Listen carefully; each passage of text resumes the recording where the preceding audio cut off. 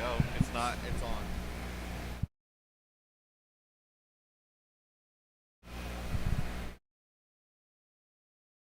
Is it? I don't know. Just tell me when you want me to go. Right now? Okay.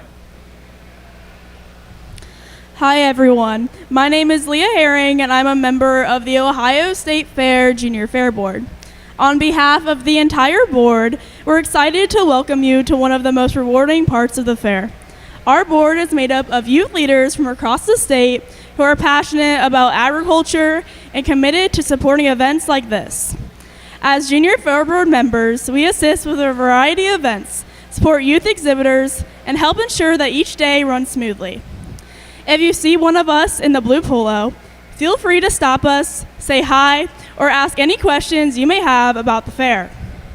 It's an honor to be a part of a tradition that highlights the dedication, responsibility, and hard work of Ohio's young livestock exhibitors. Good luck to all participants, and thank you for being a part of this celebration of youth in agriculture. Thank you. Yes, thank you.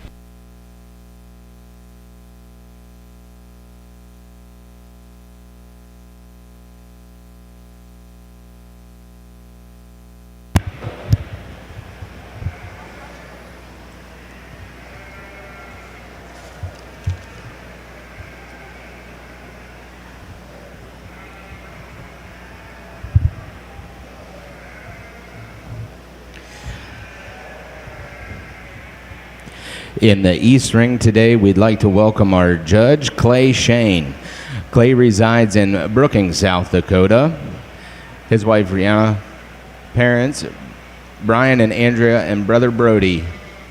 They raised Southdown, and they grew up with Merinos, Lincolns, Ramblets. Clay is a farm marketing consultant. He obtained a bachelor's degree from the University of Findlay and a master's degree from South Dakota State University, where he coached the wool judging team. Please welcome your judge today in the East Ring, Clay Shane.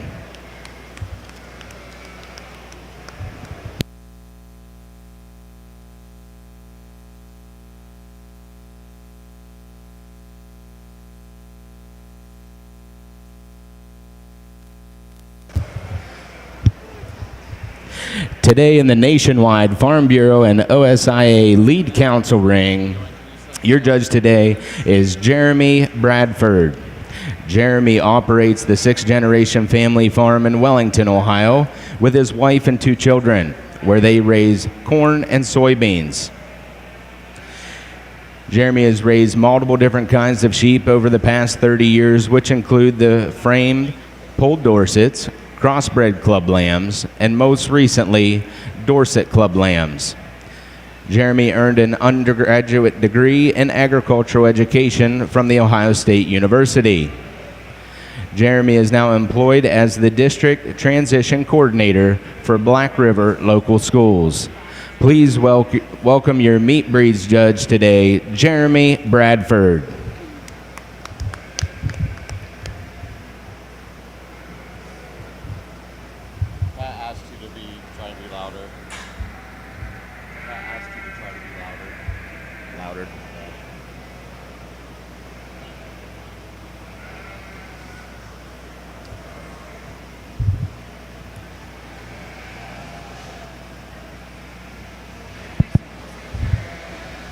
Well, we certainly have a beautiful morning to get started here at the Ohio State Fair. I know I'm excited to be here. I've judged here a few times in the past, and I certainly did a lot of exhibiting when I was in 4-H and FFA. Great experience for these kids to come down and get to show off their project from the year and the many years that some of their families have been working at this type of thing. So, real pleasure to be here today.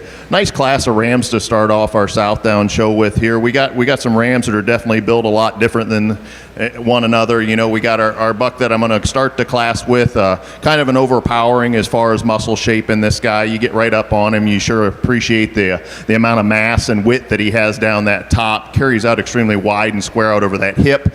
A buck that has a little extra length of body when we compare him to our second place ram. A ram that I is sound on those feet and legs. I'd like to change him a little bit up through his front end. I'd like to give this guy a little bit more extension, maybe tie into those shoulders just a tick better. But for me, in a meat breed, there's just too much power in that ram not to use him here today. Where his faults are, I think we got some strengths in our second place buck. This is a really tall fronted type of ram. I really like how he gets out and travels and moves. This sheep's really good up through his front end. He balances up really well from when we view him from the side. I just like to put a little bit more width and natural thickness in this guy. He just tends to taper right there around that hip and out there at that tail head. I just like to put a little bit more natural width in him, and then we could probably run him clear to the top. But that's a really good pair of bucks to start off our Southdown show. Thank you. Well, it's certainly an honor to be here. Judging, we got the first class out here, Lincoln Yearling Rams. I'm going to start with the buck that I think probably just offers the most ESTs today. He's the more massive of the two. It's really like him when you get your hands out across the hip. He's really wide. Carries that all the way up to his shoulder. If I could be a little picky, I think he's carrying maybe a touch more condition than I'd like to see on a yearling ram, but I'm sure he'll burn that off when he gets to see some ewes this fall.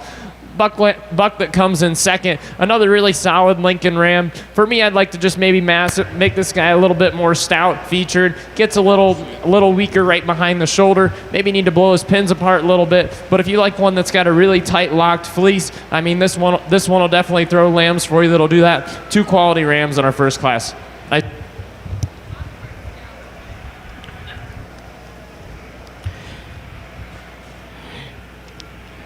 Your results from the Lincoln Yearling Ram class. First place goes to Lori Bauman. Second place, Alexis White.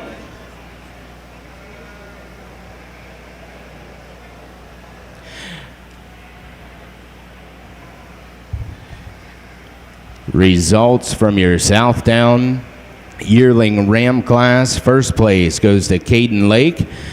Second place, Lucine Byler.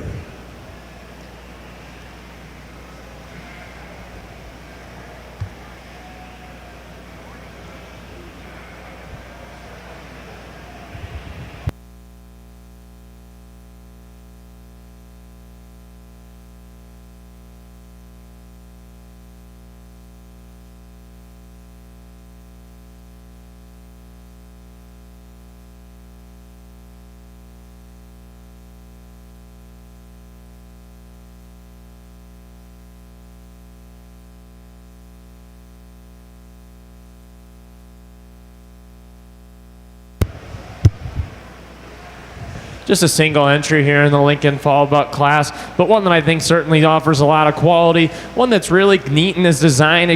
Really extended and elevated and just patterned so well from the side. You get your hands on him and you're not disappointed. Really soft, beautiful fleece, good top line and structure to go with this one. I think he's going to be really competitive later on. Can't wait to see him come back out in the drive.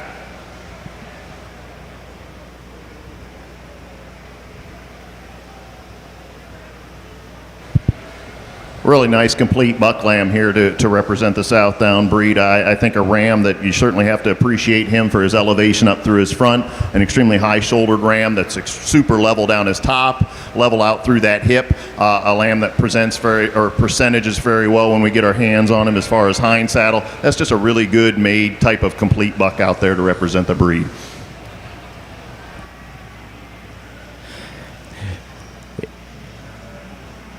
First place in your Lincoln Fall Ram class went to Noah McAllister. Now in the ring for the Lincolns is the winner Ram Lamb. Last call, Spring Ram Lamb. Second call, Yearling Ewe.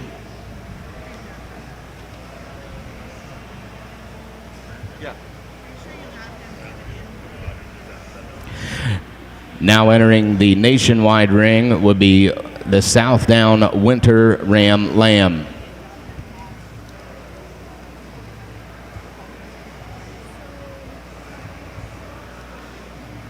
One more addition, Sam. When you announce, like Lori Bauman,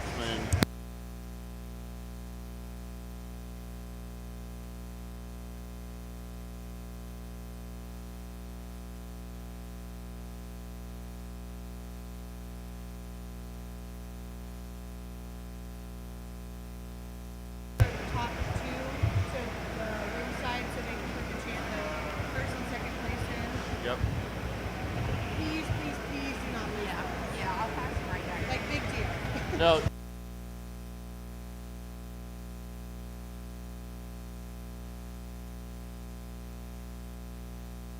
Put it in the set with the breed.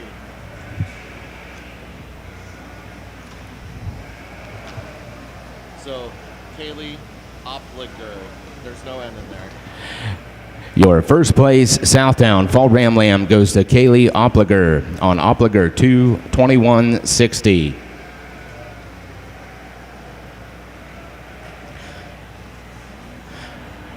Currently in the nationwide Southtown ring are the winner Ram Lambs. Third call, Spring Ram Lamb. Second call, Yearling Ewe.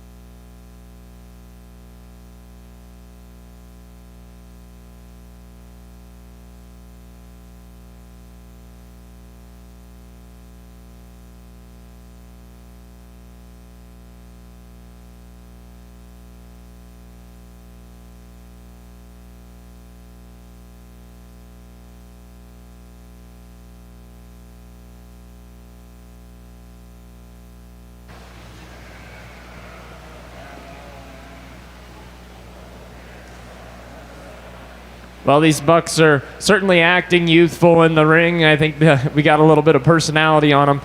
One that I'm going to start with, I think, is just the most complete buck of the class. One that I think is probably further along in its maturity curve, maybe than some of the others. But you get your hands on this one. You appreciate the fleece for it. Good Lincoln breed character. You get your hands on the top of this sheep. It doesn't disappoint. I think there's just a lot of good traits about that one that just naturally sort itself up to the top. Get to the sheep in second. Here's one that I think with a couple more days on feed will end up pushing our class winner. He looks like he's got the skeleton to grow and probably just going to be a little bit more of a later maturing ram, but one that's awfully good in his fleece type. When you get your hands on him, you can just still feel that he's green on his top. Put that guy on feed, I think he'll come back out and compete with our class winner a little more.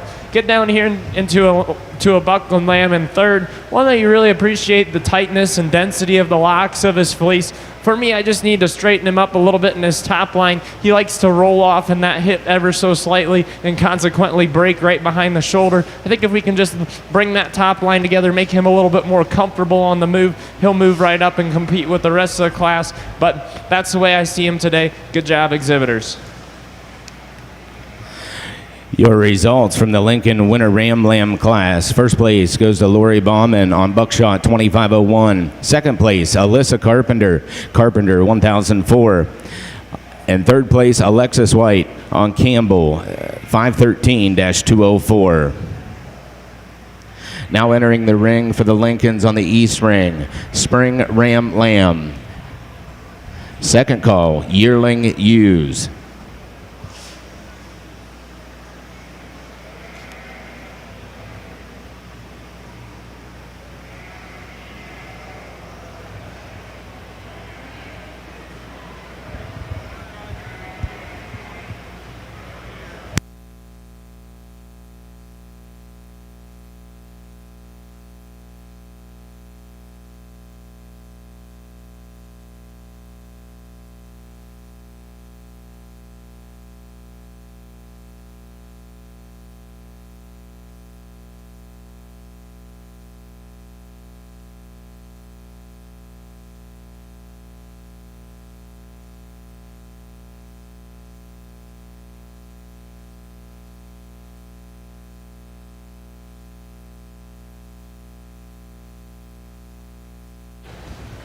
nice to have a little bigger class here. We have some more things to look at and some different types of things to evaluate on these sheep.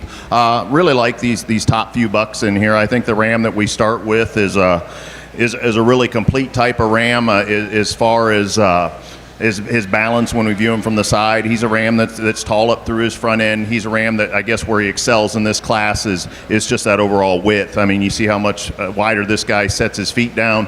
A ram that's really big down his top, a ram that's super square out over that hip. We got that extra width and dimension in down through that center of that leg, and you can see that flare as he gets out and moves. The buck in second is a ram. I like a lot of things about him. This young man gets his sheep set up, and he's one that I think you could talk about winning this class. I mean, he's really elevated up through his front end. He's really high at the point of the shoulders. He's level down through that top. Does he have as much width and mass as our class winner? Not necessarily today. He's not quite as far along. I guess where I struggle with him a little bit more is when we get him out and put him in motion. He's a buck that just doesn't want to hold together extremely well for me today, but I do love him when he gets him set. A ram that just kind of naturally fell into the third hole for me is a super complete type of sheep. He's a little more compact than the two that we started with, a little shorter bodied. More compact type of buck, but he's a ram that has some muscle. He has some levelness out through that hip. I just like to stretch him out a little bit in order to compete with those top two bucks today. A little bigger frame type of ram is the buck that we have here in fourth. He's elevated up through his front end as well. I just like to put more shape and muscling in this guy to run him up at the top of the class. And then we fall into a complete buck here in fifth. Another good balance, nice made type of sheep. We just need a lot more width and dimension as we carry out through that hip. But this is a really good class of bucks on down through. Let's give these exhibitors a round of applause. Thank you.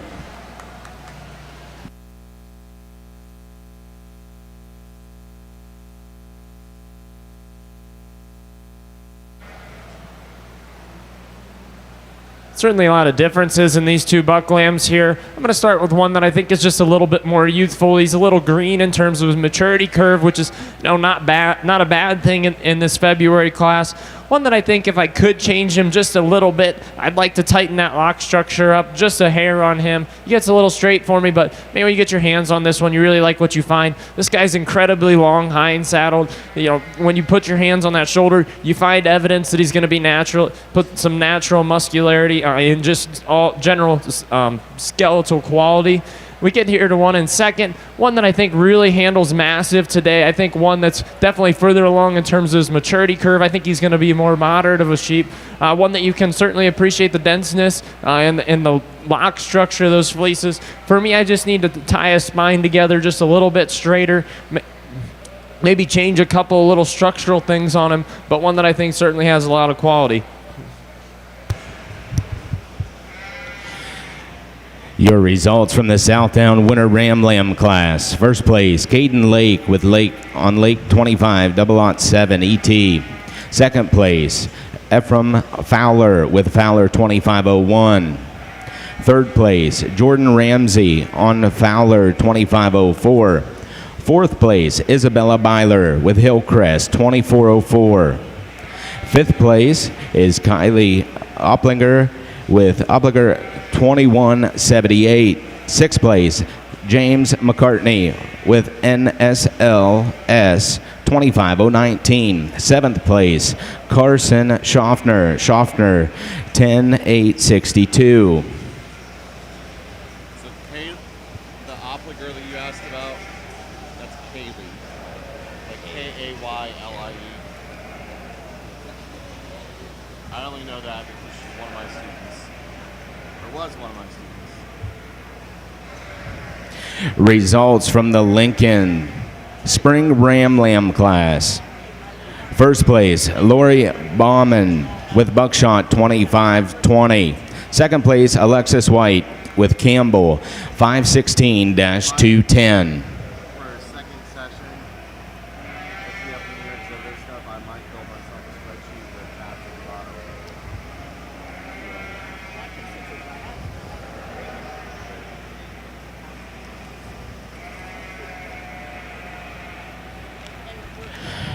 Currently in the ring, in the Nationwide Farm Bureau League Council ring, are your Southdown Spring Ram Lambs. Second call, Southdown Yearling Ewes. This is fine. I use that computer so much.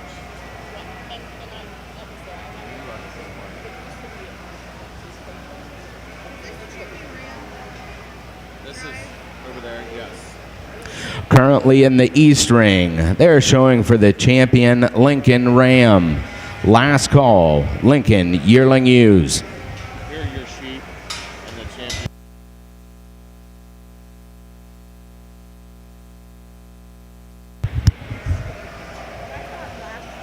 Currently in your East Ring, showing for the Lincoln Champion Ram. In the Yearling Ram division, you have Lori Bauman and Alexis White. In your Fall Ram Lamb division, you have Noah McAllister. For your Winter Ram Lambs, you have Lori Bauman and Alyssa Carpenter. And out of your Spring Ram Lamb division is Lori Bauman and Alexis White.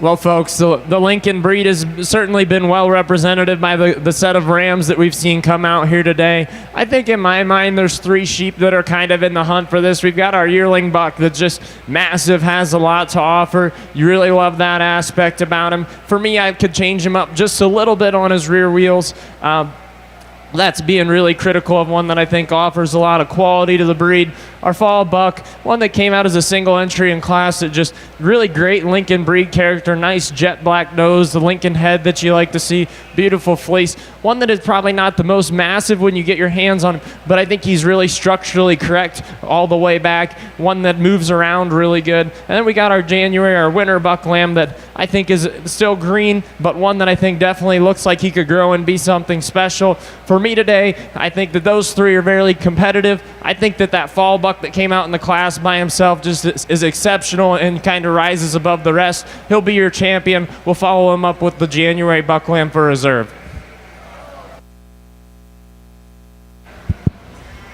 Nice group of Southdown buck lambs down here. We got some differences in these guys in maturity out here. As you can see, is my younger buck here that we have here in second, extremely green. Like a lot of things about this buck, I'm going to start talking about him, I guess, in this particular class. He's extremely elevated up through that front. Love the way that head and neck sets in. Super level down that top, extremely well balanced sheep. There's just not enough of him today. I think our class winner is a complete enough buck out here for me today. He's a sheep that handles with some width up through that rack, a sheep that's got some width out through that hip and loin. A ram I'd like to maybe balance him up just a tick more, but I think that's a solid enough ram that I don't have to prospect quite as much on this younger buck here in second. But really good pair of bucks up there at the top of our class. If you're somebody that's into rib and body, you're going to love this third place buck. He's a great big old rib type of ram, a ram that's really level down that top, a ram that's carrying a little more condition maybe than some of the other bucks in the class, and that's maybe where we're getting a little bit more of that smoothness. But that's a nice type of sheep with some muscle, level out through his hip. They've done a great job getting him prepped today. Another really elevated type of buck is the one that we ended up here with in fourth. You see he's super high right there at the point of the shoulders. He's level out through. I guess this guy just gets a little bit more pinched in his overall rib for me. That forerib gets a little tight there in that buck, but that's a nice type of sheep that's going to throw some females that are extremely elevated up through her front end as well. Then we get into a pair of bucks here that have some good things about them. They have some length of body, they have some squareness, just not quite the overall shape and muscling as the ones that we had in the top end of the class, but a really good bucks that can go on and be productive as well. Thank you.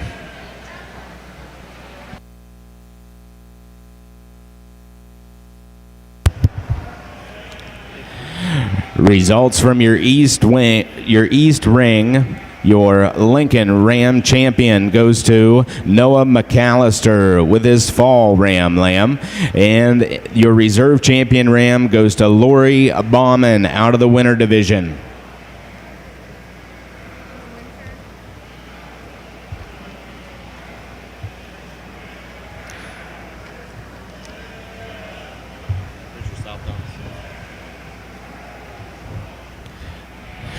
Results from your Nationwide Farm Bureau League Council ring for the South Downs Spring Ram Lamb class. First place, Ephraim Fowler on Fowler 25-16. Second place, Lydia Lake with Lake 25-292. Third place goes to Ethan Dravenscott with a Forsey Miller R25-093. Fourth place goes to Caden McCoy with a Shane 25-30.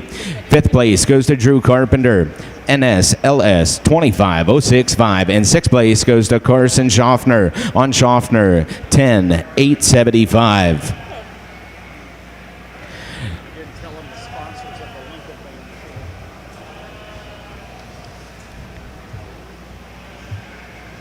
Are you good with that?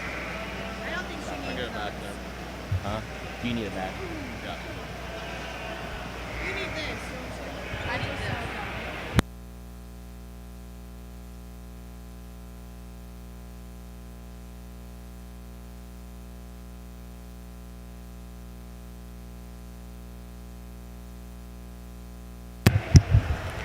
Currently in the East Ring, yearling ewes are in the ring.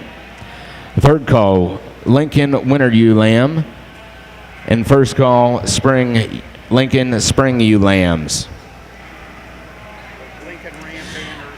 We would like to thank the sponsors for your champion, Lincoln Ram banner from Alpha and Omega Genetics, represented by Rob Sando. Your reserve champion, Lincoln Ram banner, was donated by Sando Lincolns, also represented by Rob Sando. We would like to thank our sponsors for those.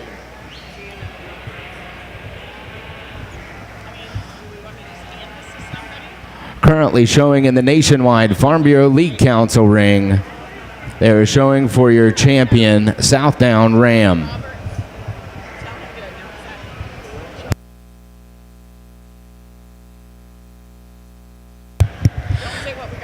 Attention in the barns.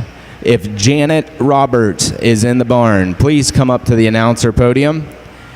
Attention in the barns. If Janet Roberts is in the barn, please come up to the show office or announcer podium.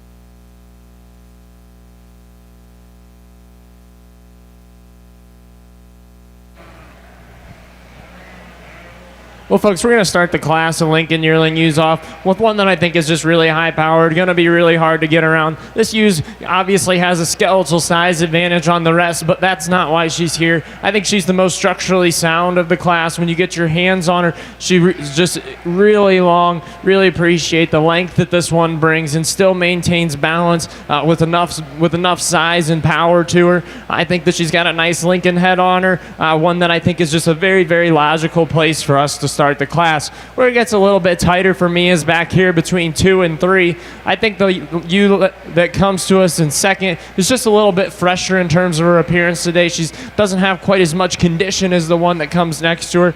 In addition to that, I think that her fleece is a little bit more uniform from front to rear. I think that she comes with a little bit more femininity about her front end. I think that's what accelerates her over the ewe in third. Ewe in third, man, if you want a moderate one that's going to bring a lot of width and power, here she is. For me today, I'd like to lengthen that fleece out just a little bit, maybe shave down a little bit of that condition off of her, but one that is definitely going to do good in a brood ewe setting and really provide some value to the breeder. We get down here to 1 and 4th. This one is just a green ewe that comes today. I'd like to change the way her lock structure is just a little bit to keep up with the rest of the class. I think you just need to give this ewe some more days on feed, and as she grows and matures, you'll get a better idea of what you're going to end up with, and she'll compete with the rest of the class. Nice job, exhibitors. We get these Southdown Rams out here for our championship drive, and I'm pleased with the set of bucks that we have out here. I think we have some sheep that represent the breed pretty well as far as having some style, having some balance, being sound sheep with structural correctness. We have a couple in here that have a little bit more shape and muscle than maybe some of the others that I think can really help lead the breed. I'm not going to talk about them a lot more. I'll go out and congratulate your champion in reserve. Thank you.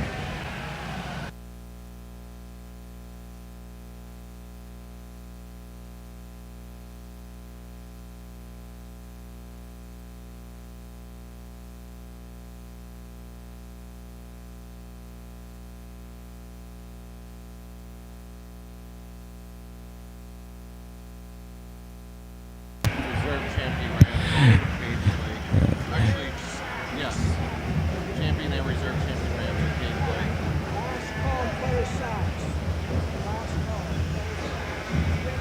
occasionally. In the East Ring for the Lincolns, last call, Claire Sachs. Last call, Claire Sachs.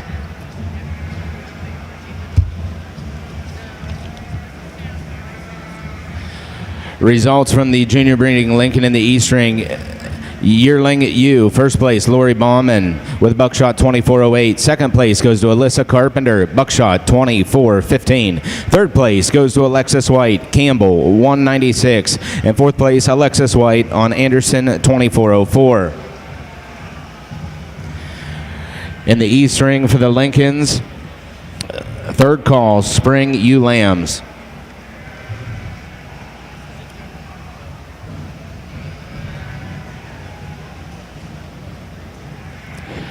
In your Nationwide Farm Bureau League Council ring, we have results in for your champion Southdown Ram. Your champion Ram goes to Caden Lake out of the winter division. Your reserve champion Ram also goes to Caden Lake out of the yearling division. We would like to thank those sponsors for the champion Southdown Ram banners to the Schaffner and Sexton families, represented by Avery Schaffner and Frank Sexton. And with your reserve champion Southdown Ram Lamb banner is the Schaffner and Sexton families as well.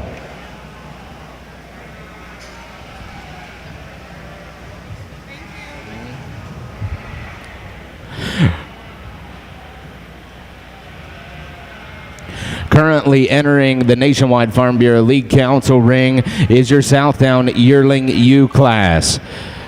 Third call, Southdown Fall Ewe Lambs. Second call, Southdown Winter Ewe Lambs.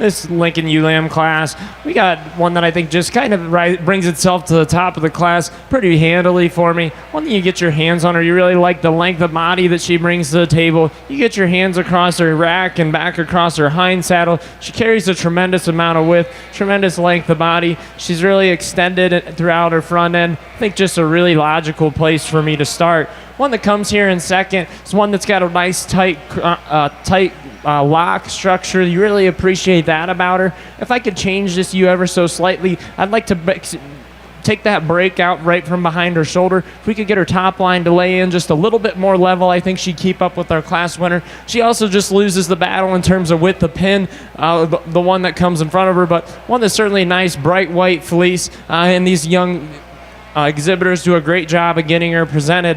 One that comes here next in third, I think one that pushes our second place sheep in terms of youthfulness and appearance, that it's going to grow and have some structure to it. For me, I think I just need to level this one off just a little bit in the hip. I think she gets a little bit shorter necked. Maybe if we could just tweak a couple of things about her and make her balance just ever so slightly better. I think she gets up a little bit higher in the class, but one that you certainly like from a fleece standpoint. Overall quality set of Lincoln ewes.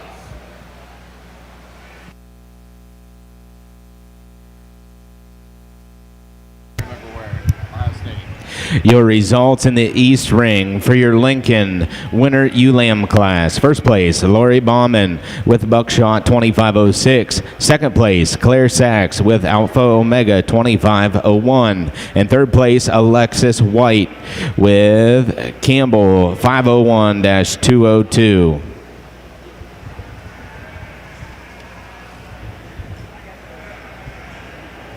Now in the East Ring, Lincoln class, Spring ULAM.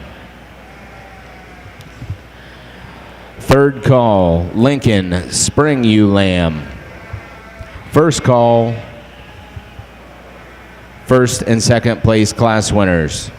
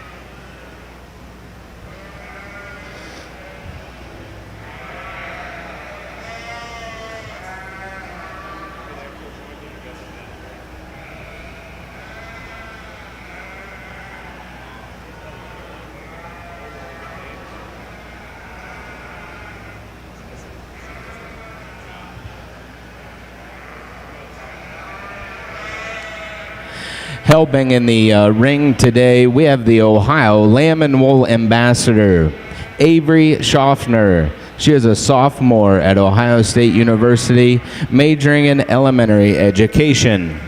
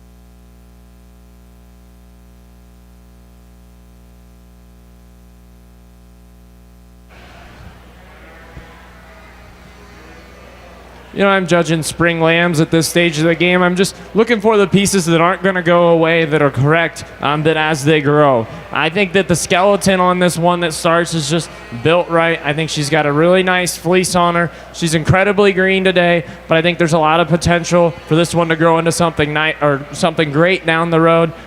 Just, I think, a very logical, complete place for us to start. Get back here to one in second that I think kind of follows her most closely in terms of youthfulness. One that's very green appearing to us today, but when you get your hands on her, she's one that, you feel the skeletal pieces are right. She's going to grow. I think she has the frame and the youthfulness and the appearance to look like she's going to, become something better with a couple more days on feed. Throw in there that she's got a nice fleece when you get it opened up. I think a logical place to go in too. One that comes in third is definitely the most mature of the class. You can appreciate how much power and massiveness that she brings to the table. For me, I think I just need to level her up a little bit structurally.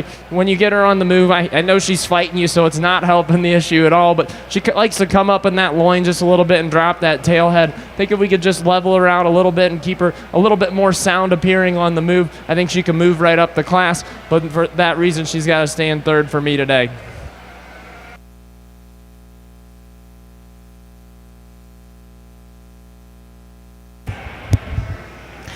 Results out of the East Wing ring. The Lincoln Spring ULAM class. First place goes to Caitlin Coleman with Alpha Omega Eloma 2542. Second place, Alyssa Carpenter with Buckshot 2510. And third place, Alexis White with Campbell 515-209.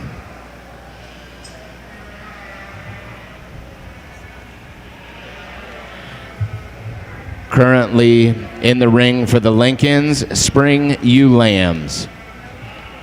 The third call for first. So the champion's in there. Currently in the ring for the Lincolns are showing for champion U.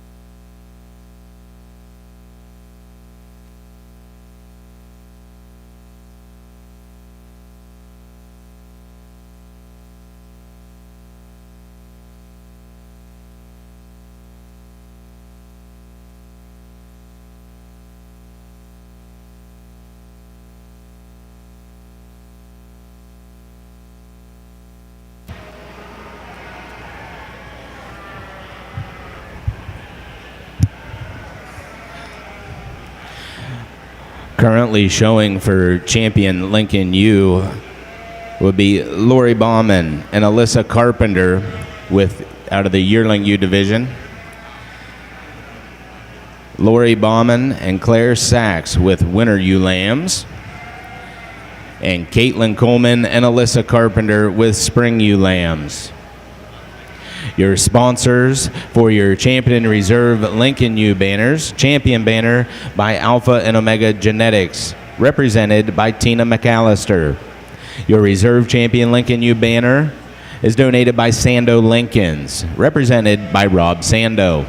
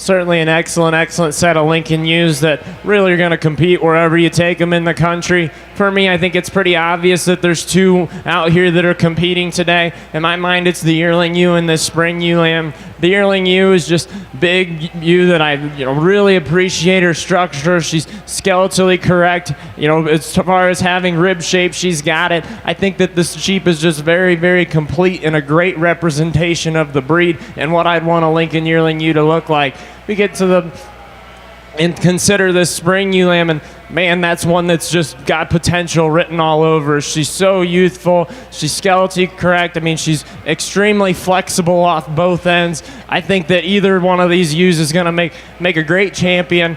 For me today, I think the added maturity and age that comes along with our yearling ewe is going to get her there to win. We'll use the spring for reserve.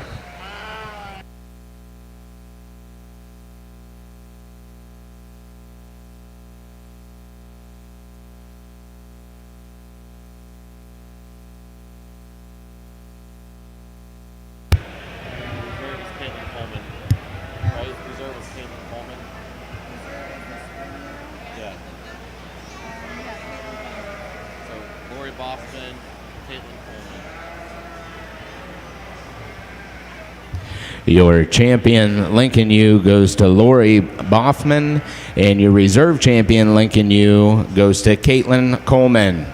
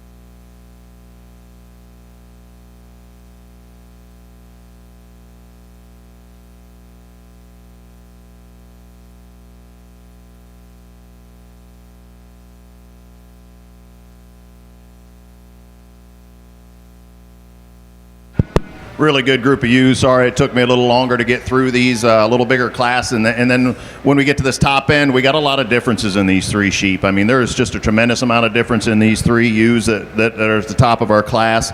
I don't know that one just takes overall command out here for me today and checks all the boxes, but I think we got one up here that we're going to start with that is most like the kind of sheep that I like. As you can see from the side, she's our elevated ewe. She's our tall fronted ewe. She's got that extra length of body. A ewe that's really good as far as her balance when we view her from the side. I guess where she excels this class for me is the way she's built up through that front end. She's extremely tall up through there. This is a sheep that wedges the right way. It needs to be noted that this sheep is way leaner than anything else in this class as well. She's way trimmer than my second and third place ewes.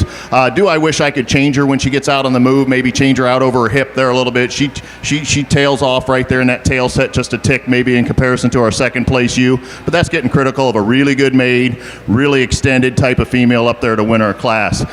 From a weather standpoint, the second ewe is my sheep. You get right behind her and she's extremely wide base. This sheep is extremely big out through that hip. She's wide down here at the ground. She is carrying a little bit more condition for me today, but I guess she gets a little plainer up through her front end for me. I'd like to give her a little bit more extension up through there. That's getting critical of a really nice ewe there to be second in this particular class. My third place female is kind of my complete type of female in this class. She just kind of fell into this third hole here for me today. She's not the widest base sheep in the class. She's not the most extended sheep in the class. She's just kind of a nice complete type of sheep. I wish I could make her a little bigger for as much condition she is. I wish I could wedge her the other way a little bit, make her a little bigger and square right out over that hip in comparison to our second place ewe. Really good class of females up there. Then we get into a pair of ewes down here in fourth and fifth. They're a little bigger in their frame in comparison to some of the other ewes that we had in the class. Just not quite as much overall natural thickness when we view them from behind as they go away from us. But those are nice, balanced, tall-fronted type of females that can definitely go on and produce some very nice offspring for these young exhibitors. Let's give this big class of yearling ewes a round of applause. Thank you.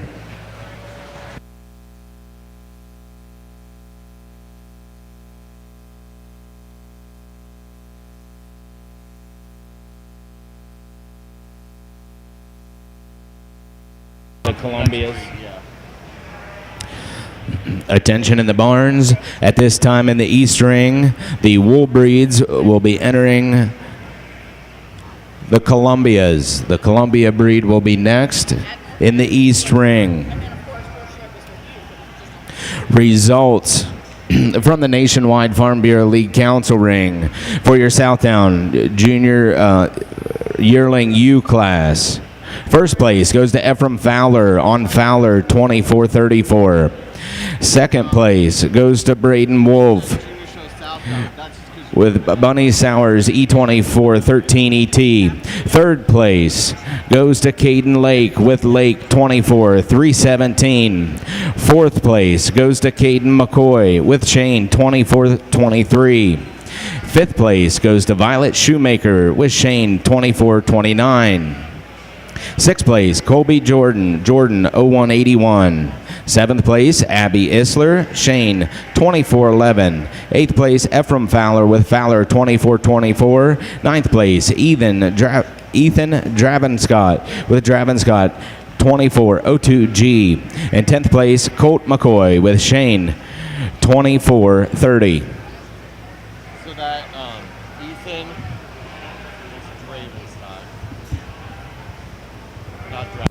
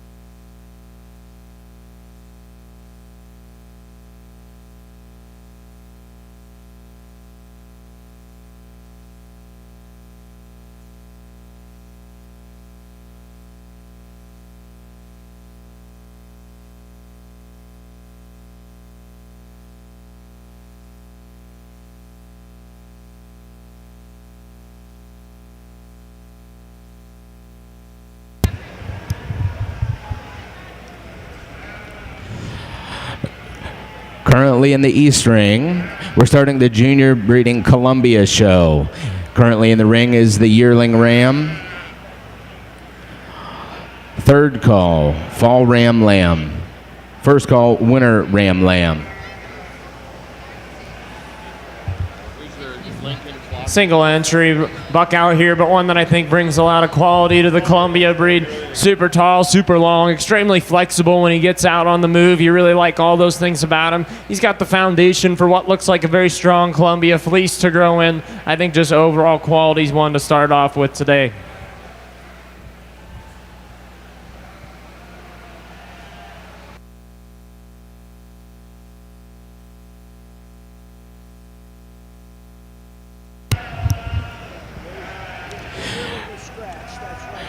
Results from the Lincoln breeding flock. First place goes to Lori Bonfman. Second place, Alyssa Carpenter. And third place, Alexis White.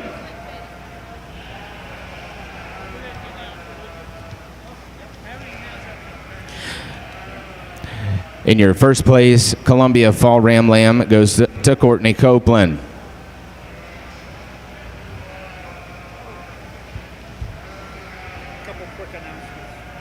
Attention for all those showing Southdowns. The Southdown breed meeting is at 1 o'clock in the wool room. Attention in the barns. Southdown breed meeting today at 1 o'clock in the wool room.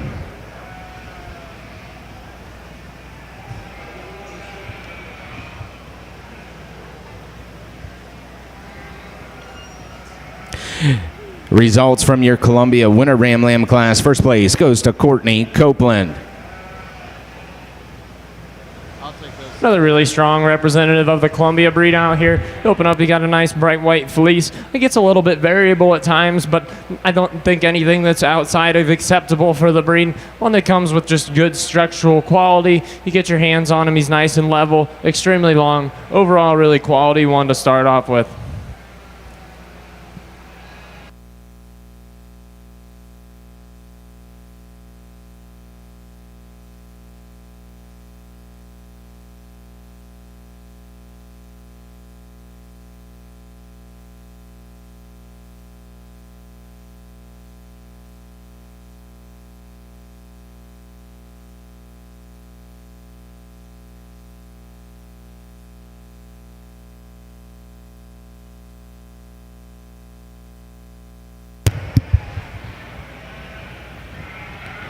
In your Nationwide Farm Bureau League Council ring, last call, Southdown, winner ewe lambs. First call, Southdown, spring ewe lambs.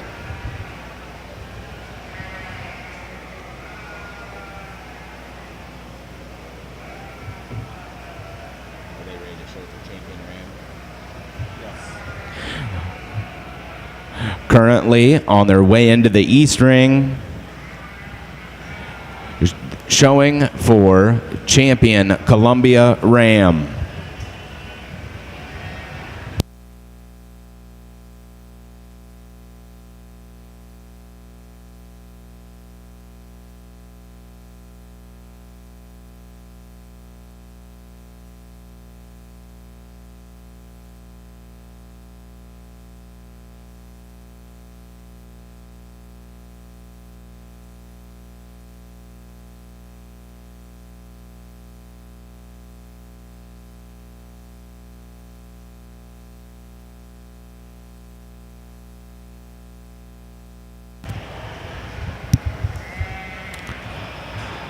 Third and final call for the Columbia yearling ewes. First call, Columbia fall ewe lambs. On premier exhibitor, if they have 2 in the class, they still get points on both.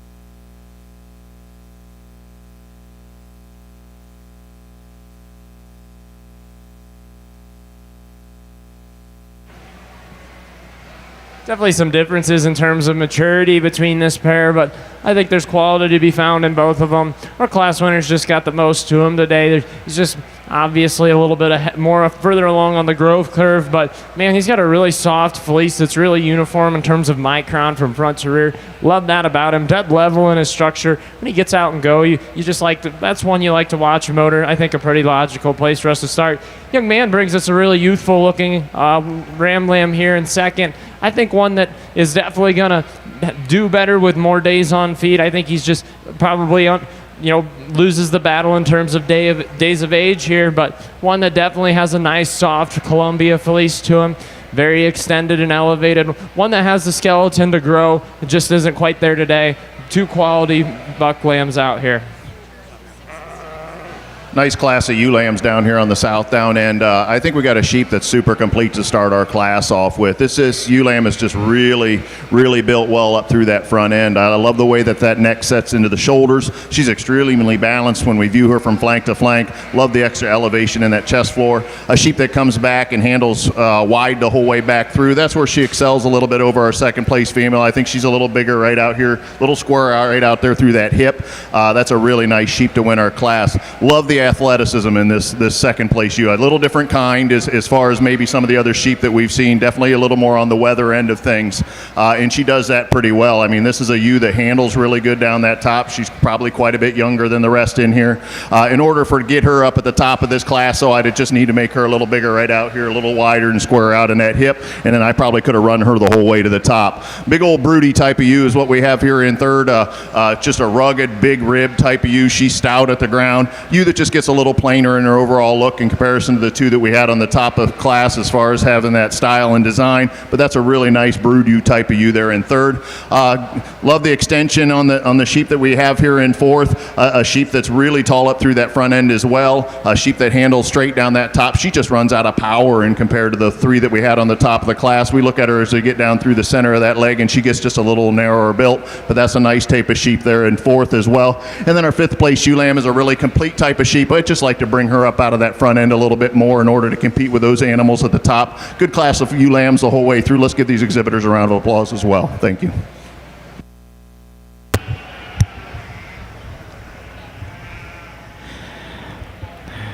Results from the East Ring, your Columbia Spring Ram Lamb class. First place, Courtney Copeland with Copeland 0686. And second place, Driston Pajak Stenger. Now showing in the East Ring is for your Columbia champion Ram. Results from your Nationwide Farm Bureau League Council ring for your Southdown Fall ULAM class. First place goes to Ephraim Fowler. Second place, Brett Martin with FCL 2481. Third place is Jordan Ramsey with Miller E24 345. Fourth place, Caden McCoy with Shane 2439. Fifth place, Allie Boyd with Obliger 2161. Sixth place goes to Drew Carpenter, Obsession Showstock 5526. Seventh place, Kaylee Opliger with Obliger 2162. Eighth place, Kaylee Opliger with Obliger 2159.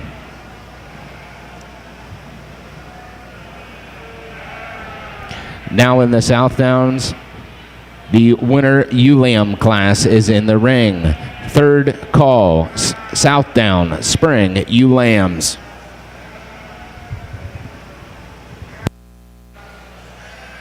I think here in our buck class, there's really three individuals out here that bring a lot of quality to the breed. For me, this later buck lamb just has the most uniformity in his fleece from front to rear. I think that he's probably the longest hind saddled and levelest in his hip out of the three. I think a very logical one for us to use for champion. We'll follow him up with the winner for reserve.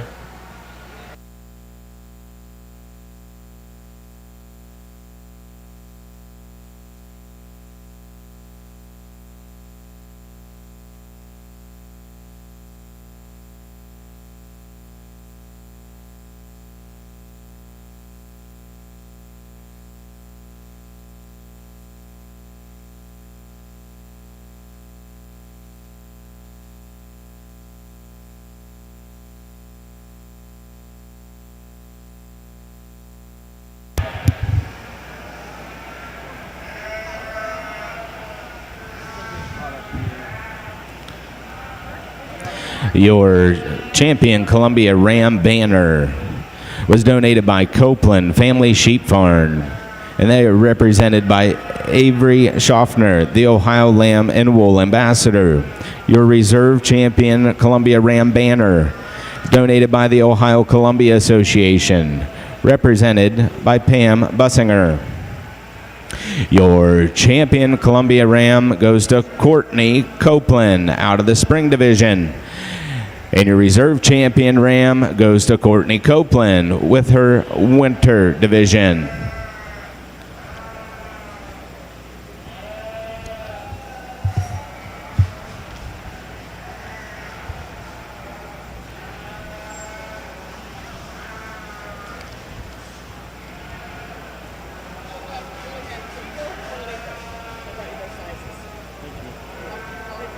Legal or legal?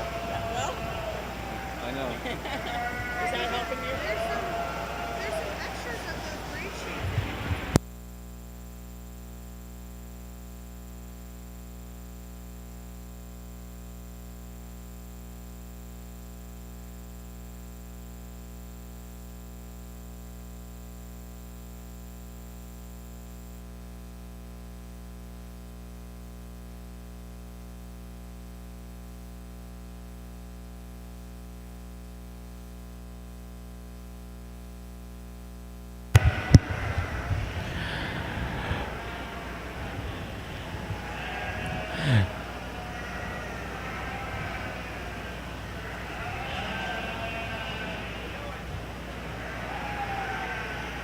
Now entering the East Ring, Columbia Yearling U class. Third call, Columbia Fall U class. First call, Columbia Winter U Lambs.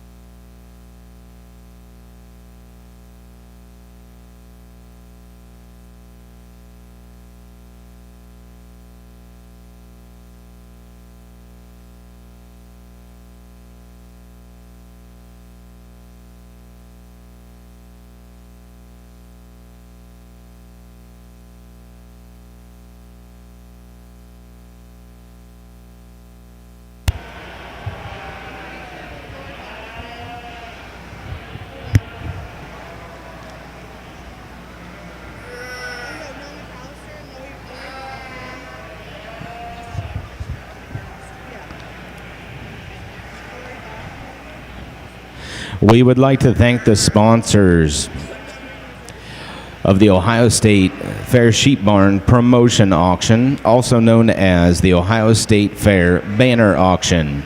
It was held back on May 14th on breedersworld.com. Your sponsors for the West Makeup Ring, the Nationwide Farm Bureau, and OSIA Lead Counsel. For the announcer stand banner, we'd like to thank Showstock Secrets. Also contributing sponsors for the promotion auction go to Martin Welding and Fabrication, Ohio Farm Bureau Federation Nationwide Insurance, Ohio Southdown Breeders Association, and Select Livestock Services.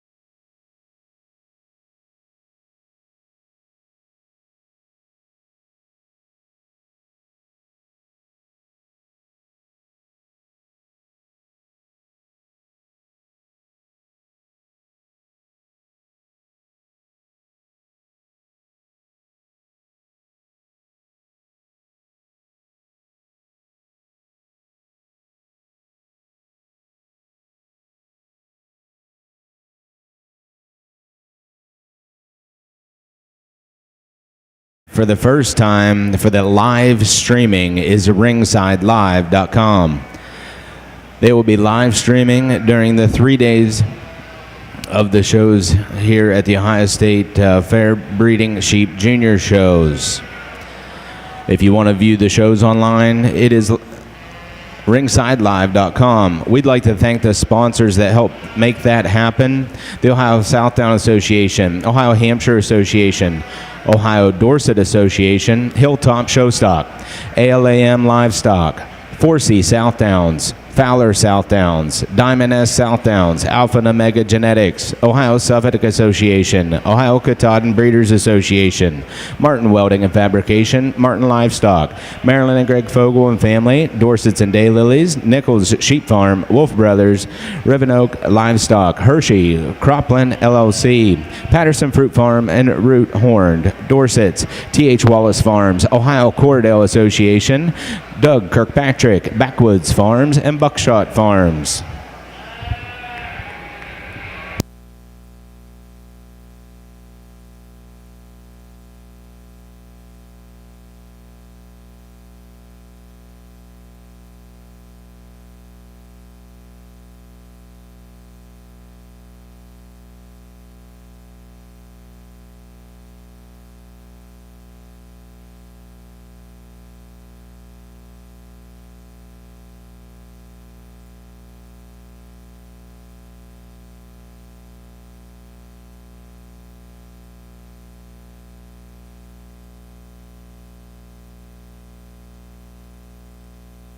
Good set of Southdown ewe lambs on down through. I mean, this is a really good, deep, solid set of sheep. These exhibitors should definitely keep working with these and then bring these back as a yearling again next year. As we get them out here, I think there's one. As soon as I put them in motion, I think this class got summed up pretty quick for me here today. This little ewe lamb that wins our class just really gets out and travels extremely well. Really good balanced type of sheep. She's got some muscle. She's got some width. She shows some shape as we view her out through that hind saddle. But like I said, this sheep just gets out and excels on the move here today. She holds together the best. She's levelest down her top as she gets out and travels. Really nice kind of ewe lamb there to win our class. I think these second and third place ewe lambs are a little closer out here for me today. I like the style in these ewes. These ewes aren't the widest base ewes in the class necessarily, but they have enough width for me. I think they tie together in their shoulders and their neck set extremely well. I think our second place ewe is just a tick wider and square out through that hip than our third place ewe, but that's a nice type of sheep in there in the second hole. Our third place ewe is another one of those really highly elevated front-ended type of sheep. They do a good job of getting this one shown and extended. I just like to make her a little wider and square right out through that tail set in order to get her up over those first two. Then we get into our third and our fourth and fifth place ewe lambs out here. These ewe lambs are a little smaller in their overall frame maybe than the two that were just right in front of them, but I like the style and balance of this one here in fourth as well. I think she's a really neat fronted type of sheep the way she's built up through there. I just wish she had a little bit more width in order to get her up over those top ones, but that's a nice sheep there in fourth as well. We get into our fifth place ewe lamb, and I didn't even pull her the first time, I don't think, because she was down on this end and I knew I had some on the other, but she just kept working her way right up on through. Really fault-free type of female, a ewe that in order to get her up in the top of that class, she needs to be a little bit more elevated in that front end, but she's got some width, she's got some balance, she's sound on those feet and legs. That's a nice type of female to be standing fifth. Good class of ewe lambs from top to bottom. Let's give these exhibitors a round of applause as well. Thank you.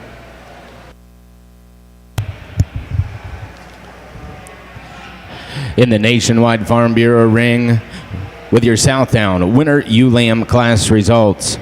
First place, Caden Lake on Shell House 25012. Second place goes to Ephraim Fowler with Fowler 2510. Third place, Ephraim Fowler with Fowler 2505. Fourth place goes to Isabella Byler on George Brothers 2514.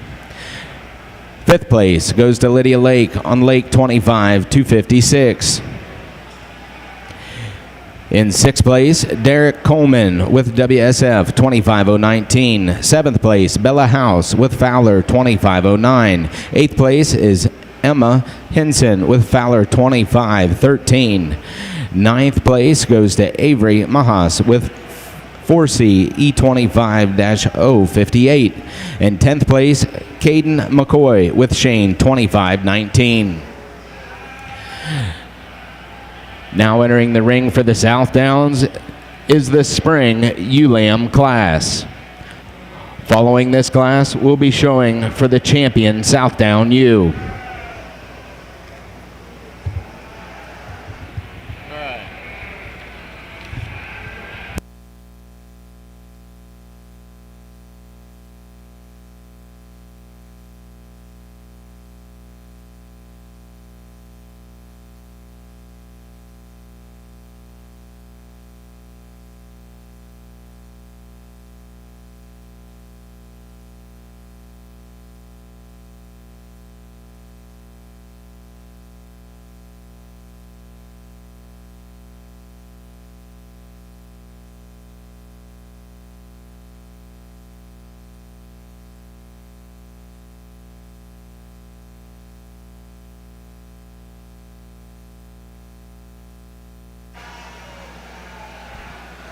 My apologies for taking a little bit more time here with this class, but I think there's a lot of differences to evaluate all the way down through these top 5. And I think that as we kind of sort to work through the things, I think one kind of comes to the top as being the most fault-free. I think, is she perfect skeletally? No. But this one's fleece is extremely uniform from front to rear. Maybe comes with just a nickel more britch wool than I'd like to see, but good Columbia breed character in that fleece. One that comes broody. She's long. She's got plenty of rib. One that I know is going to go be a productive female when she returns to the flock. One that comes out in second is one that you really love to look at from the stand back. That depth of body, I mean, she's just got so much capacity and brings a ton to the table from a brood use standpoint. Extremely feminine out through her neck. For me, the problem comes when I open up that fleece. I find a little too much variation from what I'm seeing crimp structure-wise at the front shoulder.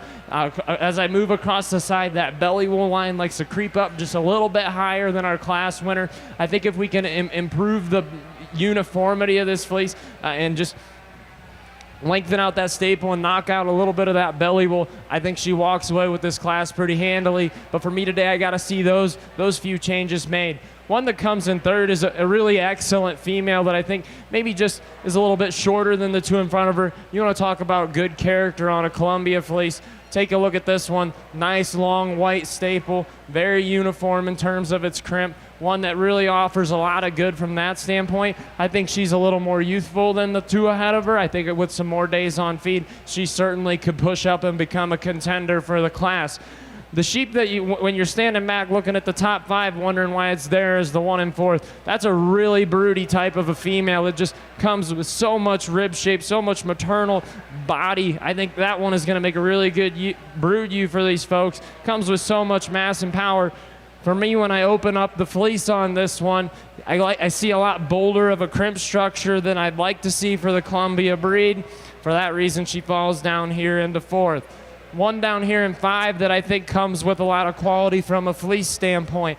I just need to balance her up a little bit more in her underline, make her a little bit more comfortable when she goes out and moves. Maybe give her a little bit more 3-dimension in terms of her maternal rib and you know, just underline to keep up with the rest of the class. But certainly a lot of quality to be found all the way down through these top 5. Let's give these exhibitors a round of applause.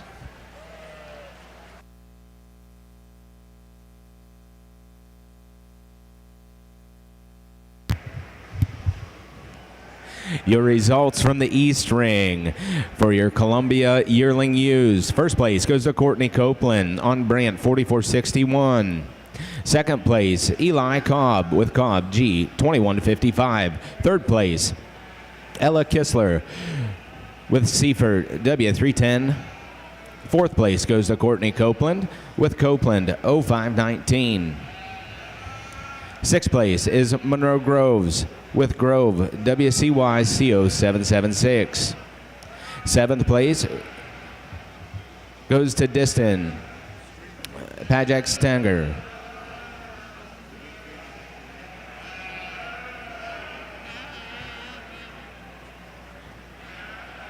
Next in the ring for the Columbias will be the Columbia Fall Ewe Lambs.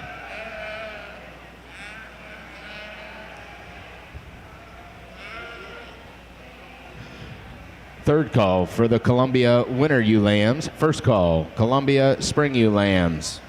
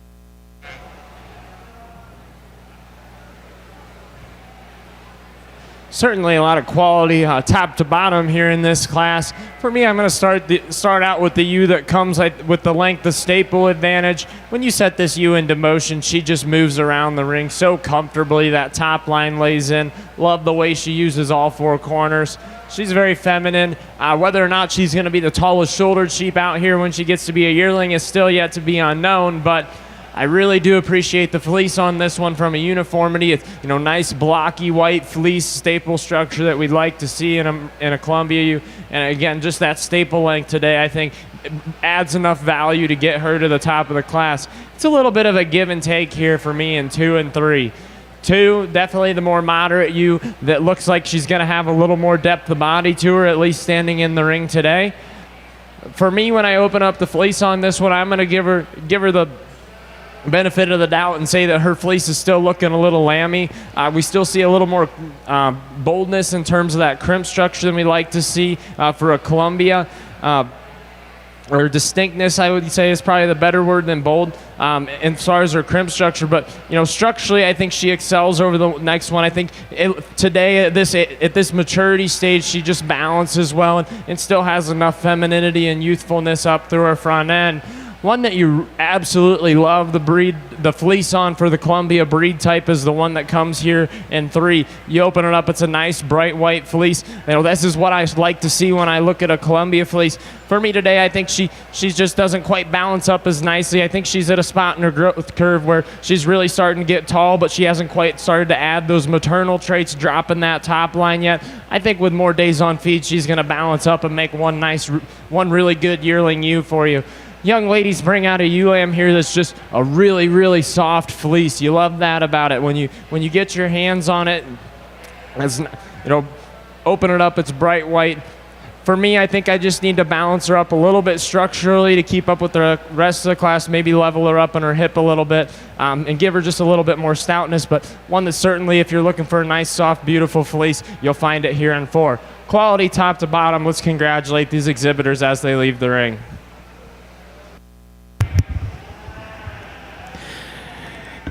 Your results in the East Ring. Columbia Fall Ewe Lambs. First place goes to Ella Kistler with Monteller Homestead 4130. Second place goes to Clay Cobb with Cobb F23 110. Third place goes to Eli Cobb with Cobb GR-23 137. Fourth place goes to Monroe Groves with Emma Grove WCY CO 873.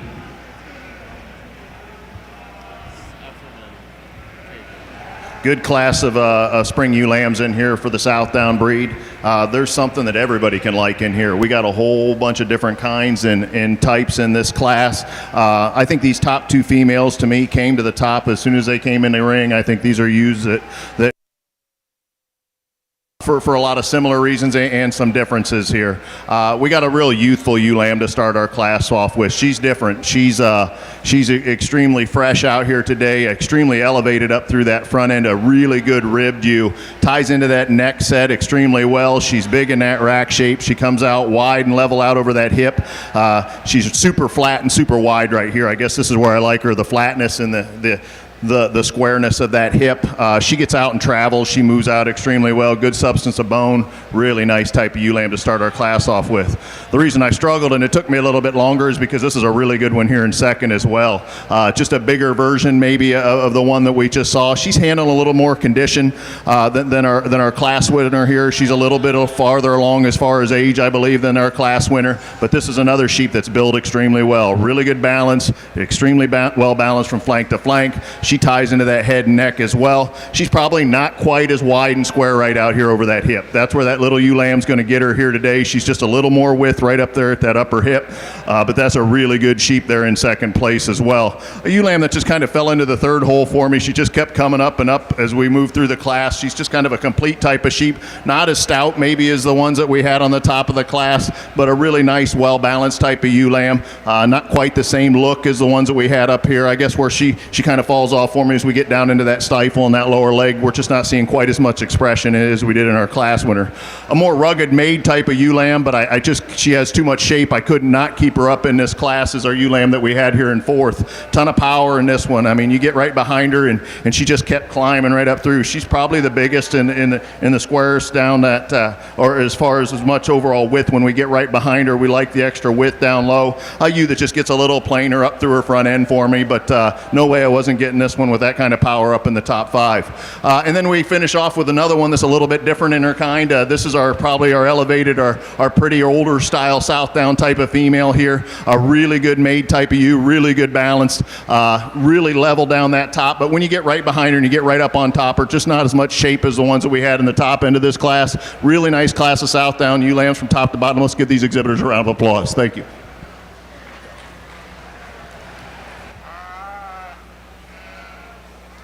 Definitely differences in age of the two out here. Our class winner being the one that's more mature, but that's not why she's there. She's one that just balances up so well from an underline standpoint. When you set her into motion, you just love how her skeleton moves so freely. She's very feminine about her front end. A good solid fleece on her. I think it's hard to poke a hole in that one. One that comes here in second, man, when you get your hands on that fleece, it is incredibly dense. I really commend this young man for having a nice dense fleece on this ewe lamb. I think some more days on age, more days on feed. She'll get a little bit older. She'll start to get more mature and maybe keep up with the class winner. I think for me, too, she might read just a little bit narrower as she tracks around. Again, some of that might come with age, but today I think when we have it up here with our class winner, we got to stick with it. Really nice set of ewe lambs, guys. Results from the East Ring is the Columbia winner ewe lambs. Courtney Copeland in first place with C. Copeland 646. Second place goes to Wade Cap Bullen 2425. In your nationwide Farm Bureau lead council ring, results from the Southdown Spring Ewe Lamb class. First place goes to Josie Weir on Mapeline 25-37S. Second place goes to Caden Lake with Lake 25095. Third place, Evelyn Ream with Bore A 451.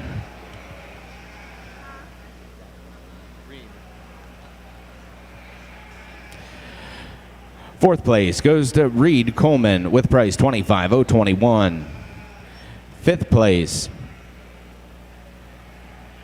goes to Lysine Byler with Hillcrest 2405. Sixth place goes to Lydia Lake with Lake 25122. Seventh place, Jordan Ramsey with Oldenburg 25046.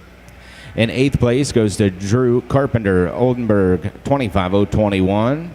Ninth place is Everett Ream with Bore A 425. And in 10th place goes to Kaylee Obliger with Obliger 2183.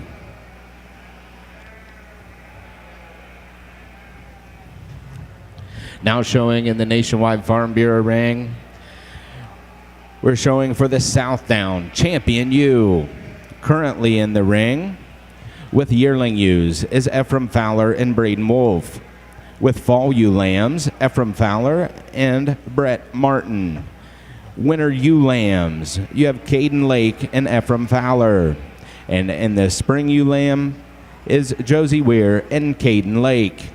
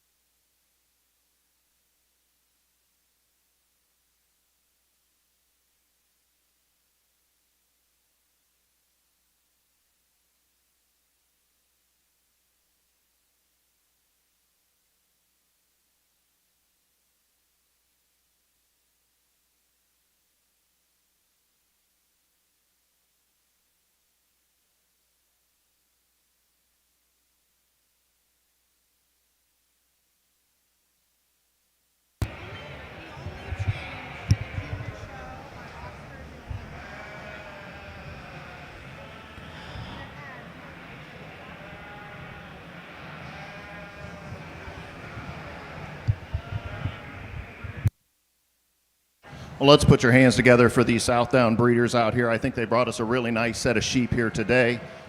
You know, as I get to working through these Southdowns, there's a lot of difference in their type and kind. You know, there's a lot of people that like what they like out here, and you see several different directions which you could go with these sheep. And I think that's the beauty of this.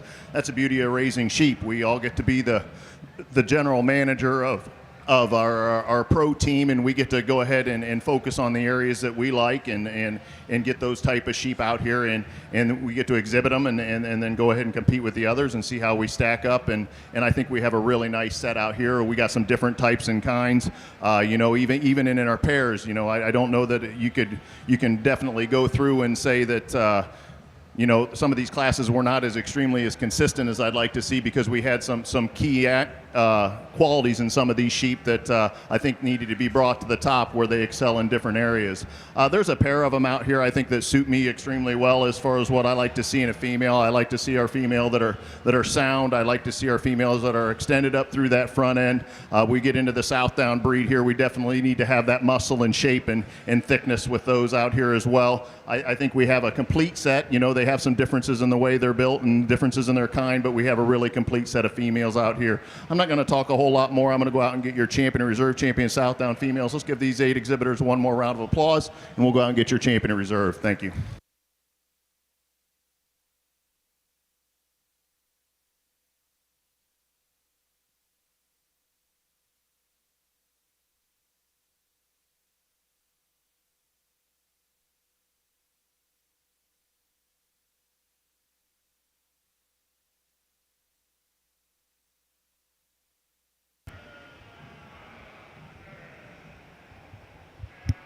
Hit Mike on the Windsor.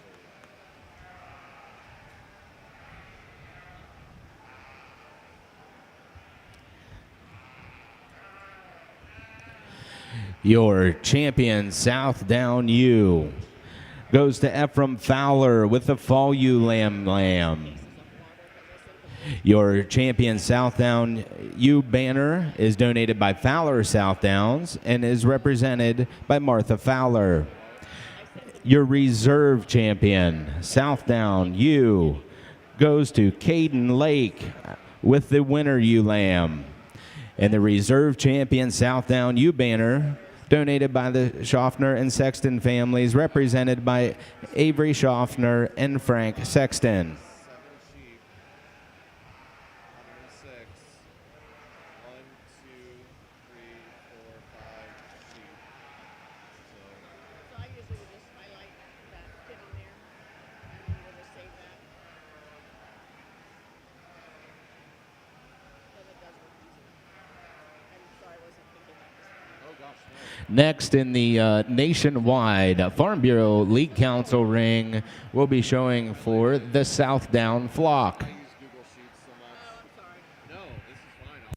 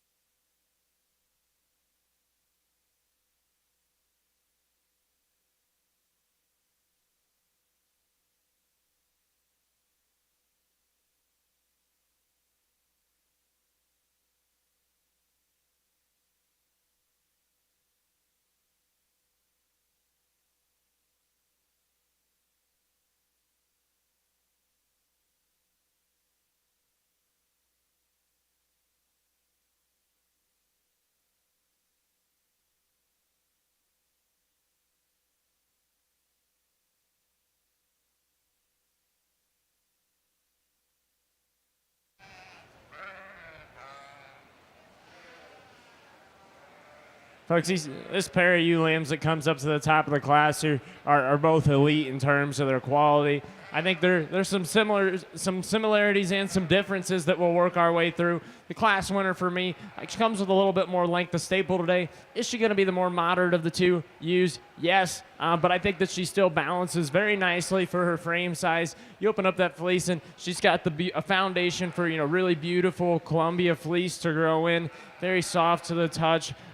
You really appreciate just the character that comes with that one. One that comes here in second, absolutely the more growthy of the pair. I think one that with more days on feed is just going to make an absolute monster of a yearling ewe that's going to be really tough to beat. For me today, she's not wanting to participate. It makes her, when she gets on the move, come up in her top ever so slightly. I think if she just would relax, I hope that goes down. I think the other thing that really separates these two for me today is that length of staple. Length of staple isn't a huge thing when I'm talking about ewe lambs, but one has it and you know what that fleece looks like and you like it. And you have one that just is a little short in some spots and it's still a question mark as to what that fleece is going to look like. Man, it just very, very small things. I think there's a lot of quality in both of these two. I think a guy could be happy using either one of them to win the class. Those are just the little things that sorted out for me today. Get back here to a ewe in third that, wow, she's got a lot of length of body, a lot of skeleton to her, and moves around comfortably. For me, this fleece is a little bit softer, a little bit more open of a fleece. I think I'd like to change that just a little bit, give her a little bit more density to that fleece to move her up any higher. One that comes here in four is one that you really do enjoy looking at the fleece on. It's nice, bright white, what you want to see in a Columbia ewe. For me, I think she just doesn't quite balance up as nicely, tapers off a little bit more in her hip than the ones ahead of her. And then we get down here to 1 and 5 that just really gorgeous, soft, bright white fleece when you open it up. She's just a really youthful ewe in the class. I think she just needs some more days on feed to keep up with the ones ahead of her, but certainly a lot of quality to be found here from top to bottom. Let's give those guys a big round of applause. Results from the East Ring. Columbia Spring Ewe Lambs. First place goes to Courtney Copeland with Brant 4481. Second place, Eli Cobb with Cobb GR 25084. Third place, Courtney Copeland with C. Copeland 0764. Fourth place goes to Clay Cobb with Cobb G 23085. Fifth place goes to Dristan Pajak Stenger with Bussinger 65. Next class in the East Ring will be showing for champion Columbia ewe.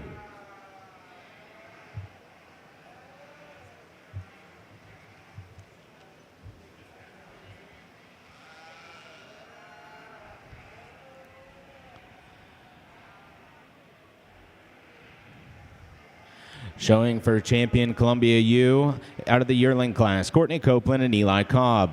Fall ewe lamb with Ella Kistler and Clay Cobb. Winter ewe lamb has Courtney Copeland and Wade Cap. Spring ewe lamb is Courtney Copeland and Eli Cobb.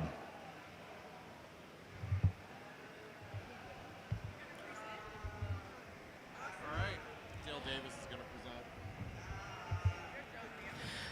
Southdown exhibitors, please hold your placings. You get into these group classes and I guess our flock is what we're calling it out here today. I think we've had a nice show on through, and I appreciate the Southdown breeders working so hard to bring a nice set of sheep out for us here today. I think you could flip-flop a couple of these a little bit differently. This is how I see them today as far as a set. I think these first two have brought a pretty powerful set of sheep out here for what I liked here today. We got our champion buck, and we got our champion ewe, and then a second place ewe lamb up here in our first pair, and then we come down here, we got our yearling ewe, our champion ewe, and then we have a first place buck lamb. I think we're looking at those. I just like the extra width and dimension that we have in that first set. Really good set of sheep we saw in the Southdown breed. Let's give these exhibitors a round of applause, and thanks again for the opportunity to sort these. Thank you.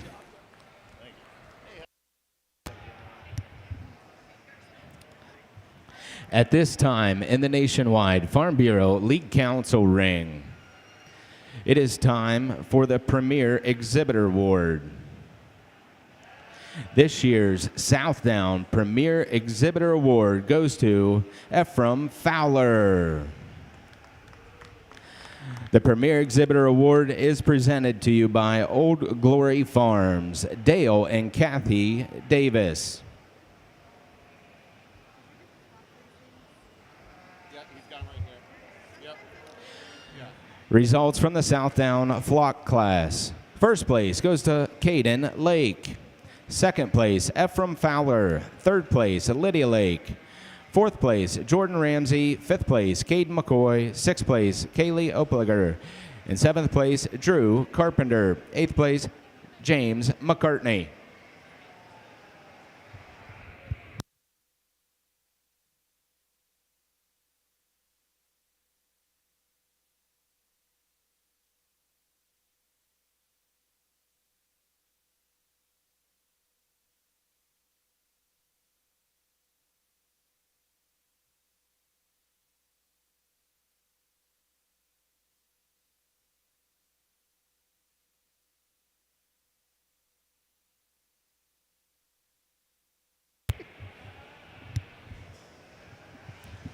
In the Nationwide Farm Bureau League Council ring, the next breed to show is the Hampshires.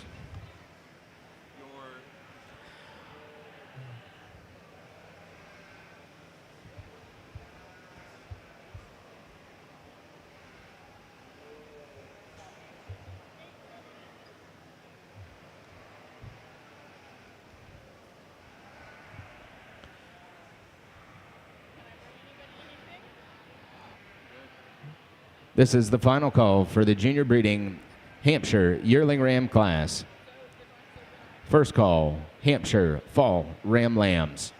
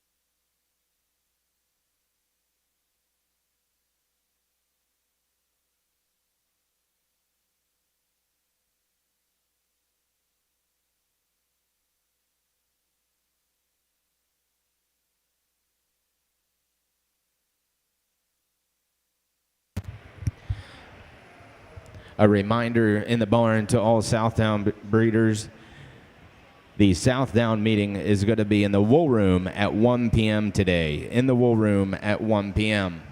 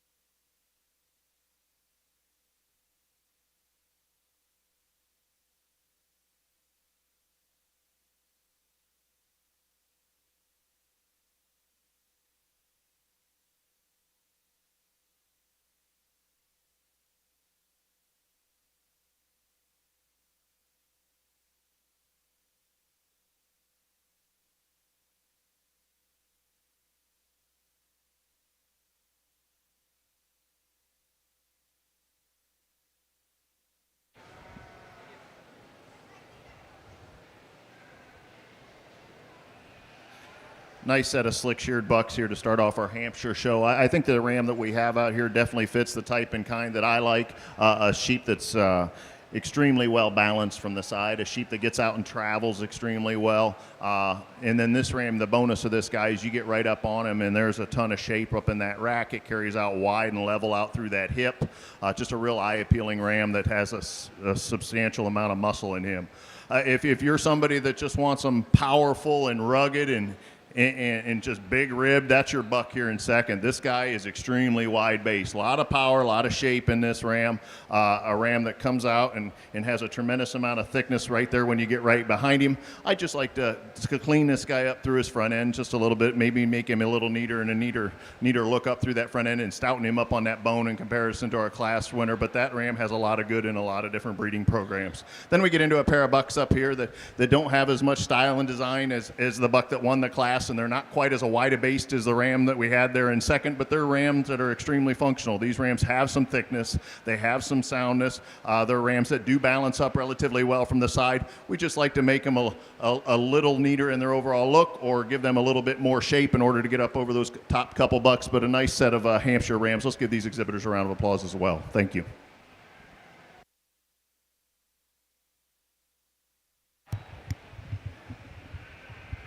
Well, my apologies for taking a while here in the drive.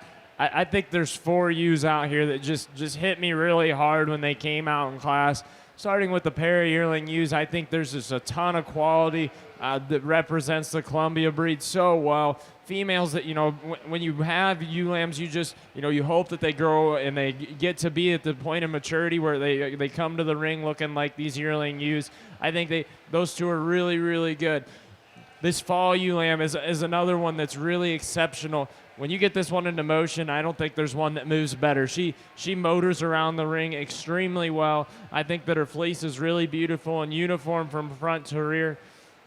Another really, really high quality one. We come down here to our last late class, and we get a ewe lamb that just balances so well. She catches your eye from the side profile every time you look at her.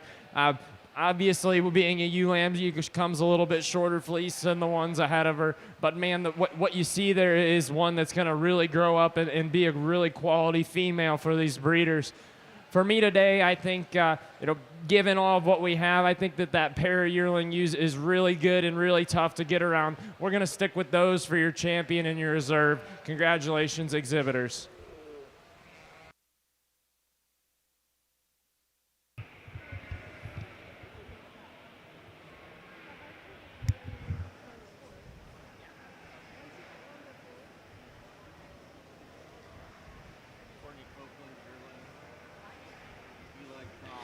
Your champion Columbia U goes to Courtney Copeland. The champion Columbia U banner is presented by Menor Homestead, Mike and Judy Menor. Your reserve champion, Columbia U, goes to Eli Cobb out of the yearling class, and that banner is represented to you by the Ohio Columbia Association, Pam Bussinger. You got some differences in these pair of bucks out here, a little bit different in the way they're built and their kind and the amount of muscle and shape that they have here. For me today, I'm going to go ahead and use the coarser made buck here that's a little more shape and a little more muscle. I think he's a little stouter at the ground, and there's a ton of shape up in this old buck. I'd like to clean him up through his front end and make him tie a little nicer there in the shoulders when we get him out and get him on the move, but that's a nice kind of buck to win a class. And then we got our stylish buck here. We like the elevation and the extension up in the front end of this guy here that we end up with in second. Super level down that top, but this is a sheep that just not enough overall width for me when we get right up over that tail head, and I'd like to see this guy travel a little bit better off of those rear legs, but really nice pair of bucks. Let's give these two exhibitors a round of applause as well. Thank you. Your results in the Nationwide Farm Bureau ring. For the yearling Hampshire Ram class, first place went to Caden Lake of Lake 24-299. Second place, Kellen Alger with Car 24-17. Third place goes to Hannah Winter with Sheep Thrills 0081. And fourth place went to Emma Winter with Sheep Thrills 0091. Your results from the Hampshire Fall Ram class. First place goes to Noah McAllister with the Alpha Omega 2437. And second place went to Maverick Wolford with Flanders VIP 4308. Now in the Hampshire ring, it is the winner Ram Lamb. Last call, Hampshire Spring Ram Lamb.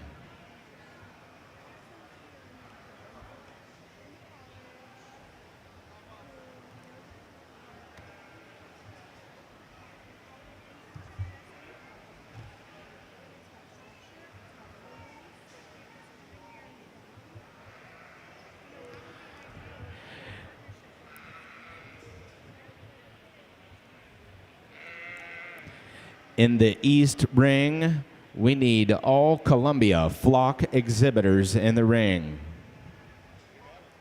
Next class would be best fleece, and after that we got best head.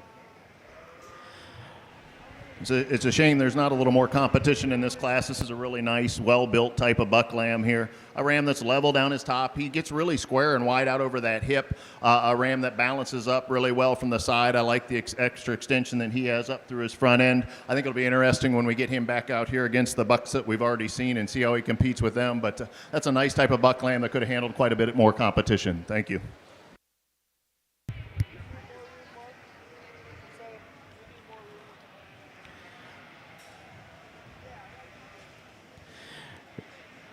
Results for your Hampshire Winter Ram Lamb. First place goes to Colt McCoy with McCoy 1656. Your first place flock for the Columbias went to Courtney Copeland.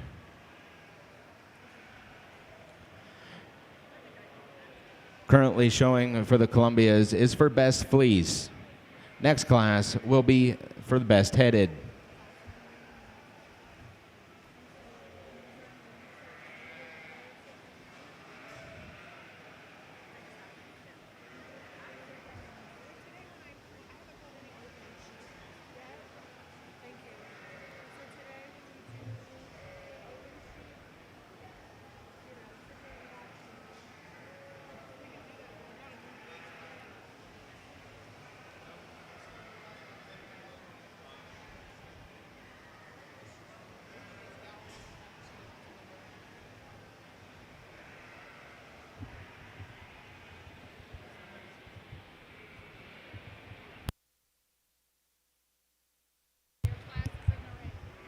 Amelia Ream, Hampshire, your class is in the ring. Amelia Ream, Hampshire, Spring Ram, your class is in the ring.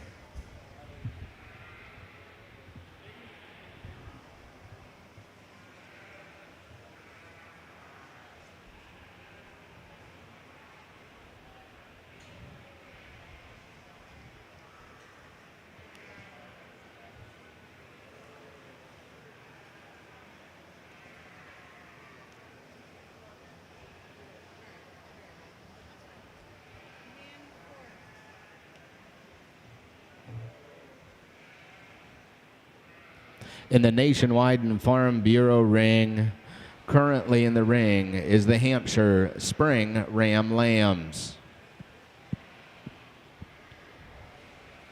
Following this class, the Hampshires will be showing for Champion Ram.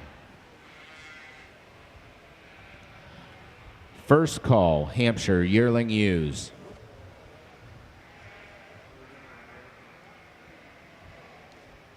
I think we're safe now. Well, four females out here that I think represent the Columbia breed, fleece-wise, really, really well. For me, there's two that kind of do it the best. The two young ladies in the middle, I'll talk about them very briefly. I really enjoy how soft and fine the fleece is on your Columbia ewe. That's a really exceptional fleece. I think she gets a little greasier at times than maybe what we'd like to see for a Columbia, but you're not going to get the fineness and softness without some of that. So, I'm willing to be okay with that. And then the fall ewe lamb that we had out here is one that is nice, dry handle. You can tell that's going to be a really high-yielding fleece for the Columbia breeder. I think both of these fleeces are really, really exceptional, depending on which way you want to go. I do like the added fineness that comes with this young lady's ewe lamb. We'll make that one best fleece.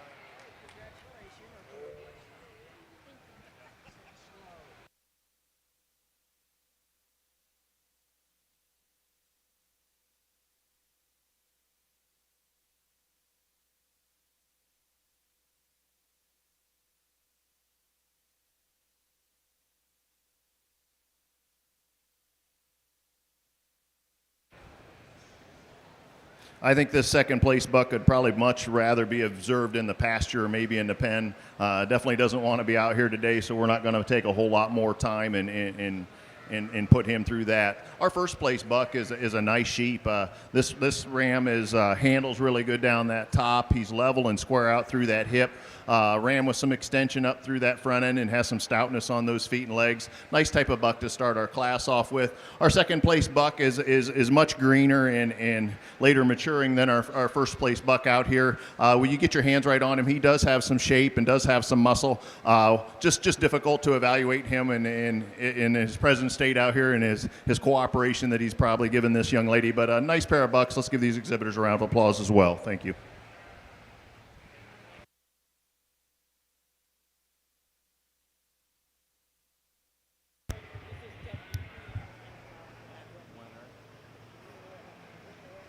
Your Columbia Best Fleece goes to Ann Monroe.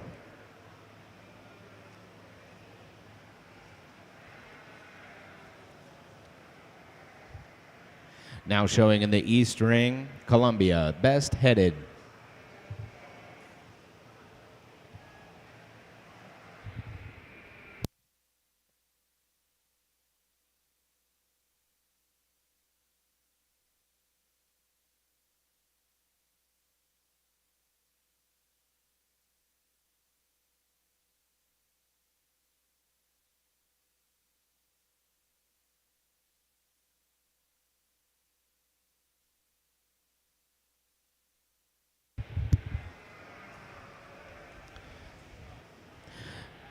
Results from the Nationwide Farm Bureau ring, the Hampshire Spring Ram Lamb class. First place goes to Emma Winter with Buckham Farms, B5050.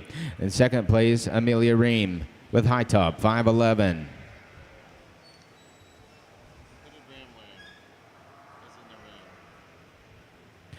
Currently in the ring is Hampshire Fitted Ram Lamb.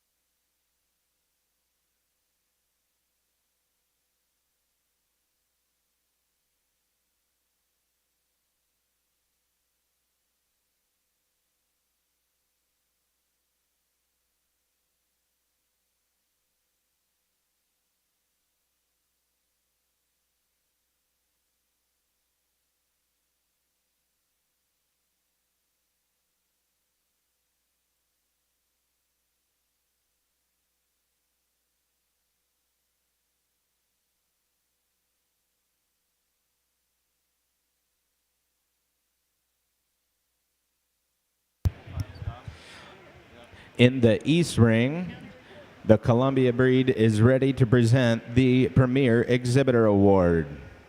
Courtney Copeland. Your 2025 Columbia Premier Exhibitor goes to Courtney Copeland. And the award is sponsored by Diller Sheep Farm.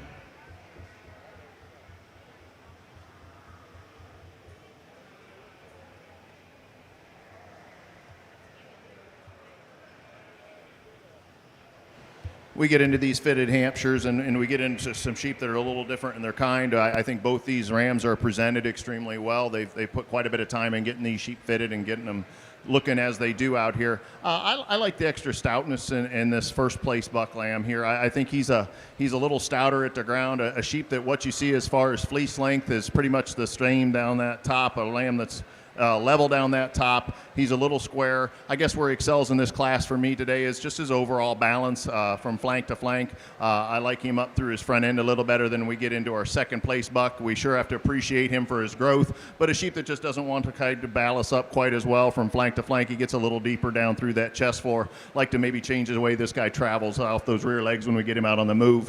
But nice pair of fitted Hampshire rams. Let's give these exhibitors a round of applause as well.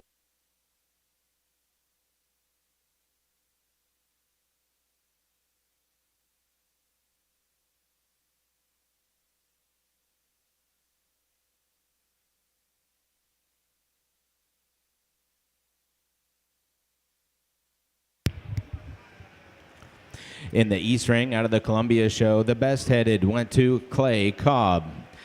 At this time in the East Ring,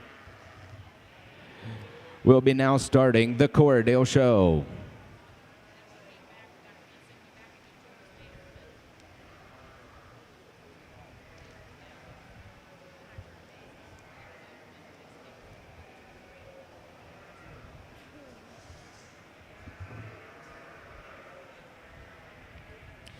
At the ring should be Corriedale Yearling Ram. Second call, Fall Ram Lamb. Corriedale Fall Ram Lambs.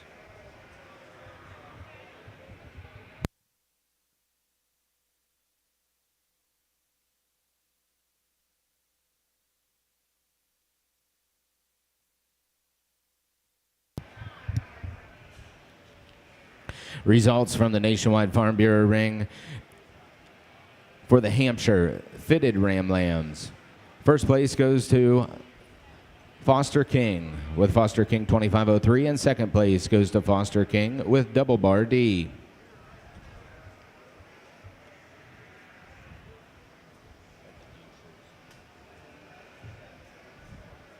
who won that first class? Or the last class?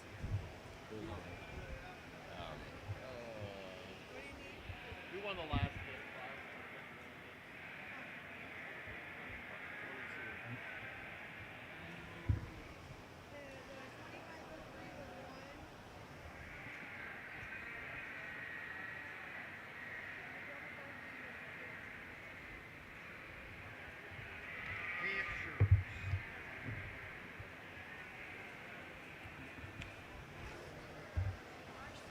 Currently showing in the Nationwide Farm Bureau ring is for champion Hampshire Ram. Currently in the ring is Caden Lake and Kellen Alger with yearling rams. With fall rams, Noah McAllister and McCaverick Wolford. With a winter ram lamb, you have Colt McCoy. Spring ram lambs, Emmy Wenner. with Emmy Winner and Amelia Ream. And the fitted ram lambs is Foster King. Single entry out here in the Corriedale buck class, but one that certainly brings a lot of quality. This guy is he's just massive. He's really big topped, really stout featured. You get your hands on him, you love what's underneath that fleece, and when you open it up, you find the nice, bold, distinct Corriedale crimp that you love. Follow that up with a nice dark nose and a Corriedale breed face. I think that one's awfully, awfully good. Congratulations, guys. in our Champion Hampshire drive. We didn't have a lot of big numbers, but I think we do have some quality in these class winners and these second place individuals that we do have out here. I think there's a pair of bucks out here that suit me pretty well as far as when we get into our Champion Reserve. I think there are a pair of Rams that are sound when we get them out and get them on the moves. There are a pair of bucks that have some shape, some muscle, and then some pattern design that represents the breed pretty well. I'll go out and congratulate your Champion Reserve Champion Hampshire Ram. Thank you.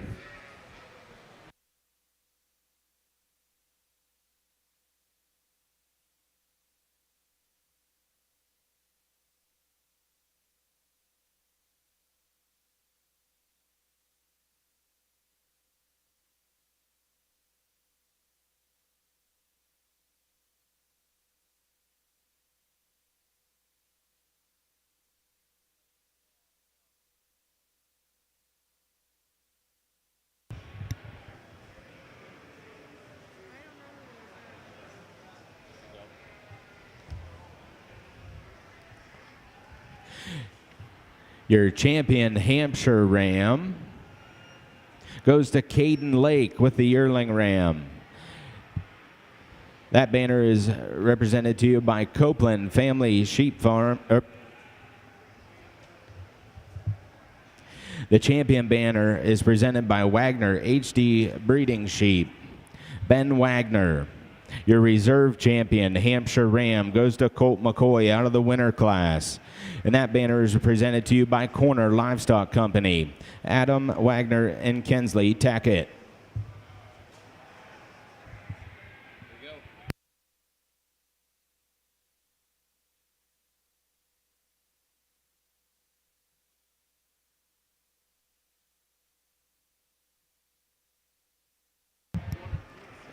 Results out of the East Ring in your Cordell show. Yearling Ram goes to Caleb Sachs with Brant 1302.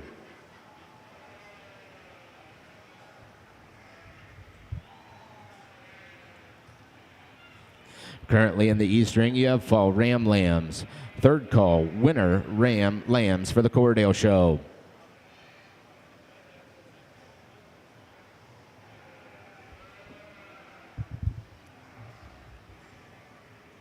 At this time in the Nationwide Farm Bureau ring,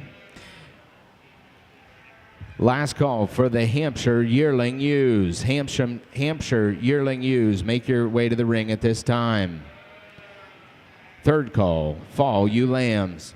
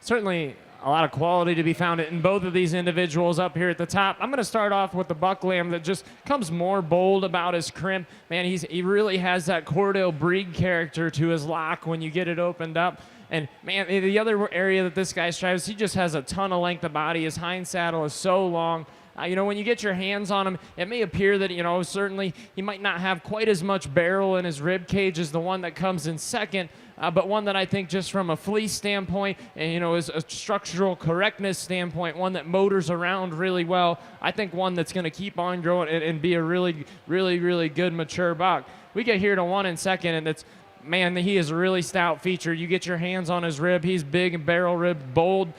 For me, when I open up the fleece, I don't quite find that boldness of crimp that we see that we'd like to see with the Cordell breed. I'd like to change the way he moves just a little bit off his rear wheels. I think if we could let him stride out just a little bit more, I think he'd push this class winner. Two really good ones. Young man comes to us with a very youthful appearing buck in third. One that you do like from a fleece standpoint. For me, I think he just kind of runs out of gas in the tank as far as maturity, maybe overall mass and balance as far as his underlying goes. If we could change just those couple things up about him, I think that he'd get up. But nonetheless, certainly a lot of quality to be found in all three. Congratulations, exhibitors, on a really nice class. Results for your Cordell Fall Ram Lamb class. First place goes to Riley Smith, R&R Farms, 1077. Second place goes to Andrew Fehan, and that is Peters, 2420. Third place goes to Jacob Kin on Kin, 1333.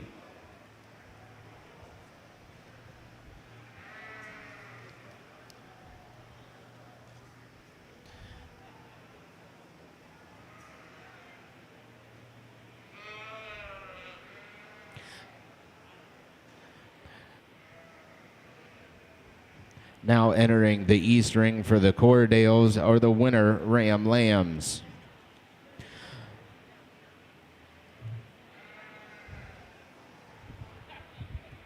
Nice class of Hampshire ewes out here. I think a class that fit together pretty nicely for me out here today. The ewe that we start with is not only our biggest backed ewe that we have here in the class, but she's also our nicest balance. I like her height to length ratio out here. A ewe that travels out extremely well, really square and level out over that hip. Just a kind of a fault-free female out here that gets out and gets on the move and looks awful nice.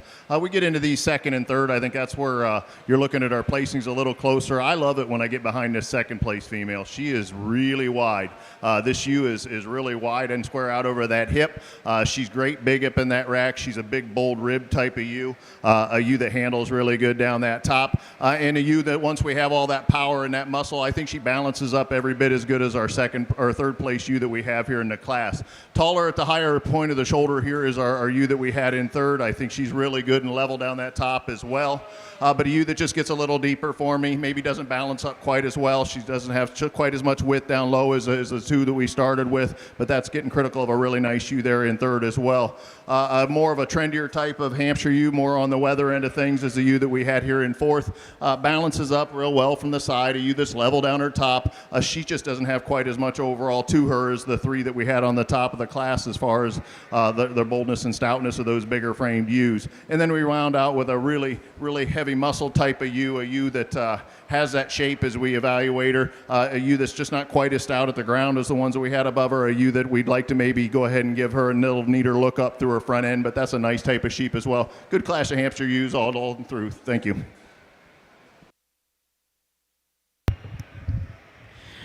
Results for your Hampshire yearling ewes.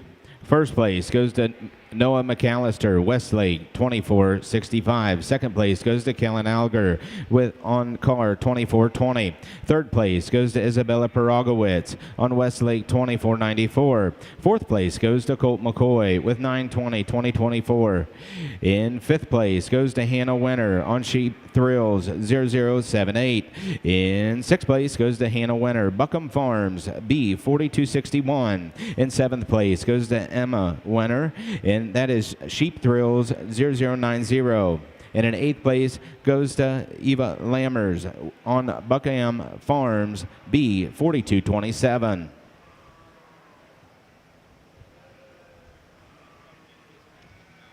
So, you're not fitted yearling ewes. Currently in the Nationwide Farm Bureau ring, you are in Hampshire fitted ewes. Last call, Hampshire fall ewe lambs.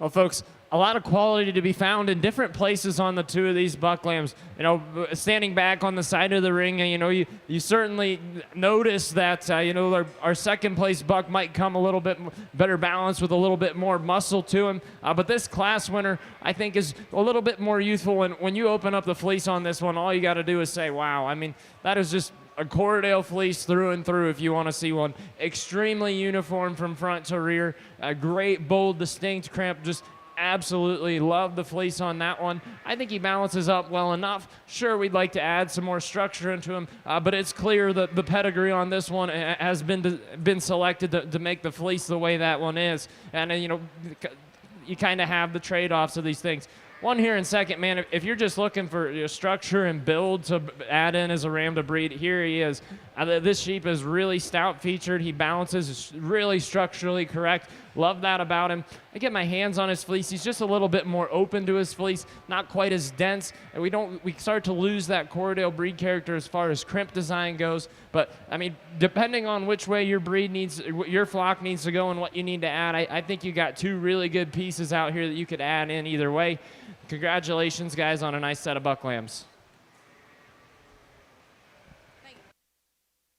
Nice pair of ewes that they've done a great job of getting them presented out here today. Tremendous amount of work goes into getting these sheep fitted. When we start to analyze these two ewes, I like the extra length of body and levelness of top that we have in our first place ewe. I think she's a ewe that just has that extra length. We get to handle her and she's straight and true down that top. A ewe that's fairly level out through that hip. We'd like to maybe just balance her up just a little bit better, but that's a pretty nice long-bodied type of ewe. The ewe that we have in second does have a little bit more width, but I don't think she stands on quite as much stoutness as in a sheep that gets just a little deeper up through that front end. We get her out traveling. She's not quite as nice to look at on the move, but a really nice set of ewes. Let's give both these exhibitors a round of applause as well. Thank you.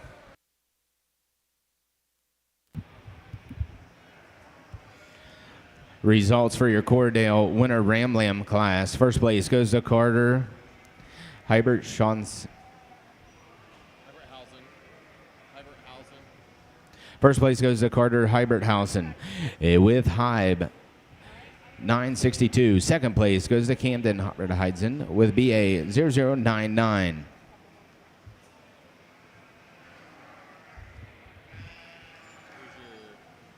Results for your Hampshire fitted yearlings. First place goes to Foster King on Double Bar D 2425. Second place goes to Foster King with Double Bar D 2419. Cordales are in the ring right now. Currently in the East ring.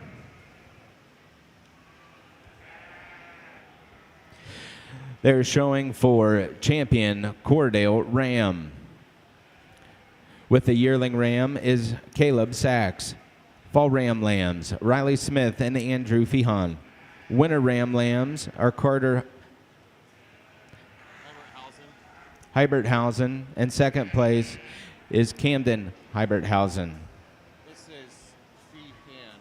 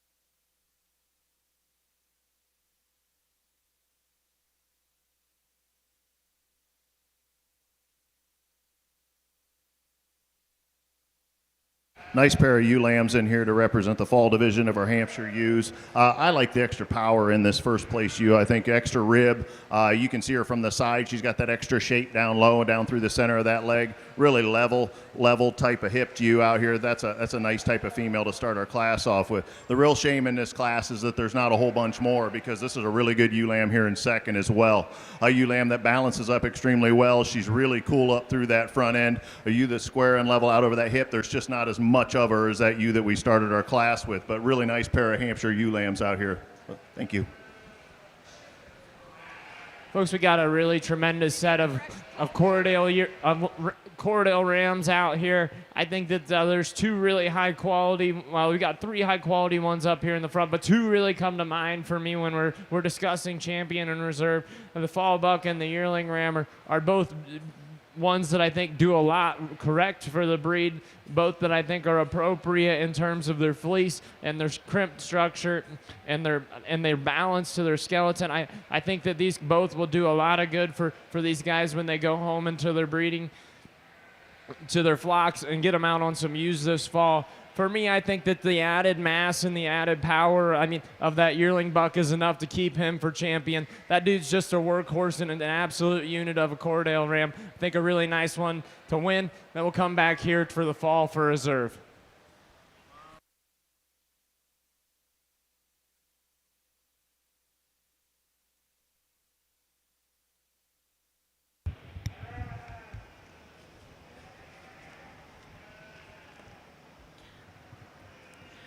Your champion Cordell ram goes to Caleb Sachs with the yearling. The champion ram banner donated by R&R Farms, presented by Avery Schaffner. Your reserve champion Cordell ram goes to Riley Smith with the fall class. That banner is also presented to you by Avery Schaffner from R&R Farms.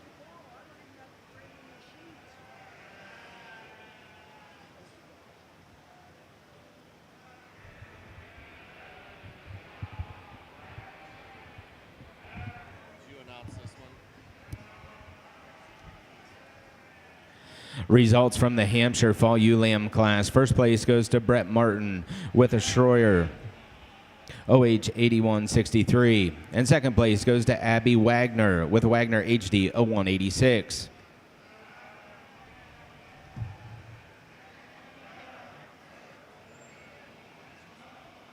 That was false. We're on the winters.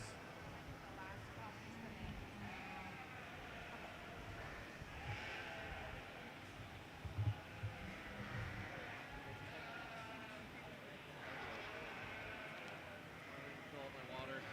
Currently in the Nationwide Farm Bureau ring is the Hampshire Winter Ewe Lamb class. Last call, Hampshire Spring Ewe Lambs.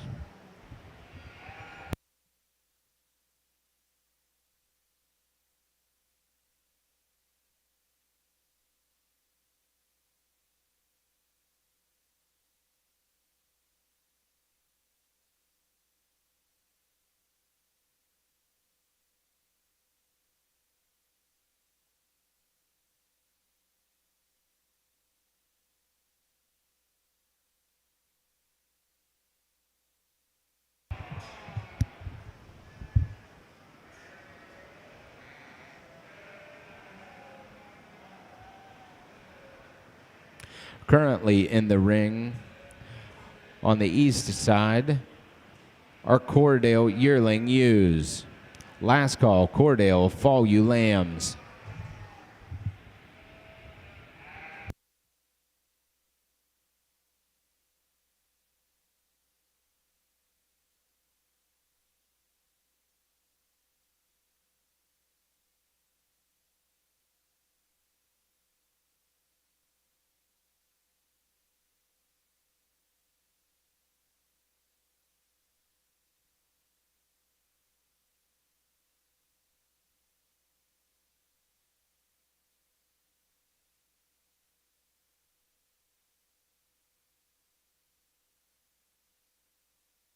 good class of winter ewe lambs here, 1 through 5. The ewe lamb that we have winter in our class here today is a little overwhelming as far as her shape and the amount of muscle that this girl has. When she gets out and moves, she doesn't get way up and out of that front end as far as traveling, but it's definitely acceptable. And then they get her set in, and the show's kind of over for me. This is a really powerful type of ewe lamb that balances up really well from flank to flank. She's got that extra stoutness on those feet and legs. This sheep's got enough shape and enough muscle there that we get a little muscle sitting up on this hip, this little bit of jump muscle up in here. This is a really nice, high-powered type of ewe lamb here. A ewe lamb I think most closely follows her in type and kind is a really type of fault-free ewe here that we have in second. She balances up pretty well. Does she have as much overall shape and muscling as our class winner? No. Is she quite as stout at the ground? No. But that's a nice, complete type of female to be sitting in the second hole there for me today. A ewe lamb that I really like the way she's made, and I like to view her from the side, is a ewe lamb that we ended up with here in third. A really good balanced ewe. She's really elevated up through that front end. Problem is when I get right behind her, there's just not as much width as we had in the first two in that class there today, but that's a nice sheep there in third as well. Then we get into a ewe lamb here that handles really good down her top. They've got this ewe lamb presented extremely well. She's got some width down that top. Where I struggle with this when we get her out on the move. She wants to get a little straight off of those rear legs here for me today when I got some fault-free females up on the top, but that's a nice type of sheep there in fourth as well. And then we get into a productive type of ewe here in fifth. This is a ewe that can go on and raise some really nice fair lambs for these exhibitors in the future. She is quite as neat in her overall package as far as look and style and design. Not necessarily does she have the explosive shape and muscle, not necessarily, but this is a ewe that is productive. She has got some pieces in her that I think they can go on and use and raise some nice sheep in the future. So let's give these 5 exhibitors a round of applause as they exit the ring as well. Thank you.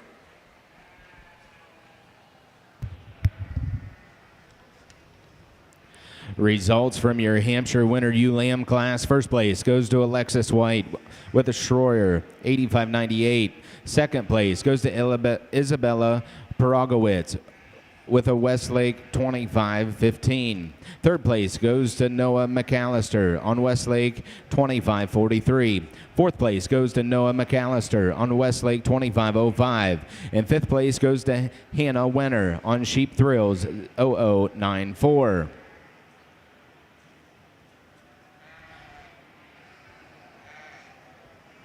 Now entering the ring are Hampshire Spring Ewe Lambs.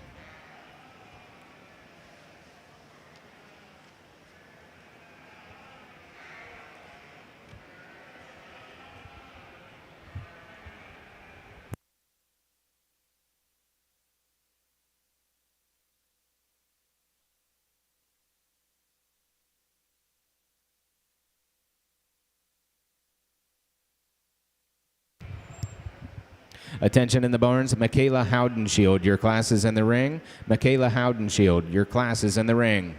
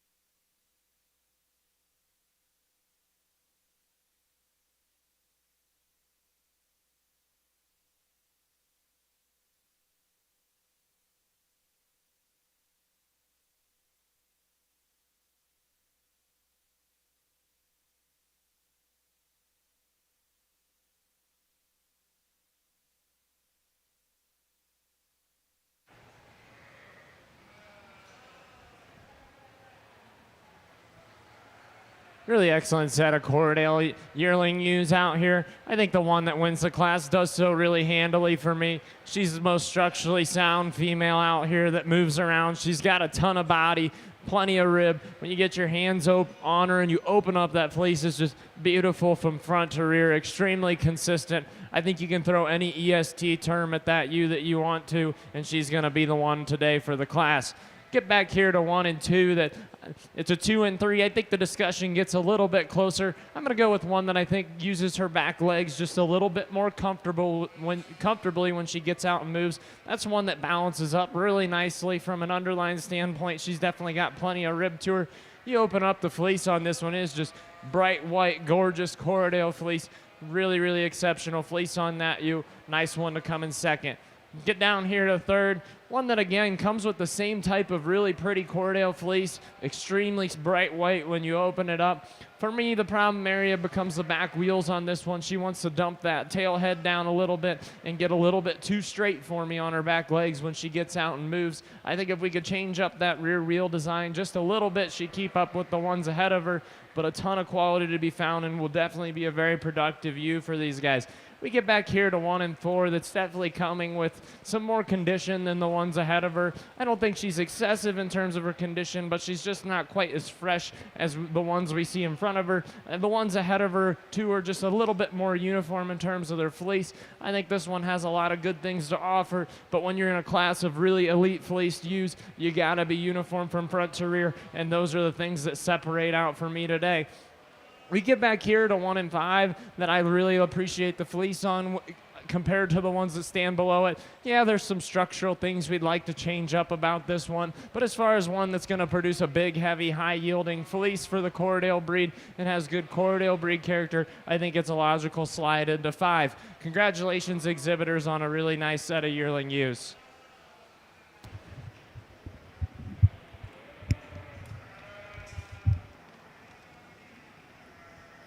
Results from your Cordell Yearling U class. First place goes to Andrew Fehan. Second place goes to Caleb Sachs. Third place goes to Caleb Sachs with Manor View 2404. Fourth place goes to Courtney Copeland with WC 542. Fifth place goes to Kinsley Schmidt on Kemmler 728. Sixth place is Riley Smith with Arnar Farms. Seventh place is Trevor Smith on Arnar Farms 5493. And eighth place, Aubrey Schmidt on CEW 24-09.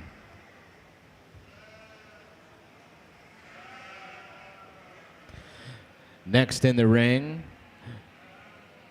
for the Corriedale show will be the Fall Ewe Lambs. Last call, winner Ewe Lambs.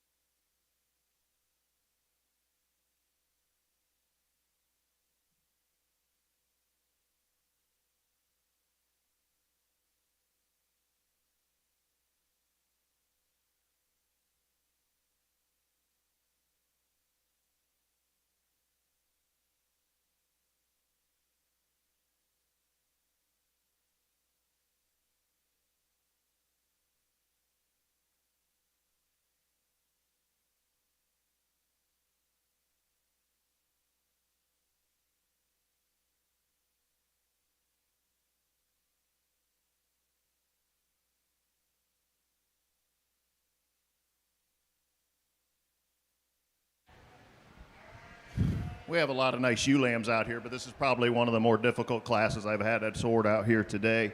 I don't know that we have one that's just overwhelming, just takes command of this class, but I think the ewe lamb we start with, it does that in the best manner here. This sheep has a tremendous amount of touch out here today in handle. She's extremely expressive in the shape of muscling up over that rack. You can kind of see it from the side.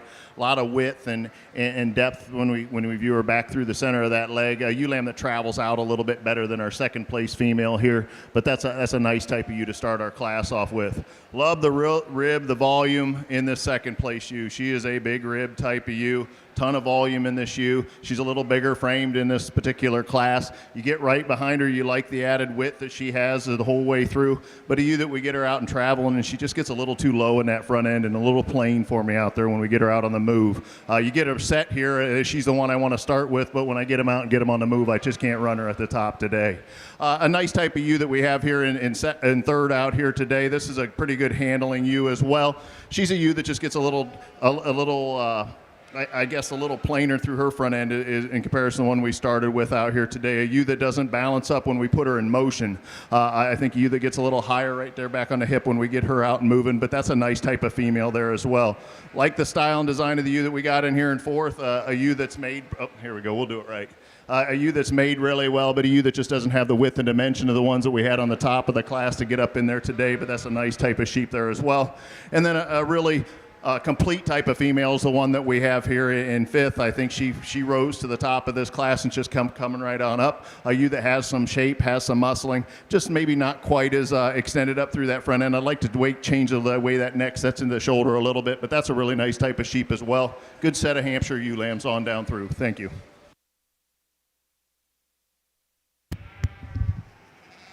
Results for your Hampshire Spring Ewe Lambs. First place goes to Caden Lake on a shell house, 25,078. Second place goes to Alyssa White on Schroyer, 85.99. Third place, Chase Thompson, Schroyer Showstock, 34.14. Fourth place, Chase Thompson, Schroyer Showstock, 86.24. Fifth place goes to Kellen Alger on K&K, 25,093. Sixth place goes to Colt McCoy on Fleener, 25.48. Seventh place goes to Eva Lammers on Westlake, 25.72. Eighth place, Michaela Haudenschild on Haudenschild 2000. Ninth place, Michaela Haudenschild on Schiff, 50.28. And in 10th place, Amelia Ream on Big Springs, 25.19.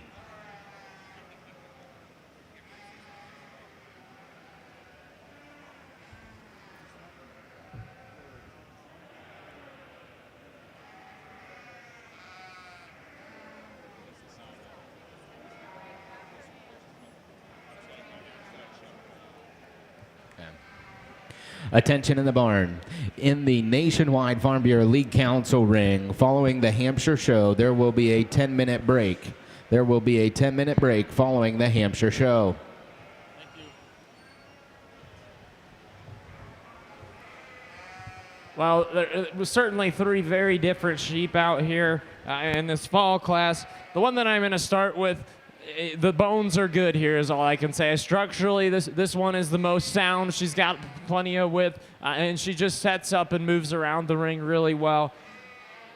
The problem I have with this sheep is the condition of the fleece on her. We got a little too much dirt penetration going on. I don't quite feel, it doesn't feel quite like a natural, like oily fleece. Some dirt and mud in places. I think if we can change the condition of this fleece and put it on the bone work that we have a really elite female. Just got to change the fleece up on this one. We got back here to one in second that pushes the one in first because she comes with a really good Corriedale fleece, very soft to the touch. Structurally, to keep up with our class winner, we just got to blow this one apart in terms of its the width that comes with it. We need to add a little bit more to the hooks, and to the pins, and widen it out there. But one, if you really want an attractive Corriedale fleece, very good individual here. Ewe lamb we get here in third gets a little bit tight spined. I think that's a product of fighting out here today. One that is a little inconsistent in terms of her staple. I don't like quite how short that she's presented on her side. It makes me question if the fleece maybe has some belly wool issues there. But one that I think certainly you can appreciate from the length of body and youthfulness about her. But we just got to change that fleece up and maybe get her, when she relaxes, to lay that top down in and make her look a little bit more structurally sound. Overall, three nice Corriedale ewes. Let's give those guys a round of applause. Good job, guys. Results for your Corriedale Fall Ewe Lamb class. First place goes to Riley McKee on Craig, 24.37. Second place goes to Riley Smith, R&R Farms, 55.30. And third place goes to Jacob Kin with Kin, 13.32.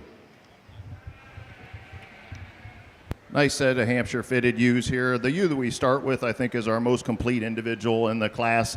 This is a ewe that has that extension up through her front end. She's a ewe that handles pretty level and true down that top. I like the extra rib and dimension in this ewe. I think you get right on her, and she's a big rib type of ewe that has some thickness and some width down that top in a nice stout package. I think the ewe that we have here in second most closely follows her. She shortens up a tick from the side, but you get your hands right on her. This is a sheep that has some muscling down that top. She has some levelness and squareness out over that hip. I'd like to change her off those back legs just a touch, but that's a nice type of sheep to be fitting into the second. The two growthier ewes are in more extended ewes are the ewes that we have here in third and fourth.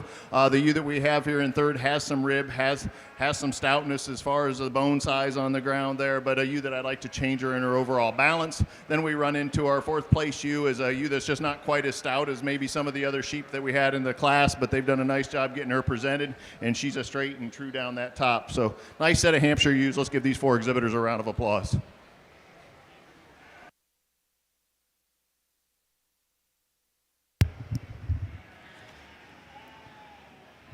Results from your Hampshire fitted ewe lamb class. First place goes to Foster King with Double Bar D 2527. Second place goes to Foster King Nob Hill 2504. Third place Foster King Double Bar D 2521. And fourth place Alden Epley with Little 2501.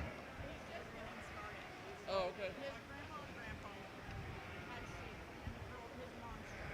Oh, okay. They sold their sheep.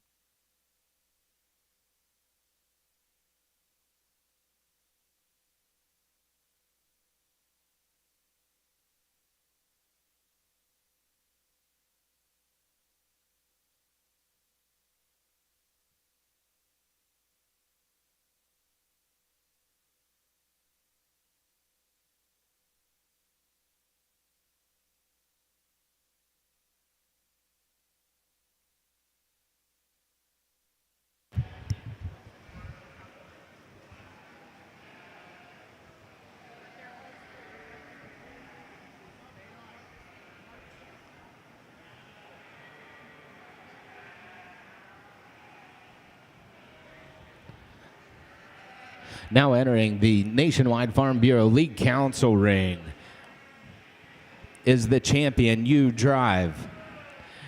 In the yearling ewe class, you have Noah McAllister and Kellen Algier. In the fitted yearling ewe class, you have Foster King. Coming with the fall ewe lamb is Brett Martin and Abby Wagner. In the class with the winter ewe lambs is Alexis White and Isabella Paragowitz. Spring ewe lambs, you have Caden Lake and Alyssa White. And with fitted ewe lambs is Foster King.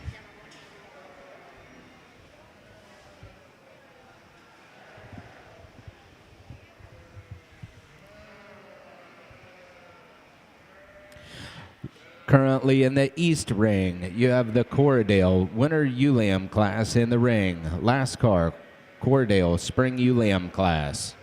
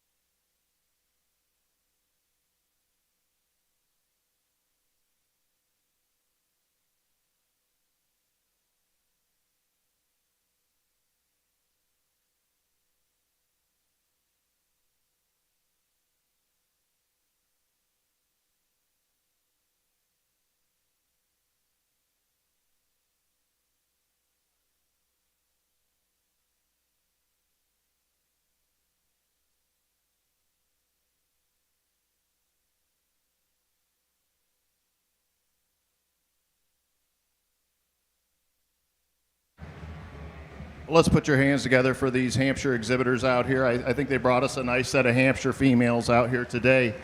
I think you got some ewes out here that can go on and move this breed forward, irregardless of what end you're on. I think this fitted you down here as far as a sheep that's being balanced and has some look and some levelness at top. She maybe not going to be the biggest ewe in the world, but that's a nice type of sheep, and she's definitely plenty big enough. For me out here, I want a female that's complete. I want a ewe that has some look when we view her from the side and doesn't disappoint you when you get right behind her. And I think we have some sheep out here that definitely fit that mold for me. I think there's one out here that suits me extremely well, and is for me today is going to be your champion ewe. And then I think after that, I think there's a pair of them in here or three of them in here that gets a little bit closer. But without saying a whole lot more, I'm going to go out and congratulate your champion, reserve champion Hampshire ewes. Let's give these guys one more big round of applause. Thank you. Down here on the Cordale side of things, we got a competitive class of ewe lambs here. I'm going to start with the one that I think is just the most complete for me today. Is she probably going to be one of the more moderate size ewes? Probably so, but I think she comes with a lot of mass, a lot of shape to her rib. When you get your hands on this fleece, you open it up and it is very uniform, and you get a nice crimp from front to rear. Good Cordale breed character up on the face and the nose. Could I change the condition of her britch wool? Sure. I think that she's probably broke a little bit loose. Part of showing sheep in Columbus is, some are going to break loose. I think there's a lot of quality pieces to be found there. A little bit more, a ewe that reads a little bit more growthy to me comes here in second. I think that this one's probably going to grow into a larger frame yearling ewe. You appreciate this one from a length of body perspective. When I get my hands on this fleece, it's nice and bright white, but I don't quite see the crimp coming in just yet like we see on our class winner. She gets a little bit shorter stapled in areas. Again, not really a big problem, but when you don't have them and the class winner does, you find yourself in second place. Get down here to 1 and 3rd that I really appreciate from a structure standpoint. When she gets out and moves, she moves around pretty well. Maybe breaks just a nickel right behind her shoulder. One that if I could just change up the condition on her fleece, she's a little bit harsh in her condition today. Soften that fleece up just a little bit, maybe a little less dirt penetration. Comes with a little more added density to the fleece. I think that she can move up and compete, but certainly one that offers a lot of quality from a skeletal aspect for the class. Get down here to a pair of ewes that you could probably switch or go either way. I'm going to go with the one that I think comes with a little bit more genuine Cordale breed character to the fleece. I think it's just a little bit more uniform from front to rear. The boys down here on the end definitely brought one out that's a little softer handling. They get this ewe stretched out a little bit. It starts to reveal some of her structural flaws, but all in all, a really nice set of Cordale ewe lambs. Let's give those guys a big round of applause.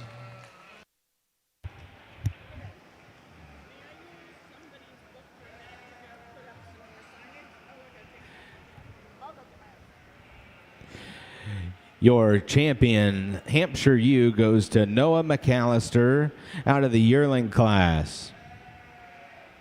The banner was donated by Cornerstone Livestock Company and presented by Adam Wagner and Kensley Tackett. Your reserve champion Hampshire ewe goes to Alexis White out of the winter class. And the banner was presented by Cornerstone Livestock Company, Adam Wagner and Kensley Tackett.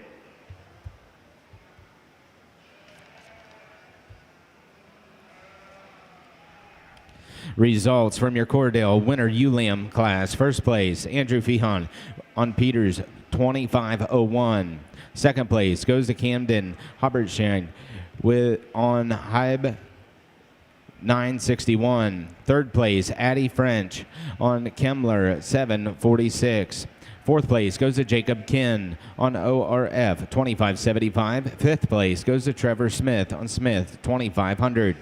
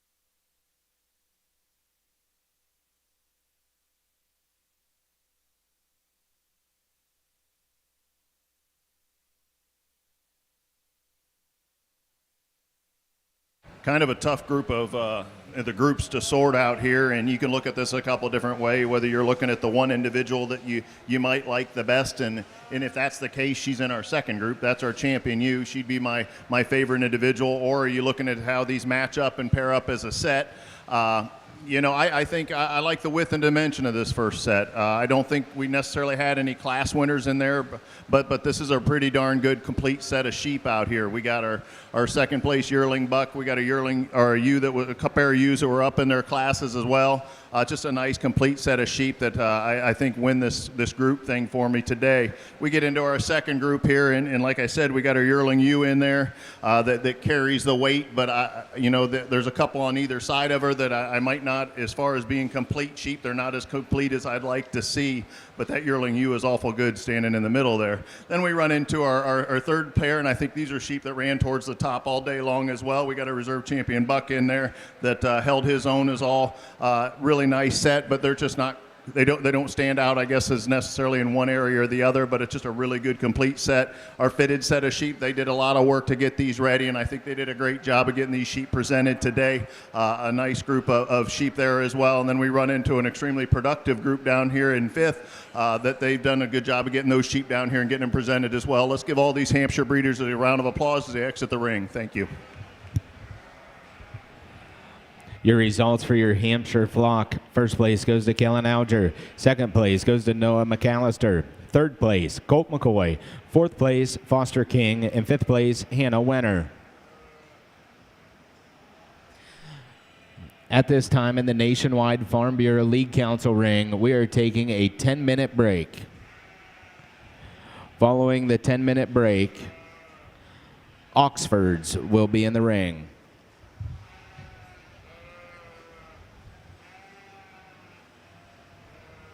That one's done. Wool breeds.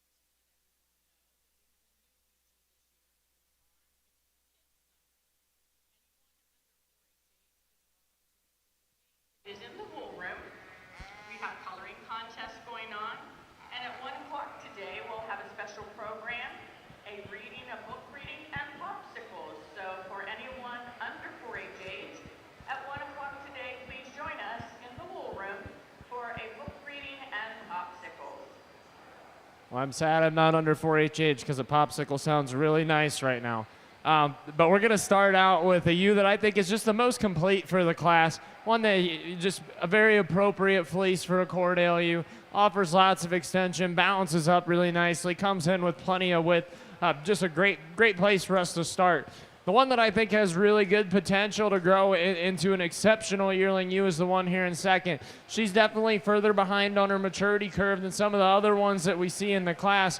But man, to talk about a dense, good character Cordale fleece that's nice and bold in its trim, there's a lot of things that this sheep does well. You set this sheep into motion, she motors out in that top line, lays in really nicely. I think a really good one to be in second to watch out for when you get to Louisville. We get back here to 1 and third that, man, if you want to talk about just a bright white, beautiful, high-yielding fleece, this is the one that a hand spinner is going to love. This sheep is really exceptional in the fleece. For me, when I set this one into motion, we can see the problem already kind of where she's standing now. That loin likes to come up ever so slightly, the tail head drops down, and the back legs stay under ever so slightly compared to the two ahead of her. I think if we could change up the way she moves off her rear wheels just a little bit, one that I think could definitely push the rest of the class. Get down here to 1 and 4 that, again, a lot of quality to be found here in a big, high-performing ewe. For me, I think she just gets a little bit off when we set her into motion compared to the rest of them. I think that her fleece quality isn't quite as good as the ones ahead of her, which is saying something because, man, I'd still be proud to have a Cordale with a fleece on it like this one here. We get down here to 1 and 5. The fleece on this one is almost identical to the one in third. For me, I think I just need to change her up structurally off her rear wheels, make her balance up a little bit better to get her up any higher in the class. But certainly a lot of quality to be found from top to bottom in this class of Cordale ewes. Let's give these guys a big round of applause.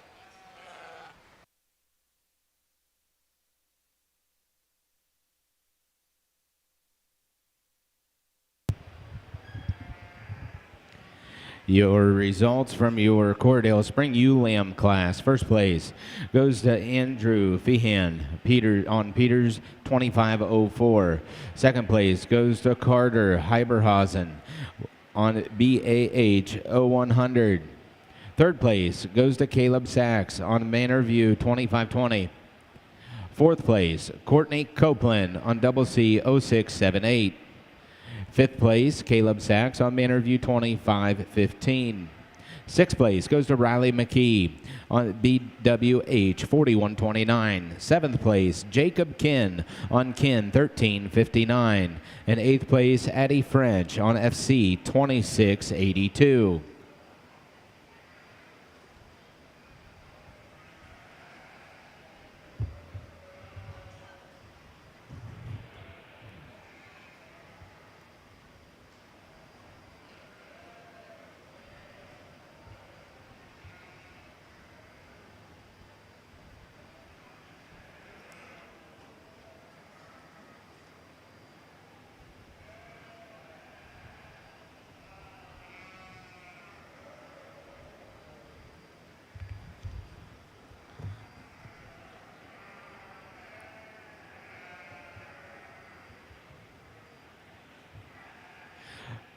Currently in the ring is the Cordale champion ewe drive.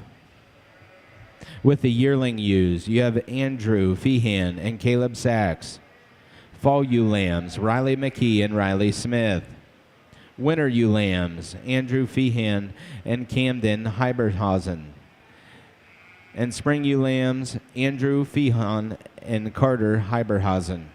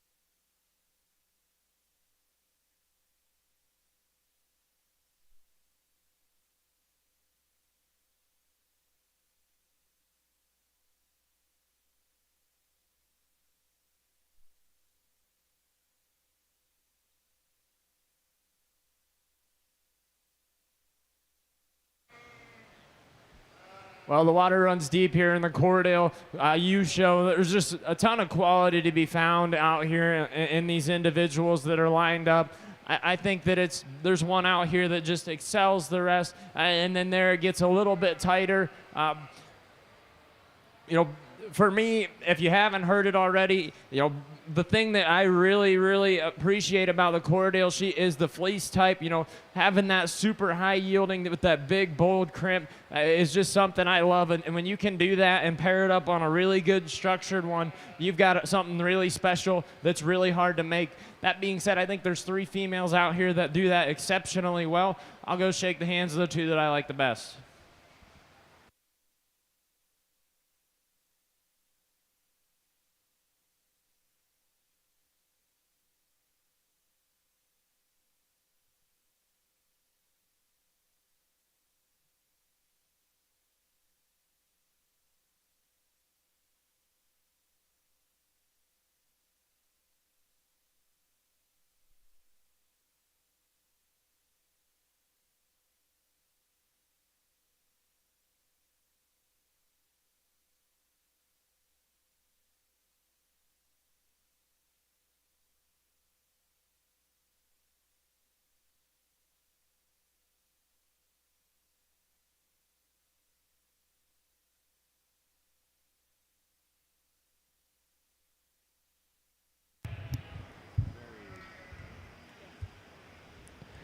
Your champion, Cordell U, goes to Andrew Fehan out of the yearling division. The banner was sponsored by Arnar Farms and presented by Avery Schaffner.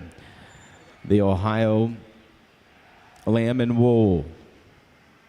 Your reserve champion, Cordell U, goes to Caleb Sachs out of the yearling division. And again, the banner sponsored by Arnar Farms and presented by Avery Schaffner.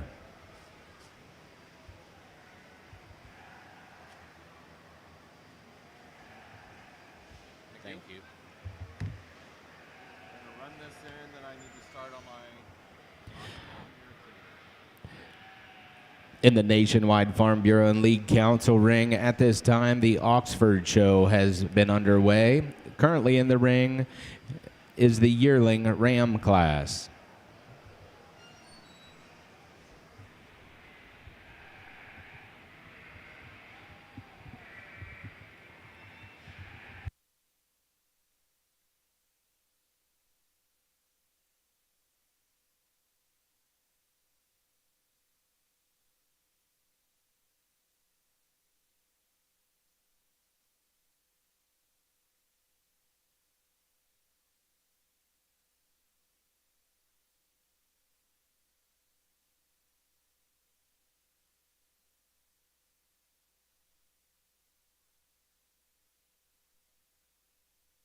Nice pair of Rams here to start off our Oxford show. I think the buck that we start our class with is a logical choice as far as when we get right behind this guy.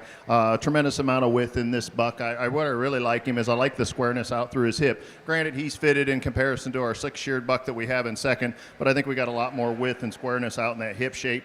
Does it in a pretty nice sound type of package. For a yearling buck, I think we got some good balance in this guy as well. Like the length of bodiness and the levelness of this second place Ram as well. What you see is what you get out here. He's got about a 1/4 inch of fleece the whole way through, but this buck is still relatively straight for his size down that top. A sheep that's relatively sound on those feet and legs. Nice pair of Oxford bucks to start off our show. Thank you.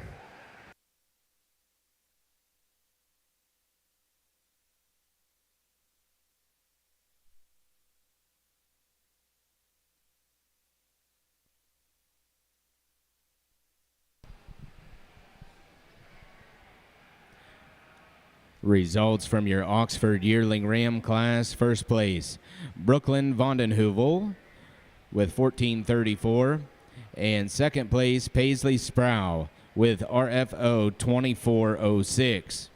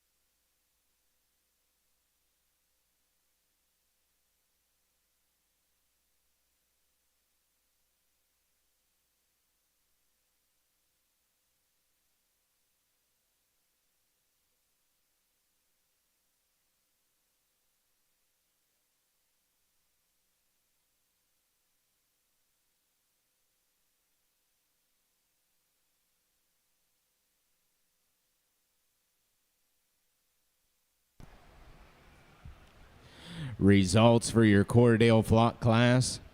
First place goes to Andrew Feehan. Second place, Caleb Sachs. Third place, Jacob Kinn. And fourth place, Riley Smith.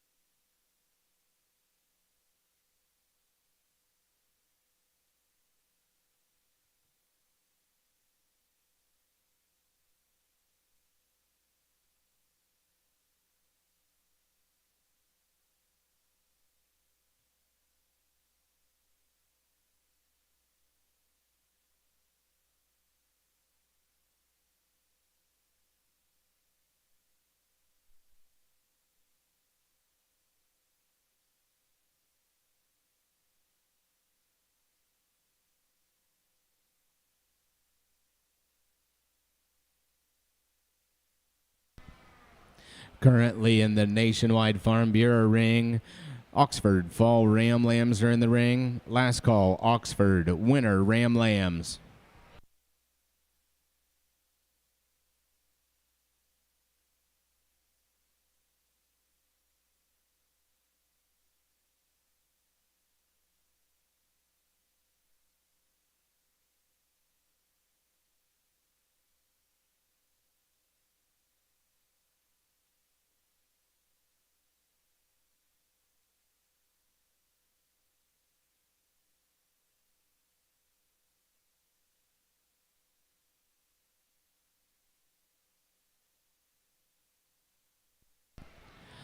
Currently in the East ring, they are showing for Cordale,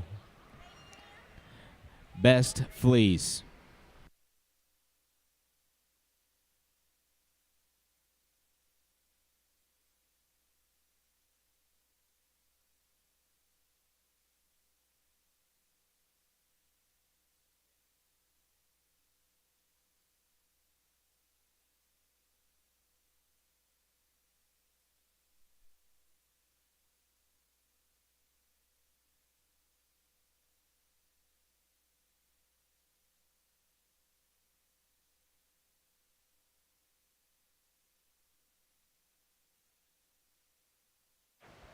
Well, folks, I think first off, every fleece out here is really outstanding. I think anybody should be proud of the fleece that they put on their sheep that's out here. For me today, I think there's just one individual out here that's just extremely bright white, super long stapled, beautiful Cordale breed character. That's going to be this yearling ewe right here. Congratulations, guys.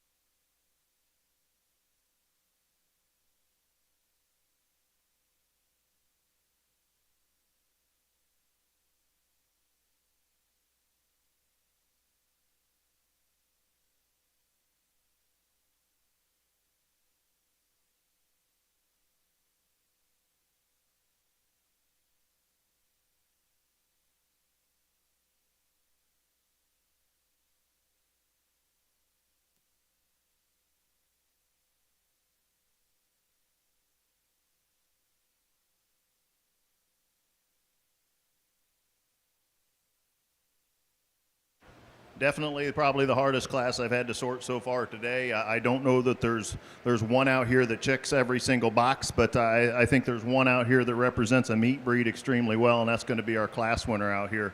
Extra width and dimension in this sheep for an Oxford Ram and the meat breed. A lot more width in this top than anything else in the class. Big old loin in this sheep. He comes out square and level out over that hip. A sheep that doesn't have a ton of lower leg shape, but there's enough muscle there, and he does it in a pretty relatively sound package. Love to change him up through his front end and make him a little neater in through those shoulders and extend it up through that front. But that's not a bad buck that brings a dimension of muscling and shape out here for me today. He'll be your class winner. Buck that we ended up in our second here, our fitted ram out here. We have to take into consideration the wool that he has on there, and trying to compare him to a slick sheared class makes things a little bit more difficult. But this is a buck that's relatively straight down that top. He's high at the point of the shoulders.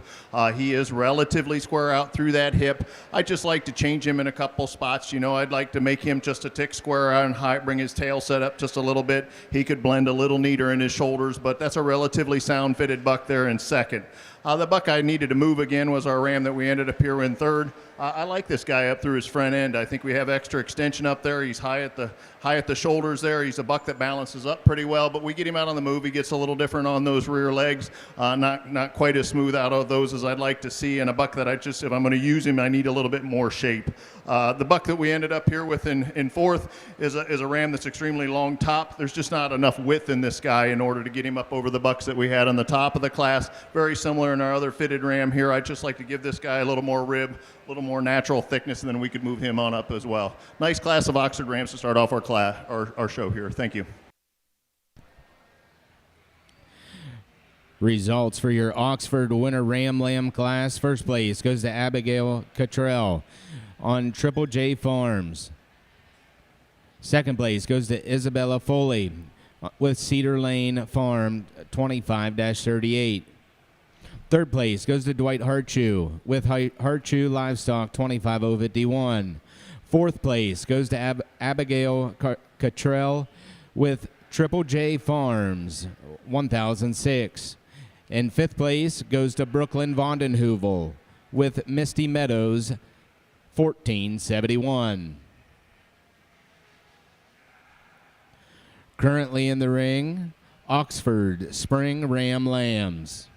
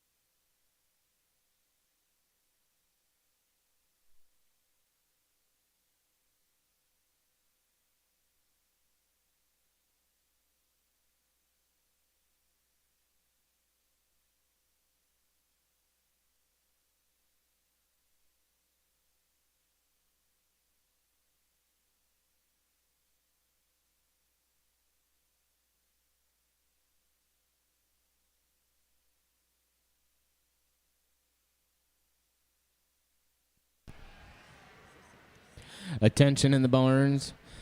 The Southdown breed meeting begins at 1 p.m. in the wool room. The Southdown breed meeting begins at 1 p.m. in the wool room.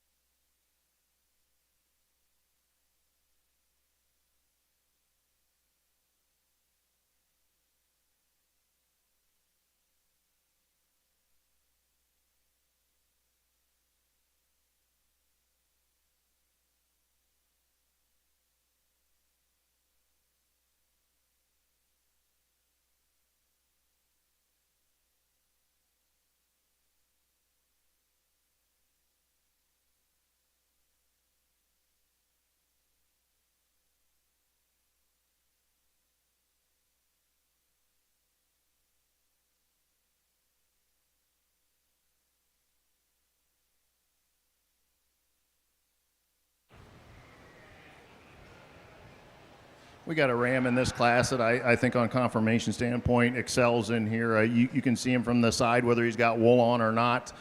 We got a sheep with a ton of shape, a muscling down that top. He's really level and square out of that hip. A tremendous amount of muscle down into the center of that leg. A sheep that balances up. Love the rib shape in this guy. That's a nice type of easy first place buck there.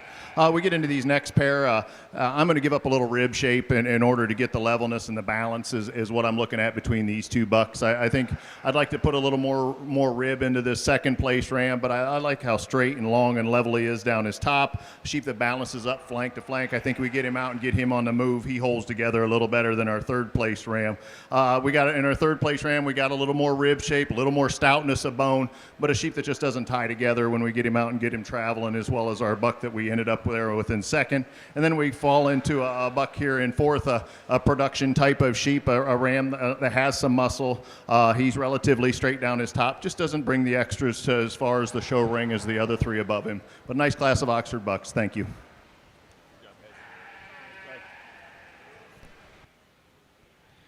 Result for the Oxford Spring Ram Lamb. First place goes to Allison Kendall with Wallop 0170. Second place goes to Austin Inbody with ALAM 513. Third place goes to Lydia Henry on Johnson 2510.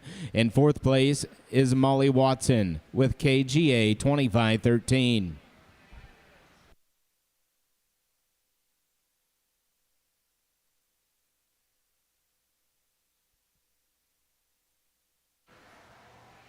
Just a single entry out here for the yearling buck class, but one that certainly brings a lot of quality for the Rambouillet breed. This guy is really stout featured. He's just brings a lot of horsepower in terms of muscle and shape down his top. When you get your hands on this fleece, commend these guys. This is a really dense fleece, something they should be proud of. You open it up and it's nice, bright white. Overall, really good representation of the Rambouillet breed. Congratulations, guys.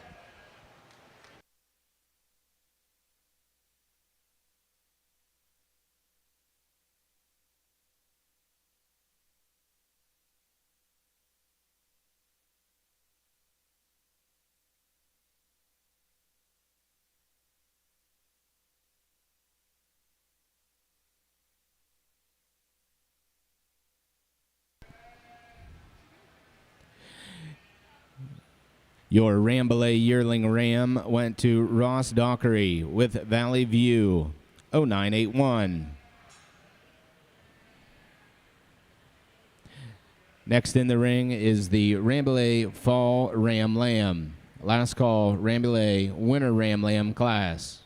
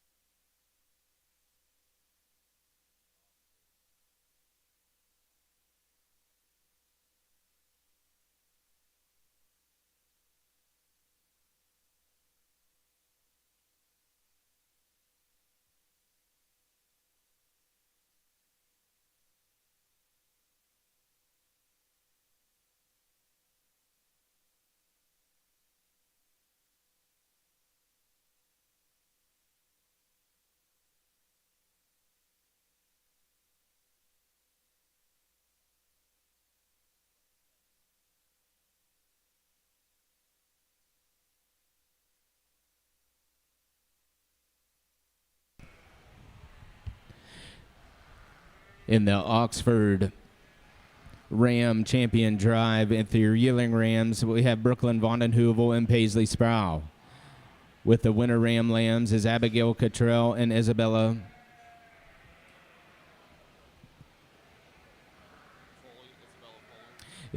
Foley. With Spring Ram Lambs is Allison Kendall and Austin Inbody.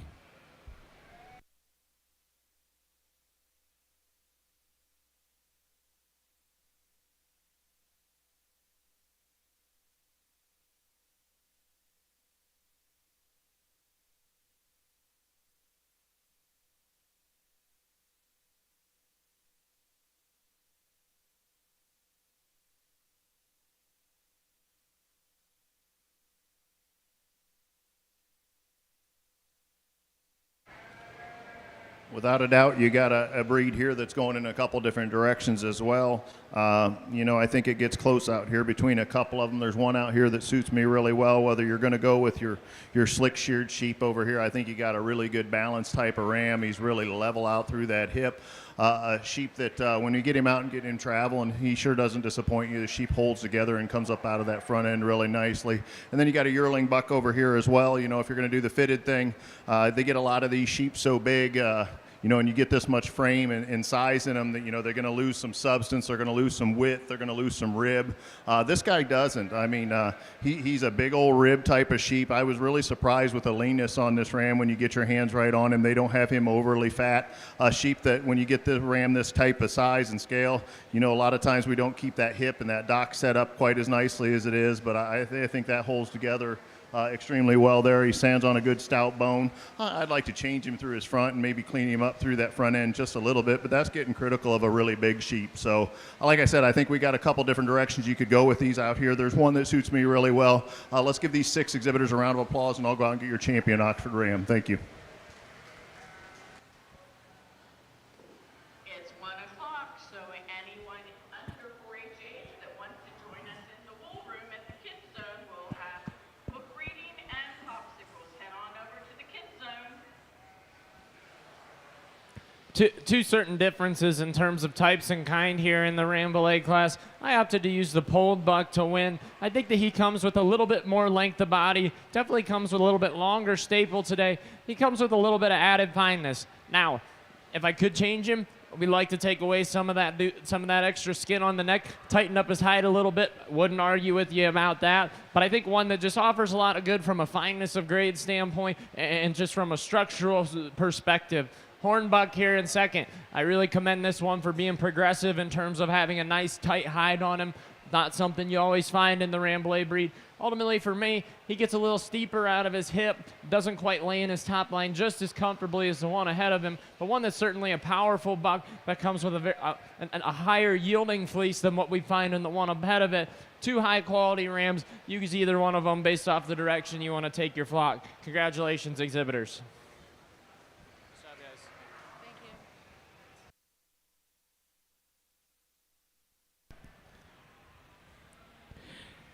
Your champion Oxford Ram went to Allison Kendall out of the spring class. The banner is sponsored by Ohio Oxford Association, presented by Kim Mumaw. The reserve champion Oxford Ram went to Brooklyn Vondenheuvel with the yearling ram. The banner was sponsored by Millridge Farm and presented by the Henry Kids.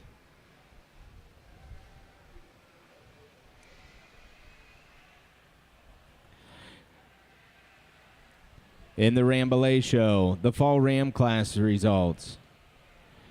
First place, Harper Copeland with DKF 1292. Second place went to Ross Dockery with Valley View 1134.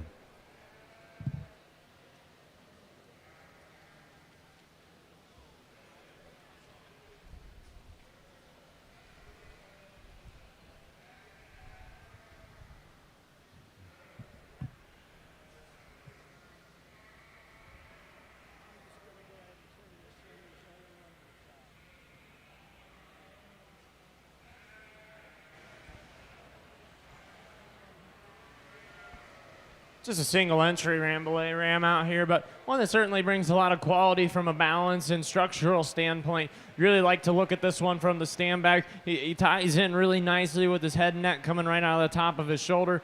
Underline carries all the way back. I think a lot of quality to be found there. If I could change him up a little bit, I'd like to make that fleece just a micron or 2 smaller. I think he's getting just a touch coarse for what I'd like to see a Rambouillet fleece. But overall, from a structural perspective, I think this is an awfully good one. Congratulations, guys.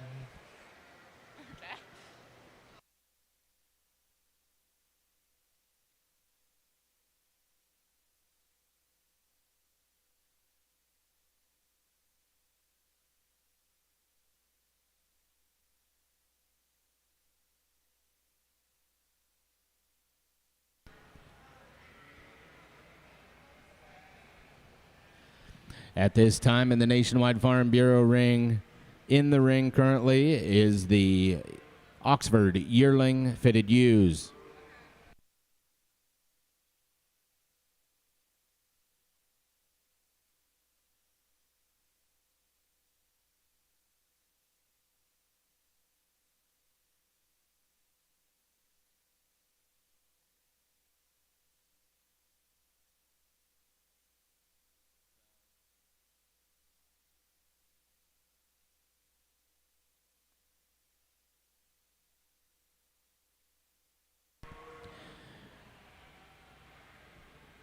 Results for the Rambouillet winner Ram Lamb, Allison Inbody. First place, Allison Inbody.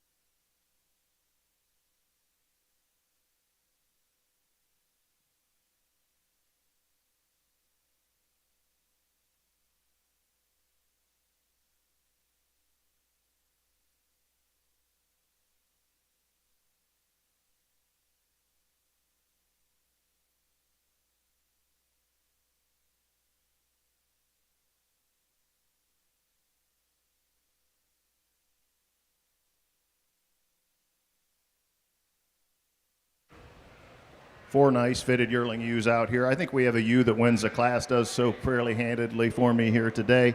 An extremely stout made, big rib type of ewe, a ewe that balances up extremely well when we view her from flank to flank.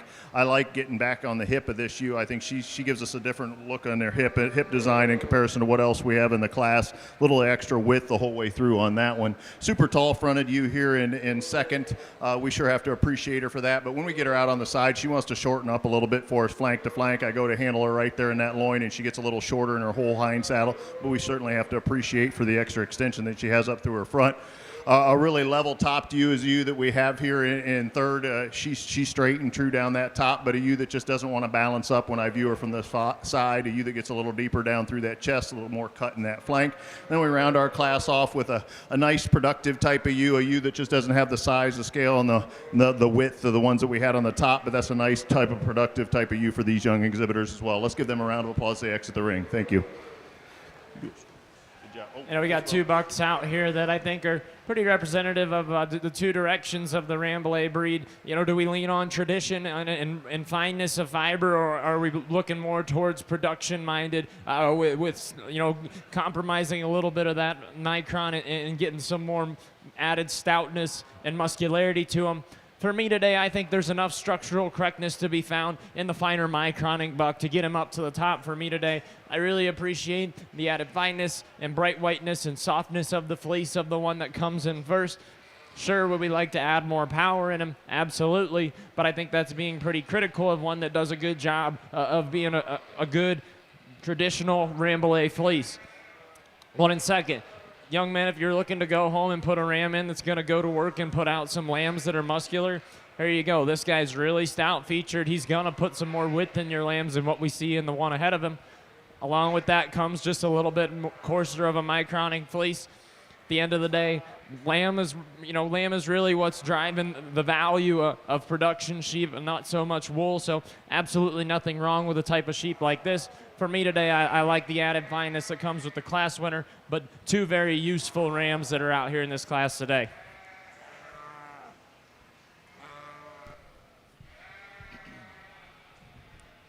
Results from your Rambouillet Spring Ram Lamb class, first place goes to Chase Carpenter with DKF 1300. Second place goes to Ross Dockery with Valley View 1305.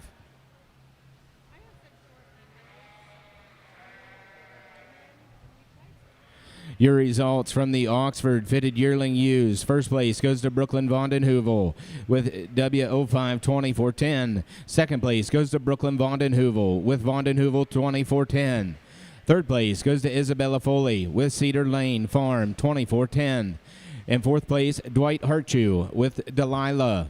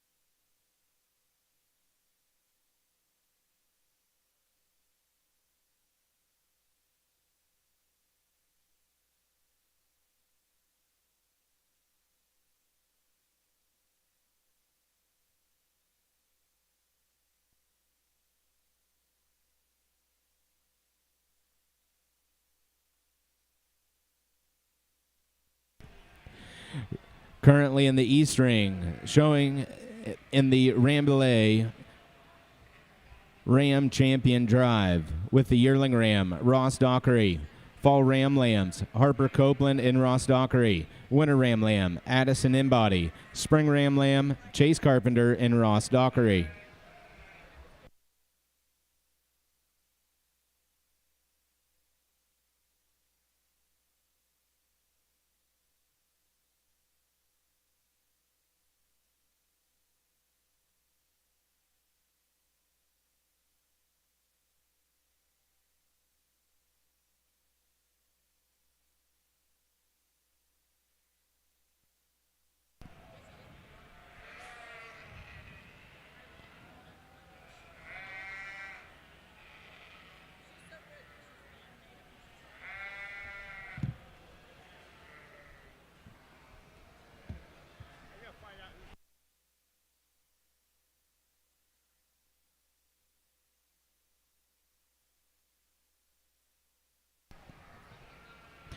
Currently in the Nationwide Farm Bureau ring, the Oxford Slick Yearling Ewes are in the ring. This is your final call for Oxford Fall Ewe Lambs. Final call, Oxford Fall Ewe Lambs.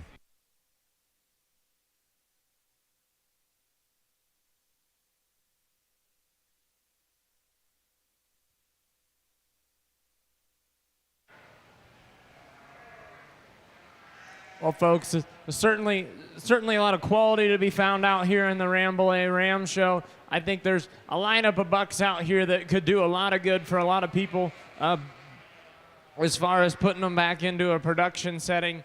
You know, when I like to think about the Rambouillet breed, I've discussed it a little bit already. We kind of got a little bit of a divergence going between, you know, sheep that still maintain what we would call a Rambouillet quality as far as fineness of grade, and then we've got sheep that are kind of pushing the envelope in terms of the coarser side of things. But I think that it's okay to push the envelope in the coarser side of things if you're bringing enough good attributes of thickness and muscling and skeletal correctness.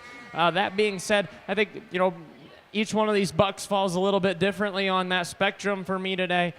I think that this buck lamb that came out in our winter class, it offers a lot of good from a structural perspective, a lot of thickness that we like in that ram. I think our spring ram really offers a lot in terms of fleece quality and length of body and skeletal size. For me today, I think there's just too much good to be found in the production qualities here in this winter buck lamb. We'll follow them up with the spring for reserve.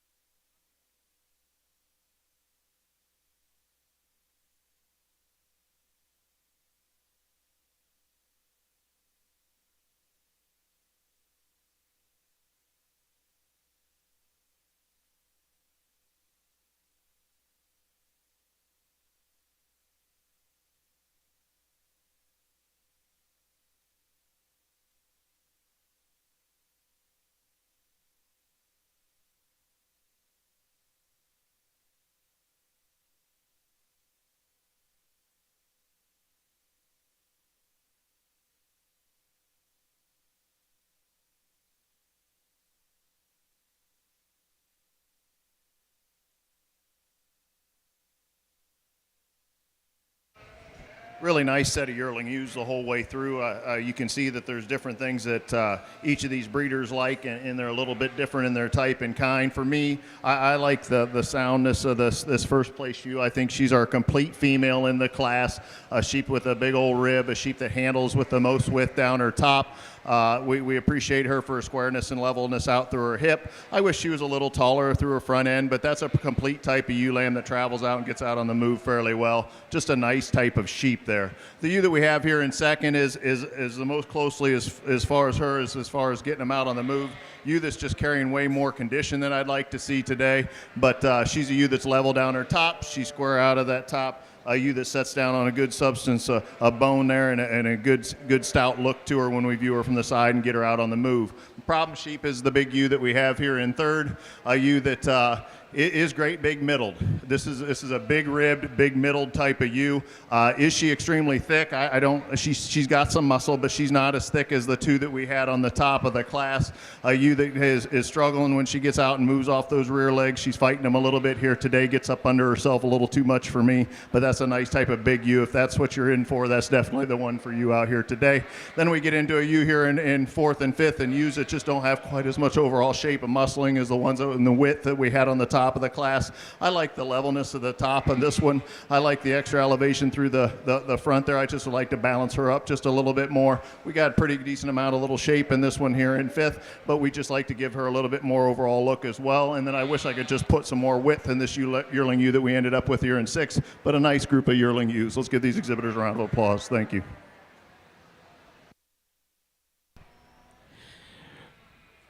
Results from the East Ring. Your champion, Rambouillet Ram, went to Addison Inbody from the winter division.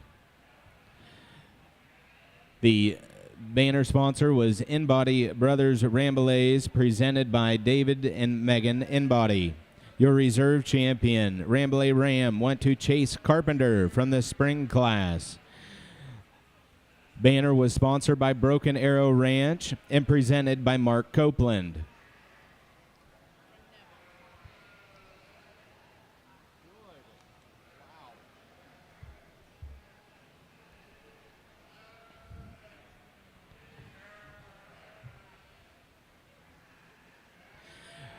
Currently in the East Ring, Rambouillet yearling user in the ring.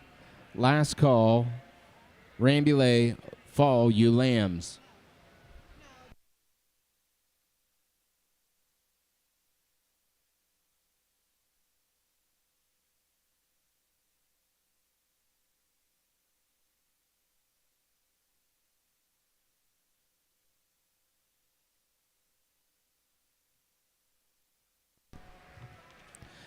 Result from the Nationwide Farm Bureau ring for your Oxford Slick yearling ewes. First place went to Abigail Cottrell with 0906. Second place went to Lydia Henry with Johnson 2468. Third place went to Lydia Henry with Johnson 713. Fourth place went to Brooklyn Vondenheuvel with double A 2434. Fifth place went to Molly Watson with KGA 2405. And in sixth place, Abigail Cottrell with double A 2439.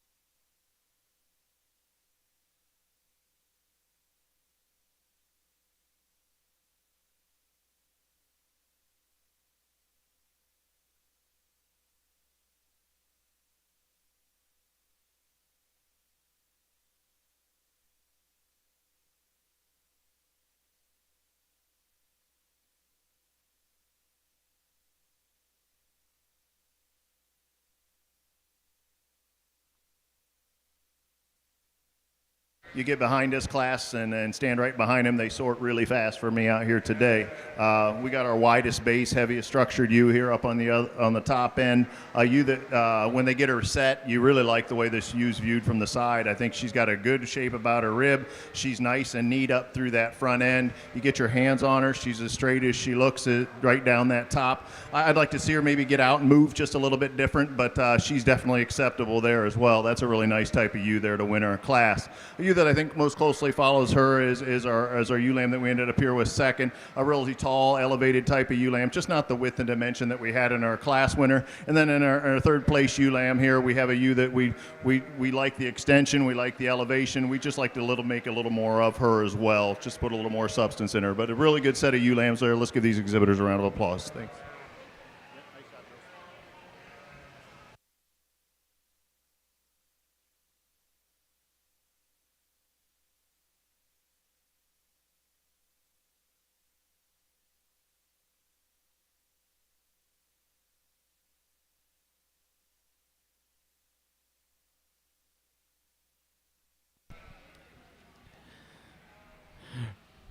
Results for your Oxford Fall Ewe Lamb class. First place goes to Lydia Henry with Johnson 24084. Second place, Isabella Foley with Cedar Lane Farm 24-40. And in third place, Piper Sprawl with DG 2429.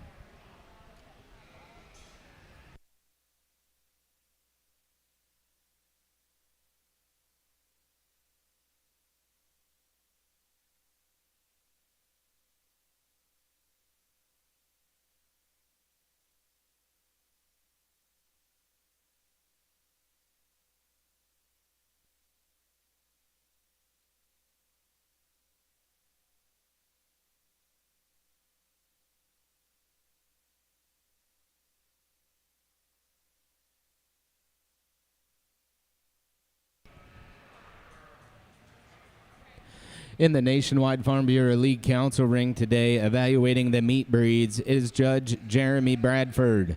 Jeremy operates a sixth-generation family farm in Wellington, Ohio, with his wife and two children, where they raise corn and soybeans. Jeremy raised multiple different kinds of sheep over the past 30 years, which include frame-polled Dorsets, crossbred club lambs, and most recently, Dorset club lambs. Jeremy earned an undergraduate degree in agricultural education from The Ohio State University. Currently, Jeremy is employed as the district transition coordinator for Black River Local Schools.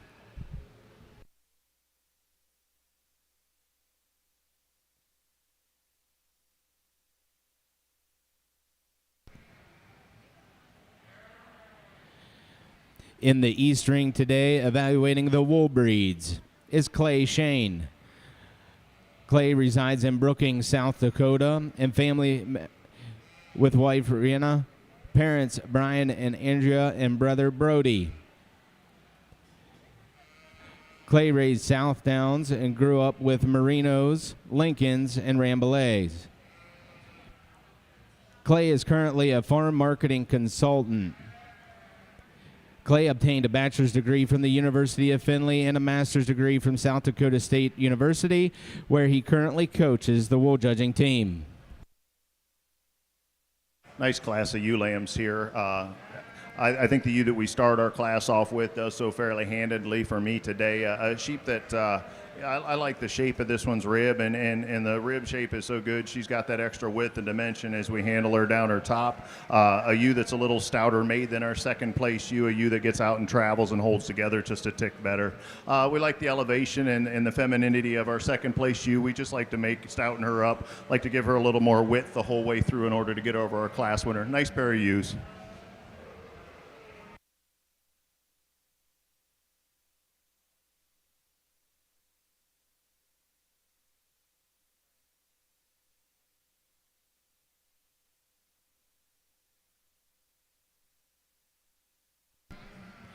Results from your Oxford Winter Ewe Lamb class. First place goes to Brooklyn Bond and Hoovel with Bingen B2578. Second place goes to Isabella Foley with Cedar Lane Farm 25-35.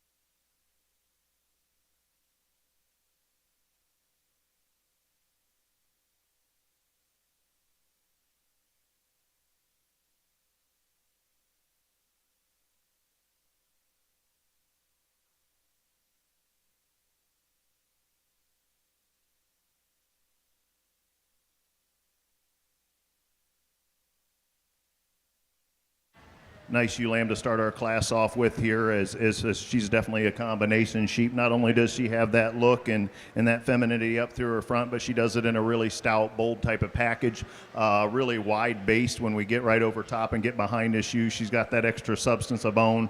I really like the levelness and squareness out her hip. Just a really nice sheep to start our class with. A little smaller version of that is our ewe here that we have in second. She's not as far along as far as maturity, but a ewe that's really level down her top. When we got her out and moved her, she's pretty much the same fleece length about the whole way. She held together pretty darn good down that top and stayed pretty level. She has some stoutness there. Nice type of sheep there as well. Extremely elevated ewe here is the one that we have in fourth, but a ewe that I just like to stouten her up and maybe get her out and free her up when she gets on the move. She gets a little high in that top, and we'd like to see her level out and move a little freer there. And then we have a really young lamb here in fourth, a sheep that has some balance, has some look. She's just not far enough along to be able to get around those ones up on the top of the class. But that's a nice group of ewe lambs. Thank you. Results from the Oxford Spring Ewe Lamb class. First place goes to Lydia Henry with Johnson 2509. Second place goes to Brooklyn Vondenheuvel with Vondenheuvel 2512. Third place, Isabella Foley with Cedar Lane Farm 25-23. And fourth place goes to Molly Watson with KGA 2512. Well, folks, two really, really elite yearling ewes that rise to the top of the class here for me today. The separator for me is just the impeccable fleece quality found on this yearling ewe that starts us out. I mean, she is just so distinct about her crimp. She's the finest fleece out here, and you pair that all up with a skeleton that moves really well. I think that's a very hard sheep to make, one that I think is a really great representation of the Rambouillet breed and just has too many good things to offer to slide her back any further. Man, if you want to talk about a powerful ewe that just is built in her cage and, has a ton of capacity, I will hear you out all day on this one in second. For me today, I think there's two things that kind of sort her back. Just these are so small and nitpicky. When she gets out on the move, I like the way that the first place ewe uses her rear leg as she motors around the ring just a little bit better. And when I get back to the britch on this one, that fleece gets awfully coarse on me. I know that we're going to have britch wool, but we're looking at stuff that's 2 or 3 microns coarser than what we have in the one ahead of it. And for me today, that's enough to land her into the second hole. But get somebody else in here on another day, man. You could take these two either way depending on where your preferences align. Come down here to a UN3 that just is a really sound, solid ewe. I really did like this ewe. I didn't pick her out initially, but as the class went on, she just kept on growing on me. She's structurally sound. She's got a nice fleece on her. Is she as fine as our class winner? Probably not. Is she as stout as the one in second? Also not. That's what kind of lands her into the 3 hole for me. Overall, though, it's hard to kind of pick apart anything that you really don't like about this one. Maybe change up the way she motors just a nickel, but man, that's another really good representation of the Rambouillet breed. We get down here into 4 and 5, and these are ones that kind of sorted themselves out on the walk for me. I think that I'd like to change up the way this one gets out in motors, but again, an exceptional fleece quality to be found. Young men in 5 bring one out here. Man, if I could level her top out just a little bit, she would be a really competitive ewe. Love a more open fleece design here, but it's still fine and uniform, so I'm okay with it. Boys that come down here on the end, bring me one that just gets a little bit plainer in terms of her fleece. Don't see as much distinctness of crimp as we see in some of the ones ahead of her. Maybe gets a little bit straighter off her back legs when we set her into motion. But overall, top to bottom, the Rambouillet breeders here in Ohio should be incredibly proud of the set that they sent out here. Let's give these guys a big round of applause.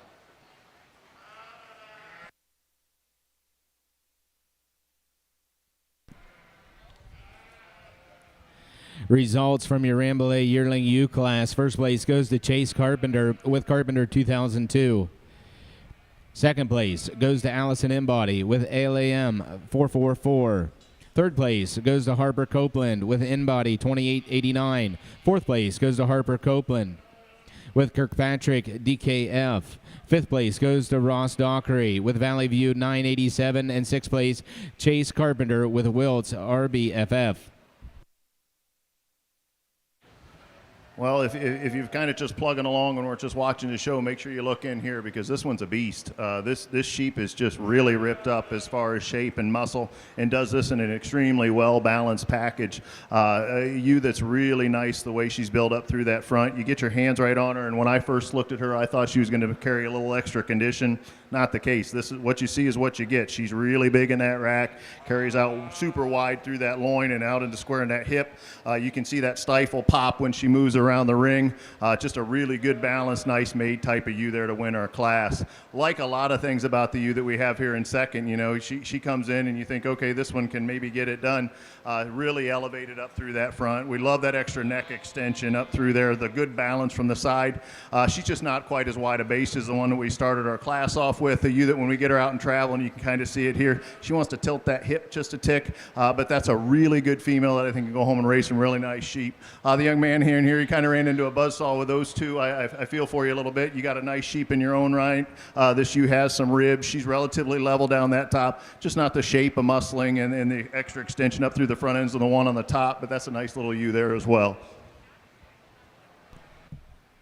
Results from the Oxford Slick Ewe Lamb class. First place goes to Allison Kendall with Wallopy 0166. Second place goes to Abigail Cottrell with Triple J. And third place goes to Jordan Harchu with Double A 2535.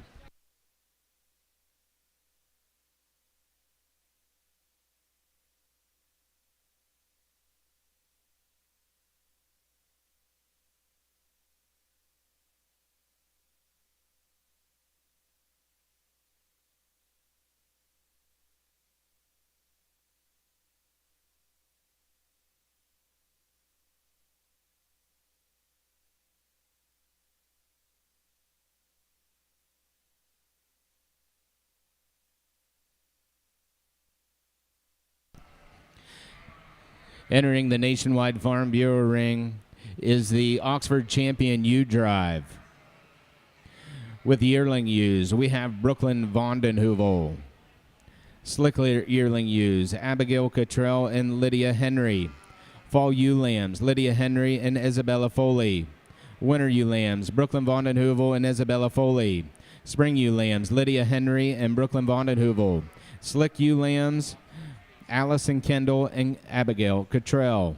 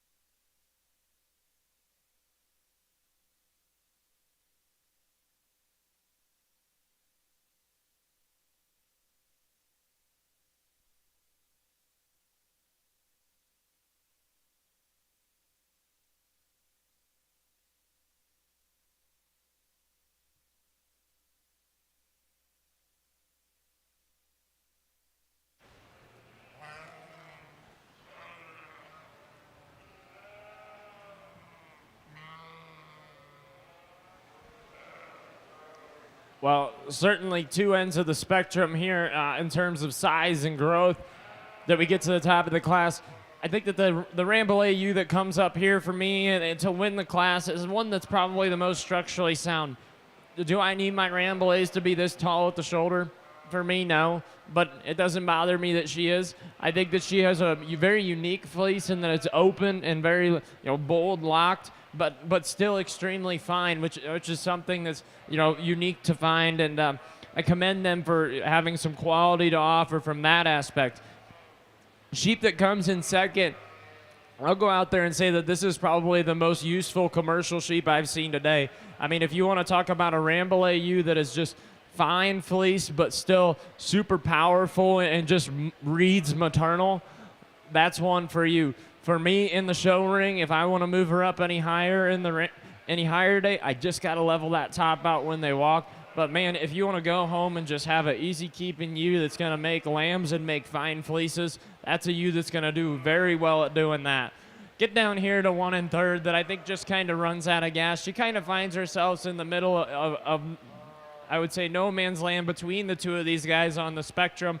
She's just a little plainer in her fleece for me today. Maybe gets a little straight off her rear wheels. But one that I think balances up pretty nicely. Still has a nice feminine front end on her. Overall, a lot of quality to be found in different places of the Rambouillet breed here, but nonetheless, really, really good representatives of it. Congratulations, exhibitors. Nice job, guys. Pretty pleased with the set of females that we ended up with out here in the Oxford U Drive. I think, as we look down through these first place, whether fitted or slicked, you can see some sheep that have some balance. They have some rib, some sheep that are straight down their tops. When you look at our 2 slicked ewes, you got a couple ewes out here. There were probably 2 of the heavier muscled sheep that we had in our division out here as well today. For me, I think there's a pair. You saw me handle those 2 down there towards the end. I think those 2 sort themselves to the top for me as far as sheep with some balance, sheep with some rib, sheep that are true down their top, that extra stoutness, sheep that I think represent the Oxford breed fairly well. I will go out and congratulate your champion reserve. Once again, let's give all these kids a round of applause. I think they brought us a nice set of females here today. Thank you.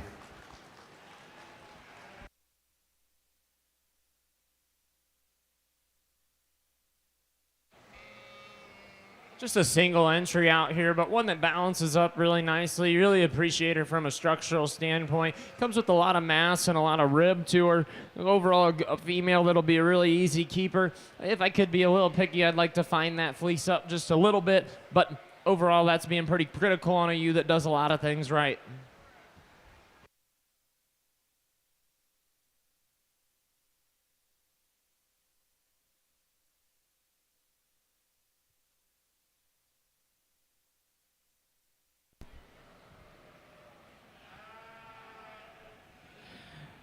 Your champion Oxford ewe goes to Allison Kendall with the yearling.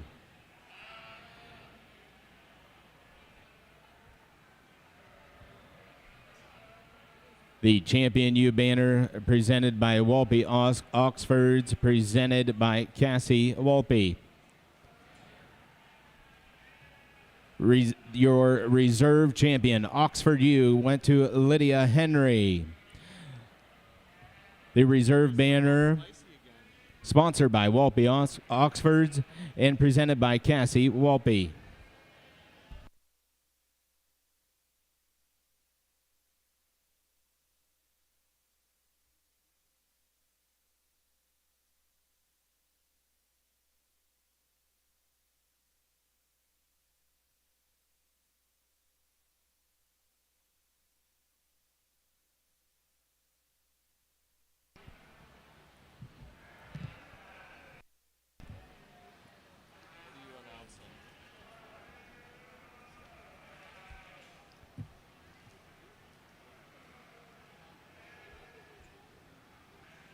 Results from the East Ring. Rambouillet Fall Ewe Lambs. First place went to Harper Copeland, BM 493. Second place, Ross Dockery with Valley View 1128. Third place goes to Harper Copeland, You and I. So Allison Kendall is going to get the Oxford Premier Exhibitor Award. No, sorry. With the Rambouillet Winter Ewe Lamb class. First place went to Addison Embody with Embody 2507.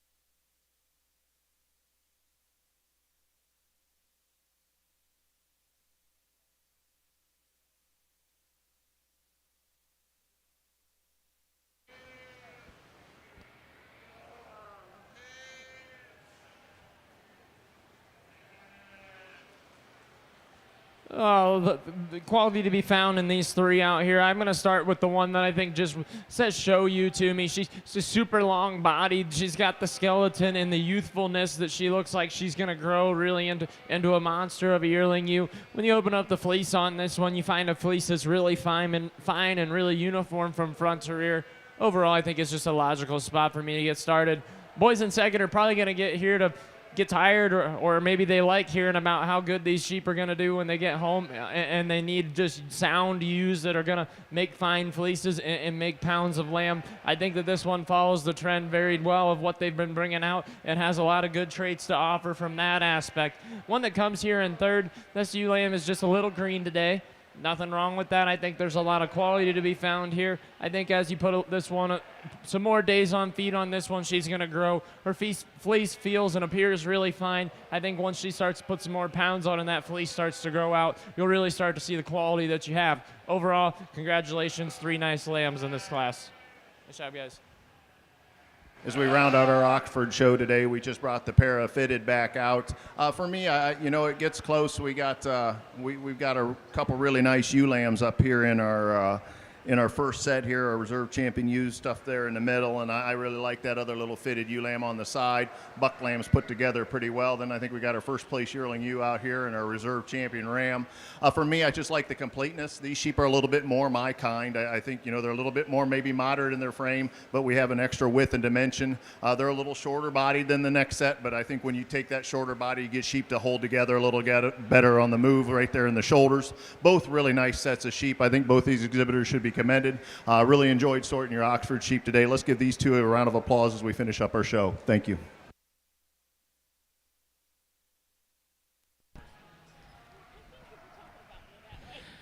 Results from the Oxford flock. First place goes to Lydia Henry. Second place, Brooklyn Vondenheuvel.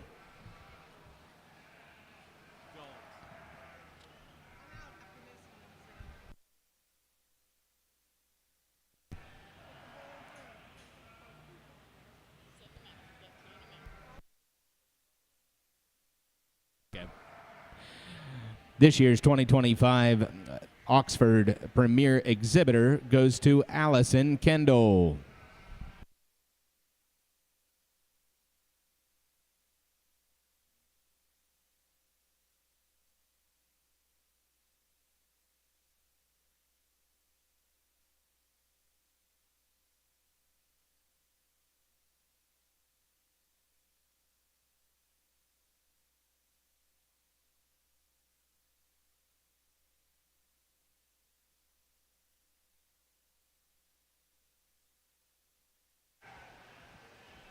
Well, folks, when it comes to picking our champion out here today, I'm not gonna think about this one too hard. I think the most competitive class that we saw today in the Ramble Ewes was that yearling ewe class. There's a ton of quality to be found in both those females. They'll stay champion in reserve.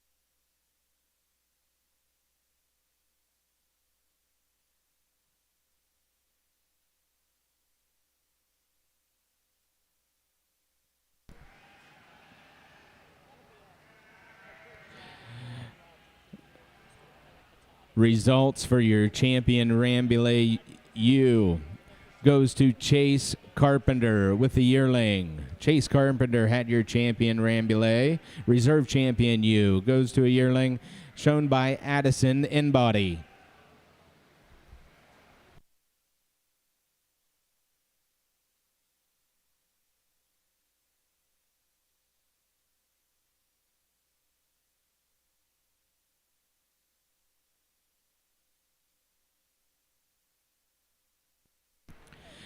Your champion Rambouillet U banner was sponsored by Walnut Creek Yacht Club. And your reserve champion Rambouillet U banner was also sponsored by Walnut Creek Yacht Club.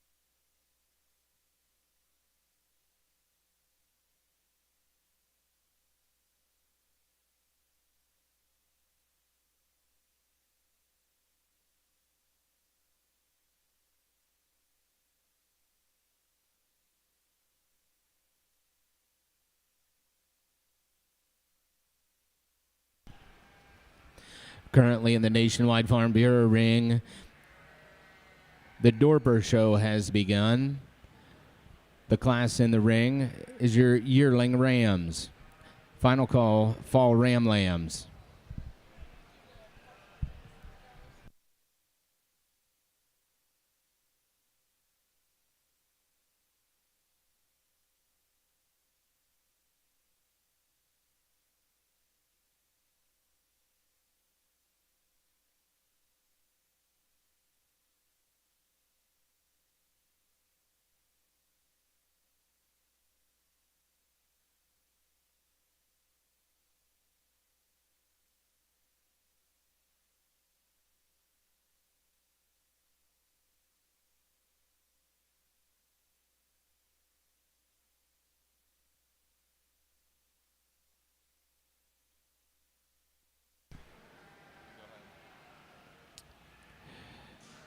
For the Rambouillet.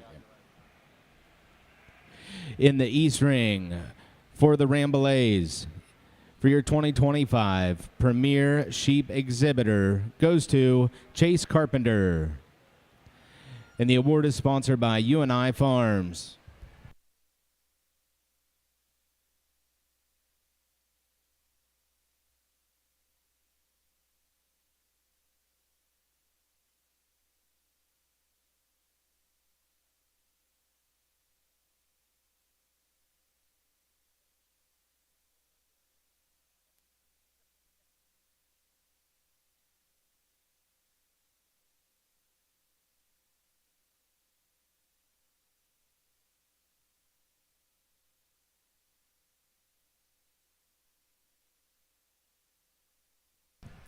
Results from the East Ring. Your Rambouillet flock. First place goes to Chase Carpenter. Second place, Addison Embody. Third place, Ross Dockery. And fourth place, Harper Copeland.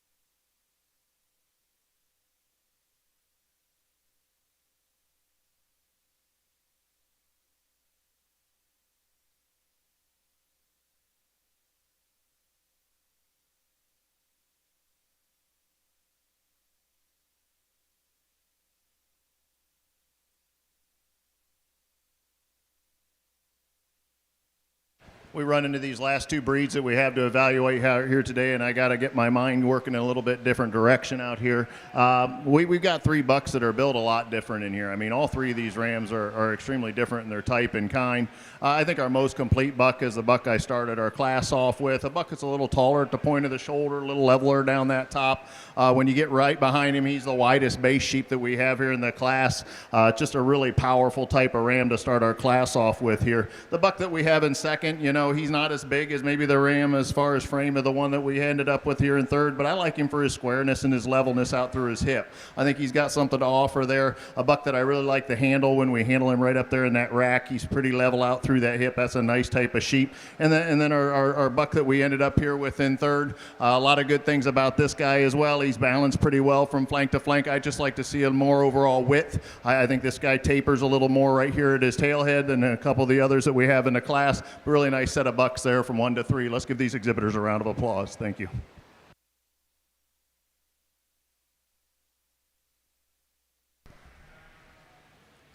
Your results for the Dorper Yearling Ram class. First place, Avery Lindsay with the E-Star Livestock.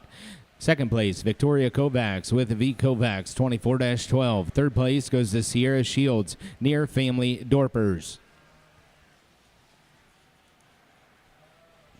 Now entering the ring, Dorper Fall Ram Lambs. Last call, Dorper Winter Ram Lambs.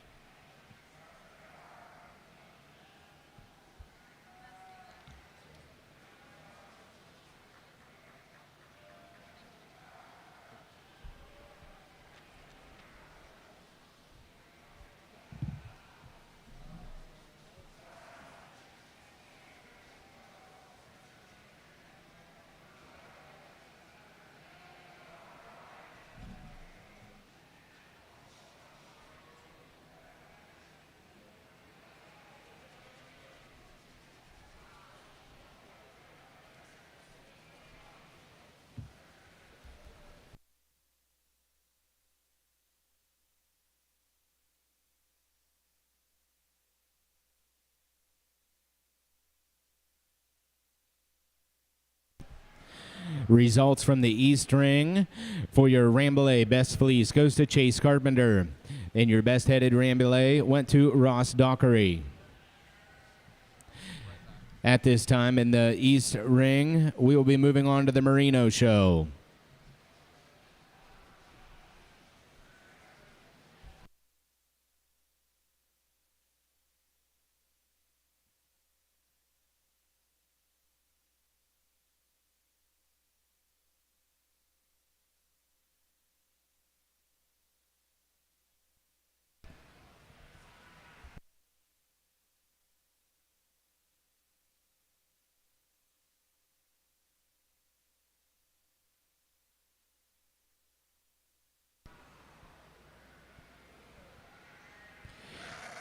In the East Ring, they'll be moving on to the Merino Show. This is last call for the Merino Yearling Ram class and first call for the Merino Fall Ram Lamb class.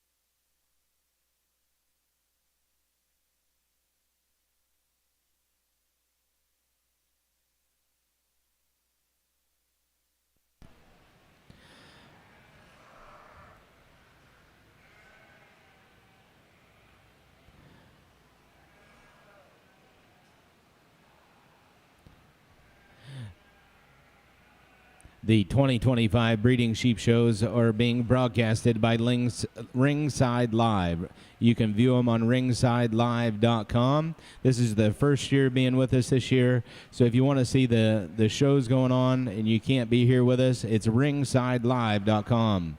Sponsors to help make this happen is the Ohio Southdown Association, Ohio Hampshire Association, the Ohio Dorset, Hilltop Showstock, ALAM Livestock, 4C Southdowns, Fowler Southdowns, Diamond Southdowns, Alpha and Omega Genetics, Ohio Suffolk Association, the Ohio Katahdin Breeders Association, Martin Welding and Fabrication, Martin Livestock, Marilyn and Greg Vogel and Family, Dorsets and Daylilies, Nichols Sheep Farm, Wolf Brothers, Rivenoak Livestock, Hershey Cropland, Patterson Fruit Farm, and Root Horn Dorsets, T.H. Wallace Farms, Ohio Cordell Association, Doug Kirkpatrick, Backwoods Farms, and Buckshot Farms. It's pretty refreshing to get the Merinos in the ring and open up these fleeces and find quality in both of them. The buck that we're going to start off with, I think, just brings a little bit more length of body to the table. I think he balances up just a little bit nicer, maybe a little bit more extension.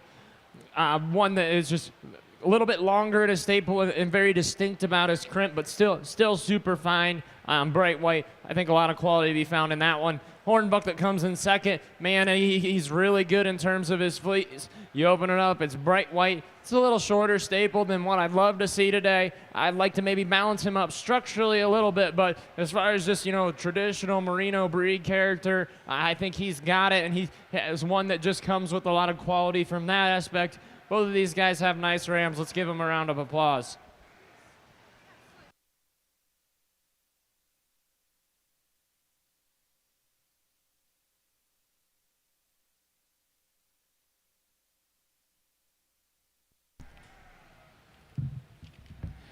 Results for your Merino Yearling Ram class. First place goes to Riley Smith with Smith KLS 2422. Second place goes to Annie Frame with Randy Frame 2408.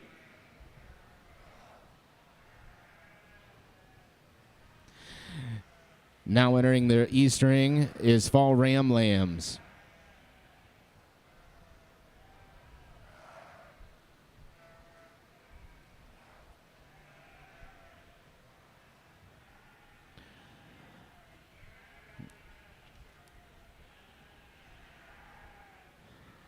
This is last call for Merino Winter Ram Lambs. First call, Spring Merino Ram Lambs.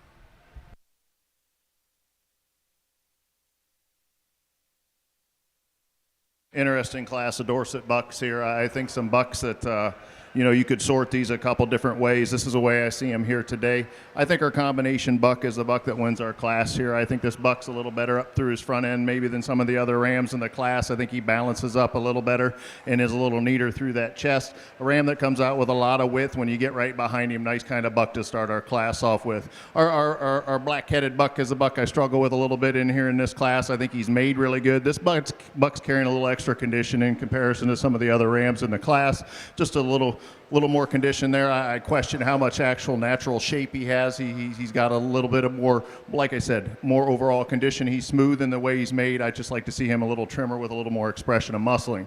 My expressive muscled sheep is a sheep that I have here in third, a really high-powered, muscular type of buck out here. He gets a little bolder through his front for me today, a sheep that's just a little bolder in those lower shoulder, gets a little out on those edges a little bit, but that's a nice type of buck there to be in third. Then our fourth place buck, like the style of this guy, when we get beside him, they do a nice job of getting him exhibited. He is a little neater up through his front, but when you get that little extra extension and that neatness through that shoulder, you lose a little shape, and he's not quite as wide at a base as the rams that we had above him. And then we round off the class with a buck here that's been a little difficult for the young lady out here today. Ram that just doesn't want to quite work and handle as well for her. A sheep that just doesn't have quite the extension maybe as some of the others, doesn't have as much width as some of the others, but a nice kind of buck there in fifth. Thank you. Results for the Dorper Fall Ram Lamb class. First place goes to William Deering with Wildcat Ranch. Second place goes to Kellen Alger with 2K24-3. Third place goes to Logan Deering with Deering Farms. Fourth place goes to Amelia Ream with Dorsets and Daylilies 435F. And fifth place goes to William Deering with Deering Farms 2502. At this time, the Dorper Winter Ram Lambs are entering the ring. Last call, Dorper Spring Ram Lambs.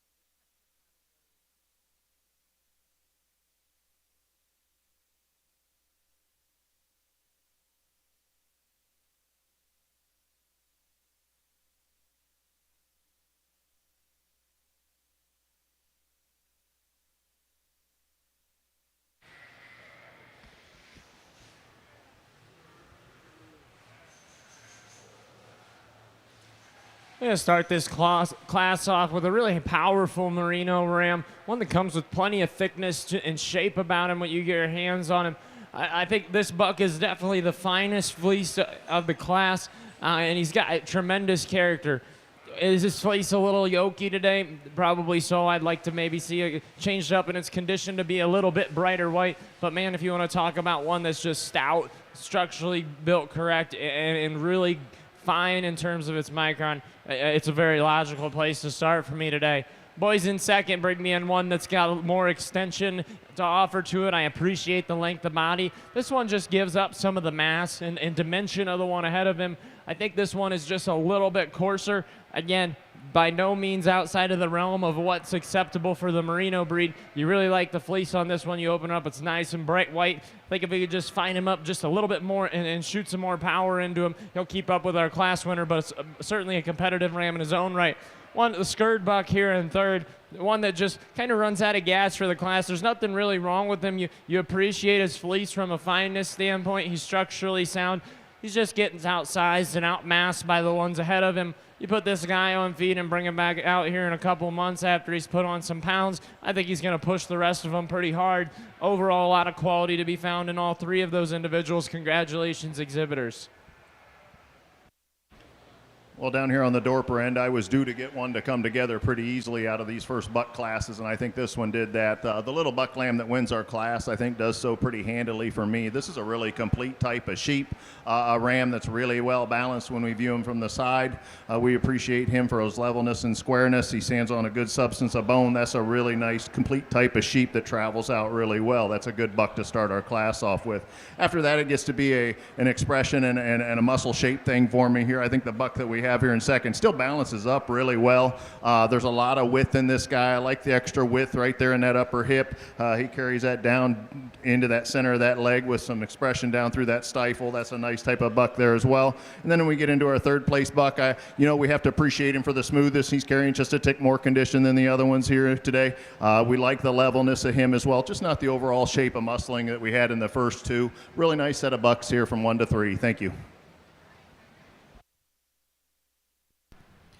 Results from the East Ring, your Merino Fall Ram Lamb class. First place goes to Elijah Burkheimer with Gadsby, 2436. Second place, Trevor Smith with Smith KLS, 2540. Third place, Morgan Finley with WCYCO, 853.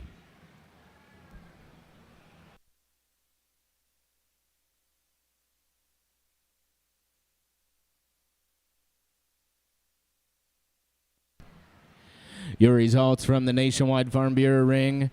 The Dorper Winter Ram Lambs first place goes to Victoria Kovacs with Kovacs 25-1. Second place, Avery Lindsay with Beach Hill Farm 2502.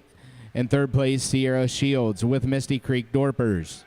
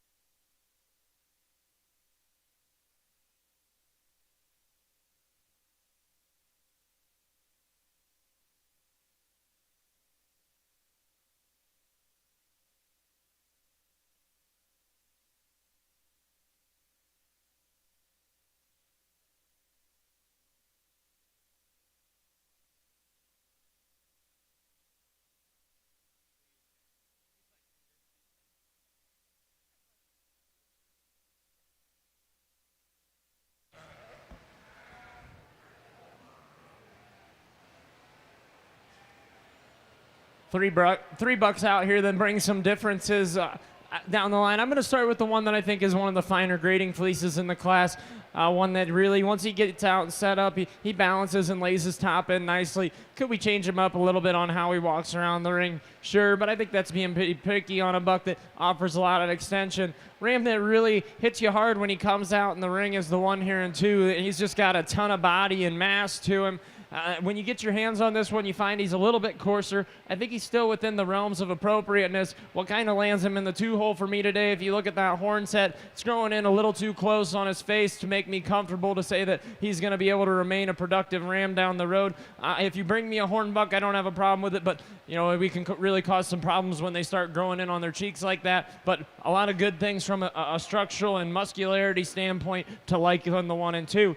Folks that back here that bring us 1 and 3. A merino that I think is maybe a little bit older fashioned in terms of its design. I think it's got a little extra skin hanging around. I'd maybe like to see that cleaned up a little bit. I think he's just as fine as the ones ahead of him in terms of grade. One that maybe just needs to change some structural things, maybe make him a little more confident on his pasterns for me to move him up any further today. Overall, a nice lineup of rams. Congratulations, guys. 3 nice rams to round out our Dorper Ram division out here. I think the buck that we start our class with does fairly handedly out here for me today. A sheep that balances up extremely well from the side. Love this guy for his squareness out through his hip, the extra width and dimension the whole way through. Real wide base type of ram out here that gets out and travels fairly well.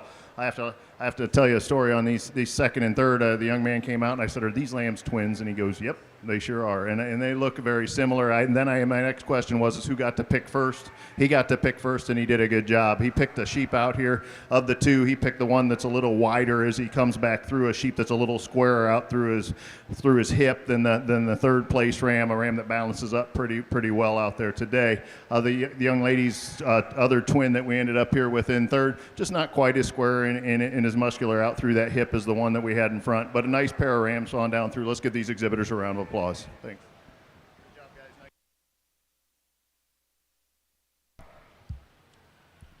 guys. Results from the East Ring, your Merino Winter Ram Lambs. First place, Riley Smith with Smith KLS 2553. Second place, Morgan Embody with ALAM 497. Third place, Sam Dockery with SD Merinos 1183. Results from the Nationwide Farm Bureau Ring, your Dorper Spring Ram Lambs. First place, Logan Deering with Deering Farms 2521. Second place, Jacob Lewis with NFD 2038. And in third place, Jacob Lewis with NFD 2037.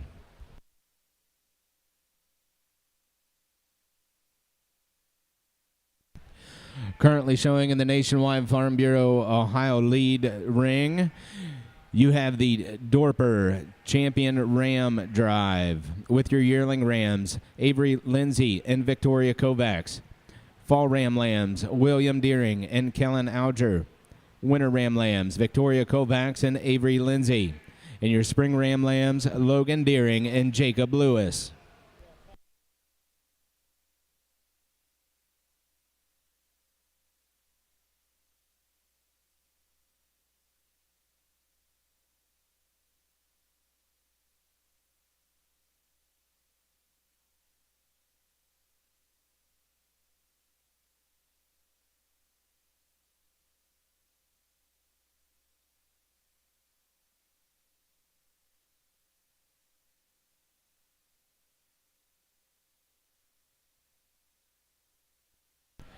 Currently in the East Ring are the Merino Spring Ram Lambs.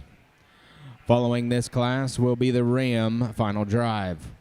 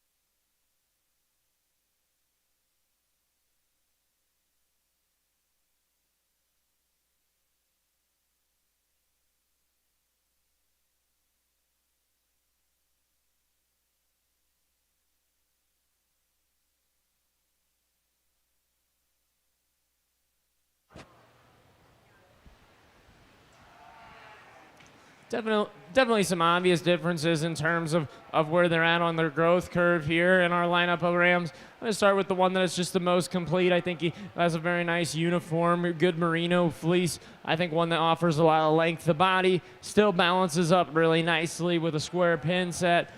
Just a good logical place for me to start. One that comes here next in second, one that you can appreciate how bright white that fleece is. One that, if I could be a little bit more critical, I'd like to make him a little bit more comfortable in his top line. I know he's not super happy to be out here today. It's probably not helping the issue, but we could just maybe tweak him a little bit structurally. We could go ahead and push him up with the one ahead of him.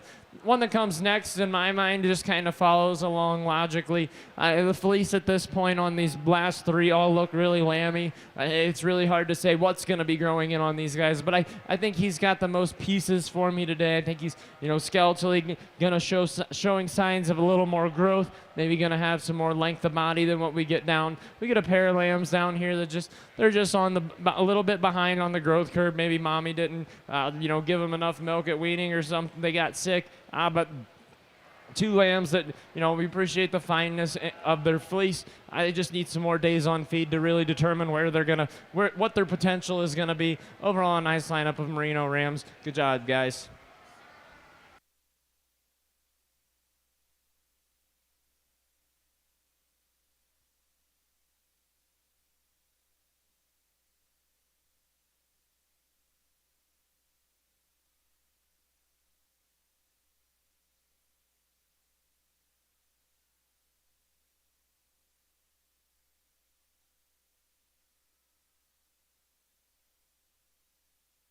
Let's put your hands together for these Dorper exhibitors out here in your champion drive. We had several really nice rams as we worked through the show. There's several different directions maybe you could go depending on what you're looking for to improve your flock. But this is the way I saw them out here today, looking for some sheep with some soundness, some sheep with some shape, some sheep with some muscling. I think there's a pair of them out here that suit me really well as far as being complete rams that can go on and be productive in those flocks and put the amount of muscling and the shape that you need in there as well as in a neat package. But let's give these exhibitors one more round of applause and I'll go out and get your champion reserve. Thank you.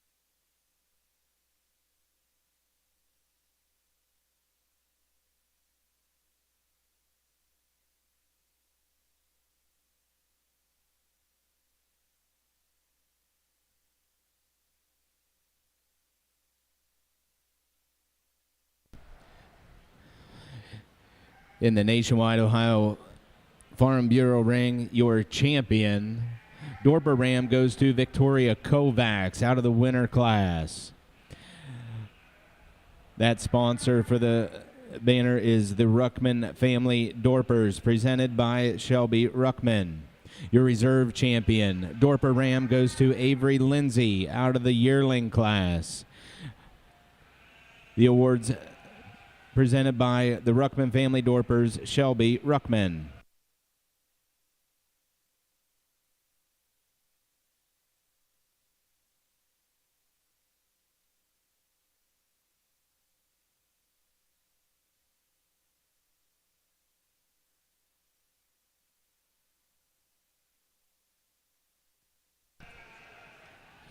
Results from the East Ring, the Merino Spring Ram Lamb class. First place goes to Emily Smith with Smith KLS 2554. Second place, Morgan Finley with WCYC 0891. Third place goes to Adeline Frame with Randy Frame 2502.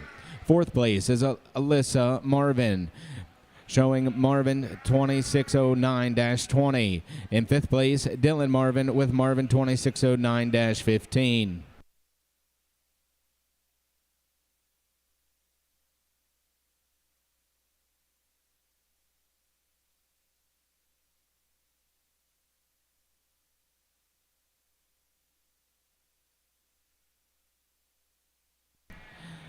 Currently in the East Ring is the Merino Ram Champion Drive. With the yearling Rams is Riley Smith and Annie Frame. Fall Ram Lambs, Elijah Berkheimer and Trevor Smith. Winter Ram Lambs, Riley Smith and Morgan Embody. And Spring Ram Lambs, Emily Smith and Morgan Finley.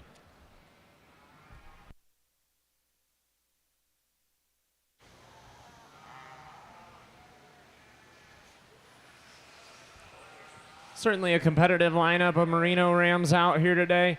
For me, I think there's two competitors here. We got the yearling buck and this fall buck lamb. The yearling ram for me is the buck that comes with the fleece that's in the best condition. It's nice and bright white. It's very uniform from front to rear. He comes with added thickness over that rack and into the loin area, and I think he balances up pretty nicely. A really high-powered one that I can't speak highly enough from a skeletal and a muscularity standpoint here in our fall class. One that when you get your hands on the top of him, you're just really impressed with the stoutness of feature. For me, the condition of this fleece is just a little bit of concern. He comes a little bit more yoky. We get back there in the britch area, a little bit harsher condition. I think if we could make him just as snow white as the yearling, that he could beat him. Today, I think that yearling is just too good to get beat from a fleece standpoint. He'll be your champion, following up with your fall for reserve.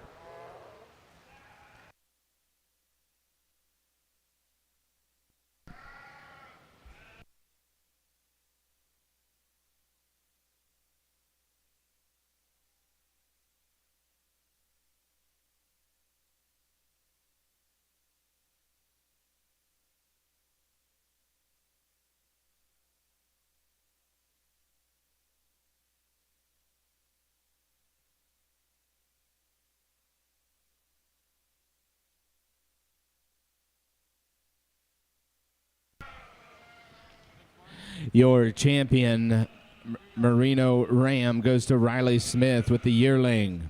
The sponsors for that is DAM Sheep Farm. And your reserve champion Merino Ram goes to Elijah Burkheimer with Out of the Fall class, and that is sponsored by Diller Sheep Farm.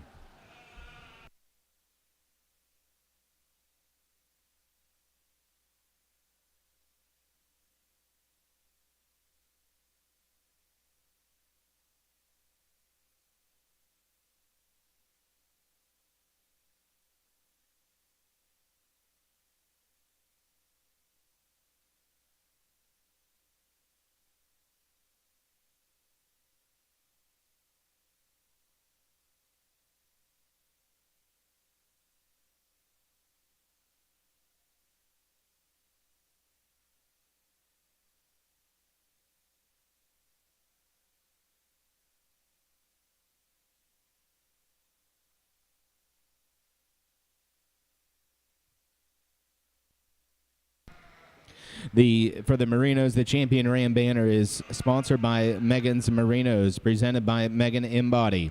And the Reserve Champion Merino Ram banner is sponsored by Walnut Creek Yacht Club, presented by Tom Connor.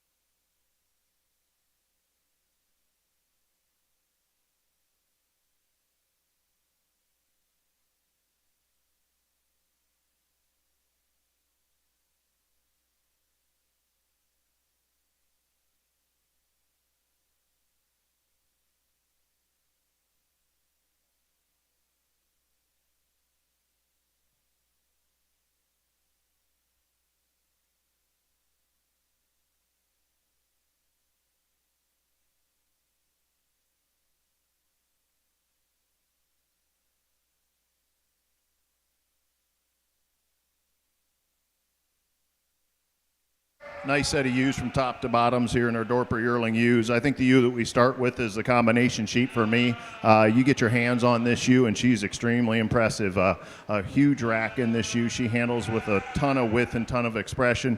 Great big and square out over that loin. She's not the biggest ewe in the class, but you get right out through here. She's extremely flat through that hip. A ewe that shows that extra expression of muscling. And then when you get on the side of this ewe, I think she balances up awful well. A ewe that's got some extension through her front. That's a really nice type of sheep to start our class off with. I think the ewe that most closely follows her in her type and kind is the ewe that we ended up here in second. A really good balanced ewe, a big bodied ewe in here. Ewe that's carrying a touch more condition for me today, not showing as much expression of muscling as the one that we started our class off with.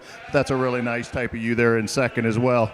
A really elevated fronted type of ewe, a really feminine fronted type of ewe is a ewe that we have here in third, a ewe that still has some width and has some expression. She just doesn't have quite as much overall rib shape as the ones that we started our class with. I just like to make her a little stouter in her overall appearance, maybe a little more stouter in her bone, but that's a nice type of ewe there as well. Then we run into a ewe that's extremely smooth. Our Dorper ewe ewe here is elevated up through the front. She's got some smoothness, just not the overall shape of the ones that we had on the top of the class here. A ewe that we'd like to balance her up just a tick better in order to get her over those up there, but that's getting critical of a really nice, good made type of ewe there as well. A powerhouse ewe is the one we had here in fourth. This ewe's got a lot of width when we view her from the back, but a ewe that just gets a little coarser in her overall makeup. And then we round out our top five here with another Dorper ewe that is very similar to the two that above, a smoother type of shape, but just not the overall expression of muscling and the stoutness of the ones that we had on the top of this class. Good class from top to bottom. Let's give these exhibitors a round of applause. Thanks.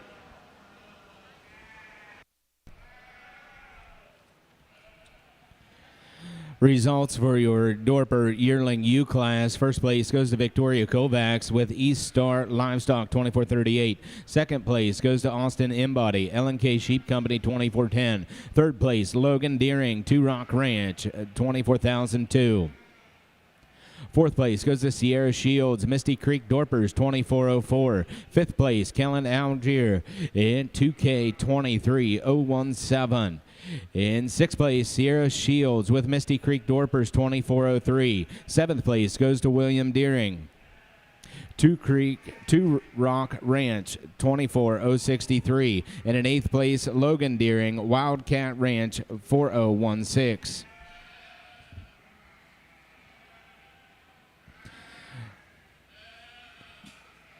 Now entering the ring on your Nationwide Farm Bureau side are the Dorper Fall ewe lambs. Final call, Dorper winner ewe lambs.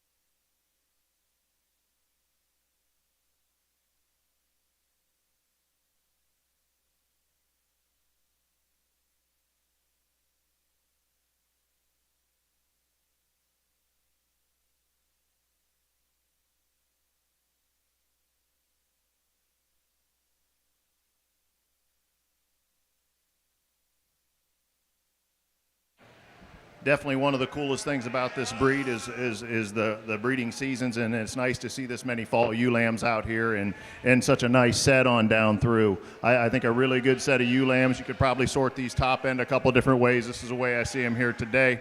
I think we got an extremely complete type of female up here on this end.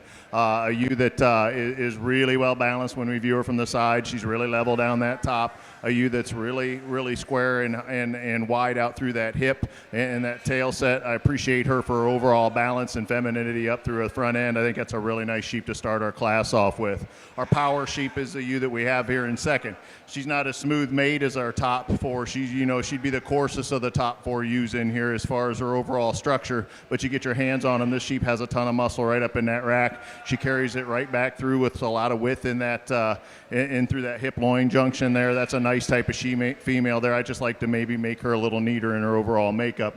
A really smooth Dorper ewe is the one that we have here in third. She's carrying a little more condition than some of the others, but we sure have to appreciate her for her balance and her levelness. A really nice type of sheep there. Love the sheep here in fourth. There's a lot of different things. I told the young exhibitor here, I said there's several things I like about this ewe, and there's just a couple things I'd change. When you handle her right up in that rack shape, she handles extremely good in the rack. A sheep that's got some width, it's really super fresh. It carries wide out through that loin. She just wants to pinch right there quite a bit at her tail set. A sheep that's just not quite as wide as structured as the ones that we had on the top of the class, but that's getting critical of a really good balance, eye-appealing type of ewe lamb there as well. And we round out our class here with a ewe here that has a lot of shape. She's being extremely difficult, but a really good handling type of heavy muscle type of ewe there in fourth. But a good class of lambs from top to bottom. Let's give these exhibitors a round of applause as they exit. Thank you.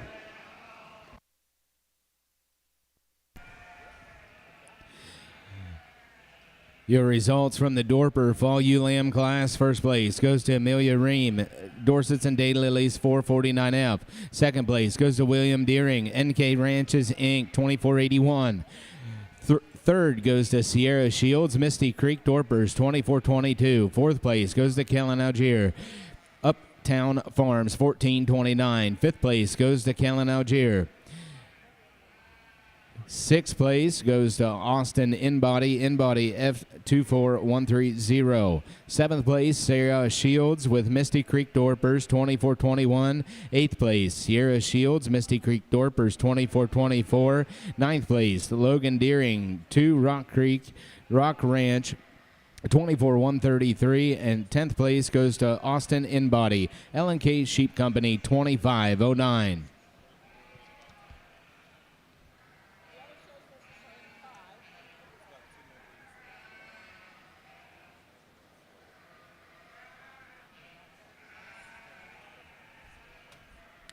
Entering the ring now are the Dorper winner ewe lambs.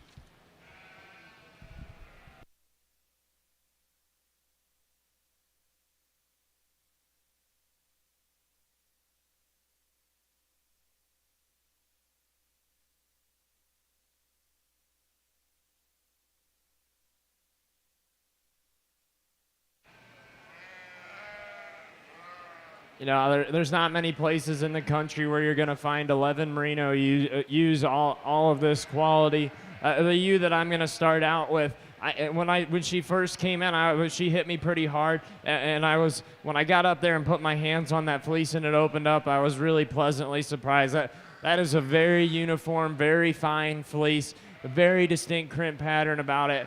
There's a lot of really good things to say about that ewe's fleece. Throw in there that I think she balances up really well. She's got plenty of maternal rib to her. She's stout featured down her top. I think just a logical place for me to start. The ewe that pushes her in terms of fineness of grade is the one that comes here in second. I think that this female is exceptional in her own right. For me, I think just some small things, the added base width of the one that comes ahead of her, maybe the added length of body to the one in front of her. But man, certainly an extremely bright white fleece that when you open up this one, just exceptional character. 2 very high quality individuals to start the class off with. The ewe that comes here in third, one that really grabs your eye from the stand back, is balancing up really well from her underline and being nice and square made. For me, when I open up her fleece, she just gets a little bit plain in terms of her crimp pattern. I think she's very bright white, but I'd like to give her just a little bit added character to keep up with the 2 in front of her. But golly, there's a lot of good sheep down this lineup. Young man brings us a shorter fleeced option here in 4. One that when you get her out and watch her walk around, you really like her. She balances up an extremely feminine ewe. Today she just kind of runs out of staple length to compete with some of the other heavy hitters in the class, but one that just still offers a ton of quality from a fleece perspective. I think we give her a little bit more time and grow that fleece out. We'll see how uniform and beautiful it is, and maybe she'll push some of our class winners a little bit harder. Young man brings us one here in 5 that just a really exceptional fleece. This is just a really high performing fleece here.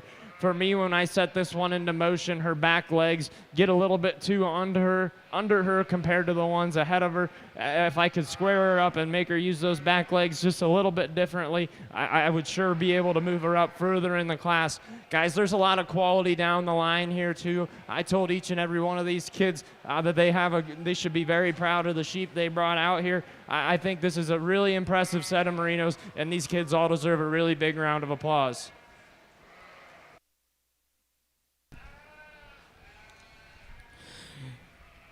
Your results from the Merino Yearling U class. First place goes to Morgan Inbody with Diller R581. Second place goes to Trevor Smith with Smith KLS 2418.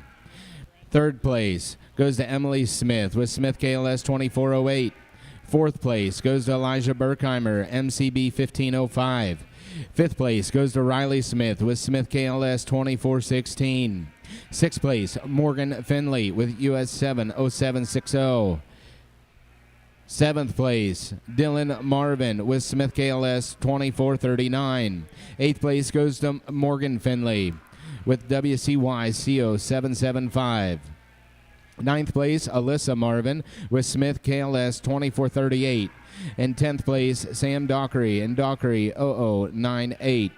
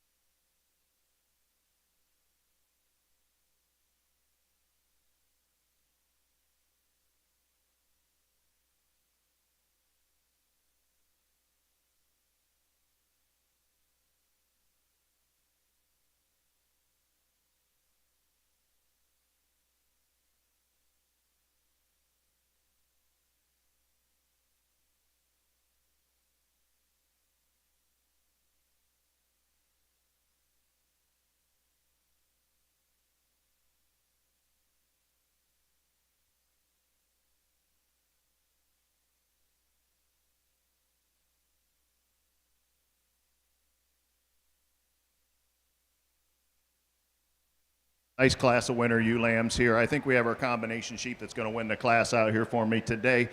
This ewe has gotten better and better as the class has gone on, as she's settled in a little bit. The young lady's able to get this one set up and pulled apart. But this is a sheep that has that balance that I'm looking for when we view her from the side. She has some elevation up to her front. A ewe that I guess excels in this class when you get your hands right on her. This is a sheep that handles really big right up in that rack. She's one of our wider handling and sheep right there through that loin.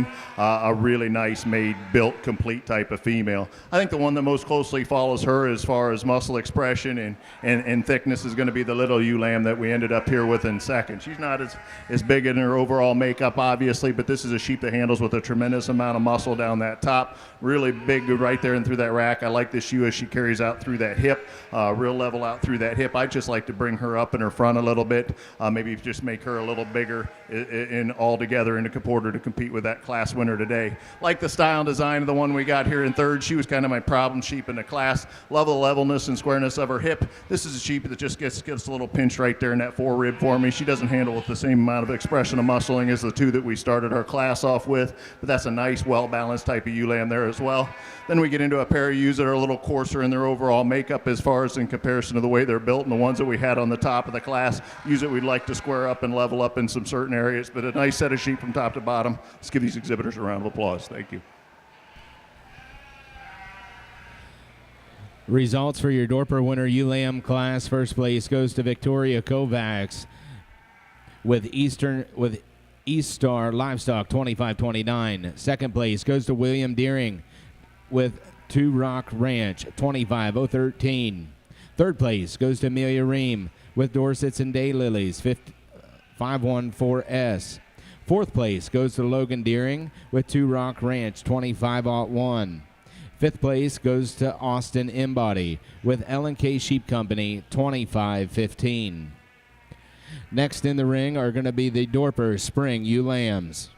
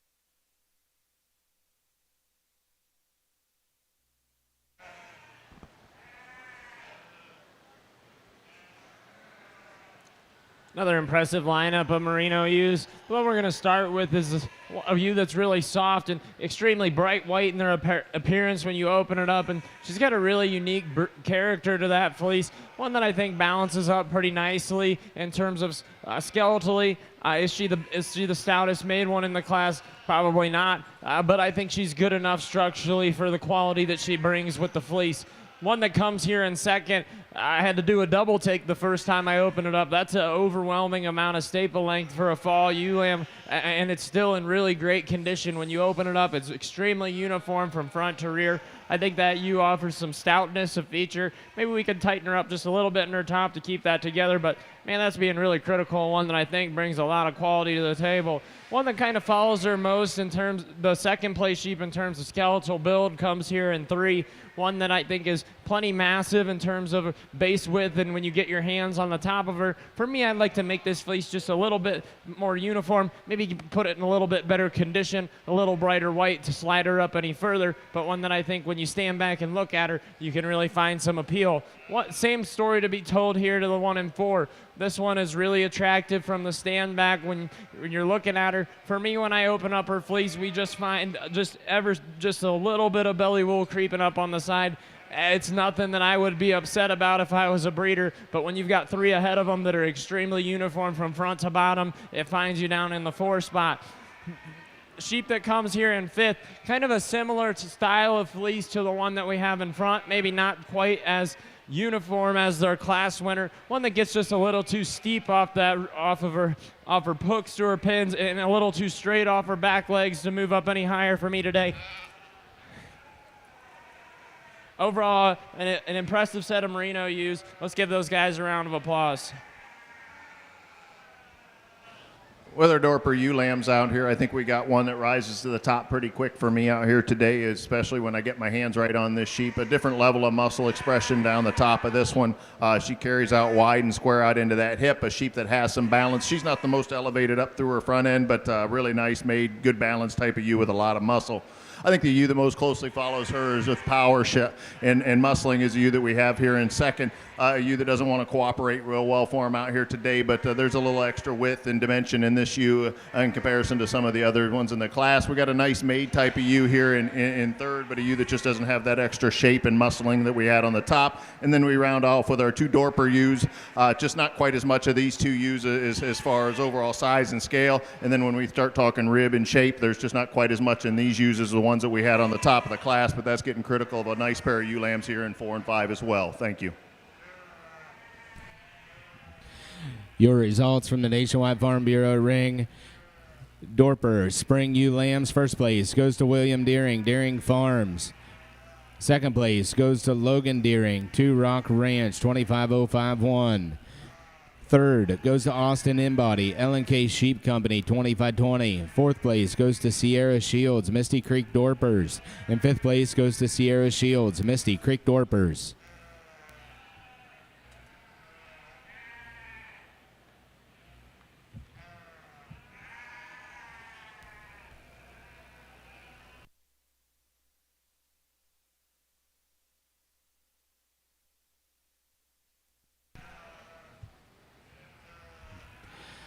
Now in the Nationwide Farm Bureau Ohio League Council ring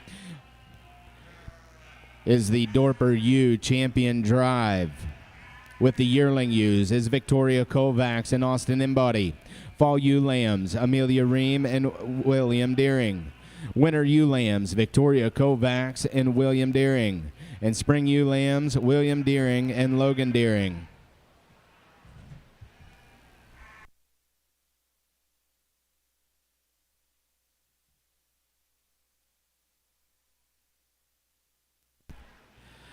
Results from the East Ring for your Merino Fall Ewe Lamb class. First place goes to Trevor Smith. Smith, KLS 2546. Second place goes to Sam Dockery. Dockery 0121. Third place goes to Elijah Berkheimer. Gadsby 2495. Fourth place goes to Morgan Embody with a Scott 2577. Fifth place, Riley Smith with Smith KLS 2547. In sixth place is Morgan Finley, and in seventh place, Morgan Finley.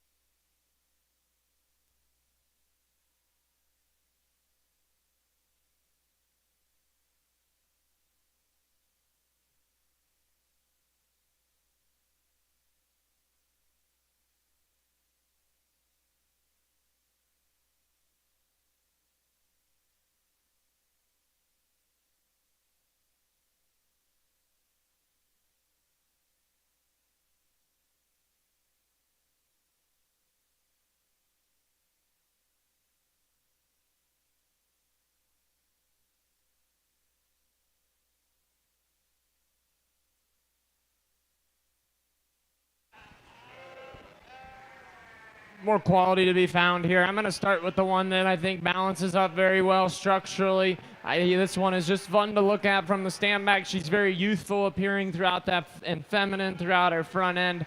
I think when we get this fleece opened up, it's a bright white. I love the character, by far the best charactered fleece in the class. I think all those things combined gets it up to the first place pretty easily for me. Get here to one in second. Again, another ewe that comes with tremendous length, the staple. You really like that about her. Condition is the word I'm going to use here. This fleece just gets a little bit yolky in its appearance compared to that class winner. I think if we can make her a little bit more bright white and add that added character to it and condition, I think we'll move that one up a little bit further. Today, for me, she's got to stay in second. Another really youthful appearing one here in third that I really appreciate. This one is when you get the fleece open. Again, a nice, really bright white fleece. For me, she just gets a little bit out of balance when we set her into motion. I think if we can just make her a little bit more structurally sound and make her a little more like our class winner, she'll get on a little higher. One that you really enjoy looking at from the stand back and appreciate for the amount of mass and power that it brings is one here in 4. When you get your hands in this one, you find just a little more belly wool than what you'd like to see. Some of it might be some lamb wool still working on growing out, but it's just not as consistent, especially down along the belly line, as what we find in some of the ones ahead of her. A lot of quality to be found here in their own right. One that comes here at the end is this lamb just needs some more days on feed. He's still really youthful appearing. He's got a lot of lamb tips, very greasy yet. I think that we just need to let that fleece grow out, maybe keep it in a little better condition, and it will find something that we will like to compare to the rest of our class. That's how I see him today. Congratulations, exhibitors. Well, let's put your hands together for these Dorper ewes. I think we had a really nice show on down through. I appreciate what this breed has done. I see them here and there at the county fairs as I sort through some sheep, but I haven't got to do a group in several years since I did the junior show at Louisville, and I certainly appreciate the amount of thickness that they put into these things, and they've squared them up a little bit to make them look like the rest of the sheep that we have and people are exhibiting. So, I mean, I think they've got a really nice set out here. There's one out here that hits me extremely hard today. I think she's a pretty easy winner here in your Dorper show, and then I think it gets close maybe between a pair after that. Really like the style, like the design. I like the way some of these ewes are built out here and the amount of thickness that they have. So let's give these group one more round of applause, and I'll go out and get your champion, reserve champion ewe. Thank you.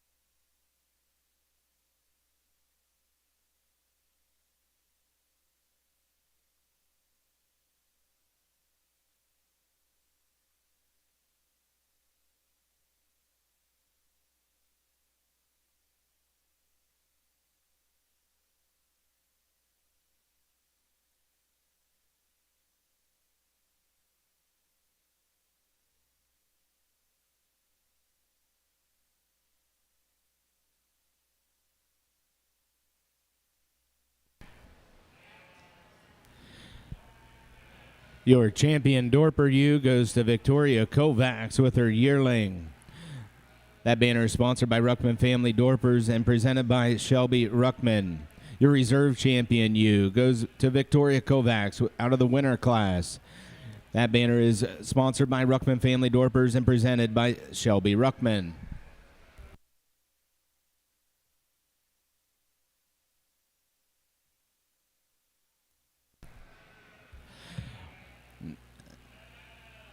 Out of the East Ring, the results for the Merino Winter Ewe class. First place goes to Emily Smith, KLS 2552. Second place, Sam Dockery with N-Body 2995. Third place goes to Sam Dockery with SD Merinos 1182. Fourth place goes to Elijah Berkheimer, MCB 1564. And fifth place goes to Annie Frame with Randy Frame 2501. I think one that comes out and handles this class, in my mind, one that is just ahead of the curve in terms of growth compared to what's out here in the class. I really like the stout feature to this one. You get the fleece opened up. You find that it's uniform from front to rear. Really logical place for me to go ahead and get started.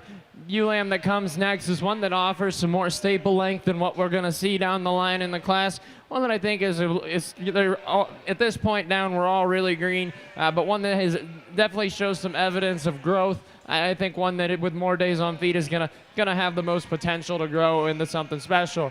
Get here to 1 and 3rd. This Ewe-Lamb, you just like the fleece on her too much to not have her in 3rd. I think she balances up nicely. I think she, again, is just a very young ewe that's behind the growth curve. Spend some more time in front of a feeder, and you might get something later down the line. One that comes here next, and 4, we just need to balance her up structurally a little bit better. I think she needs to move a little bit more freely off the rear end of her skeleton, but one that you appreciate for the bright white naturedness. And then the one that down here on the end just kind of runs out of gas.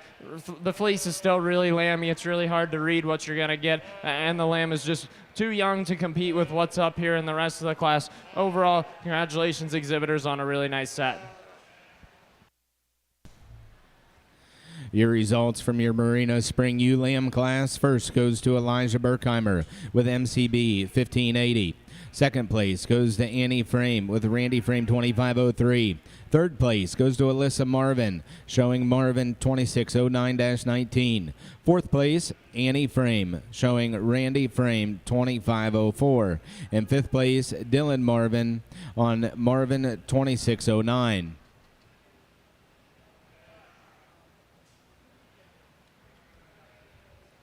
Champion you. Now entering the East Ring is the Merino Champion U-Drive. Out of the yearling class, Morgan Inbody and Trevor Smith. Fall Ewe-Lambs, Trevor Smith and Sam Dockery. Winter Ewe-Lambs, Emily Smith and Sam Dockery. And in the class with the Spring Ewe-Lambs, Elijah Berkheimer and Annie Frame.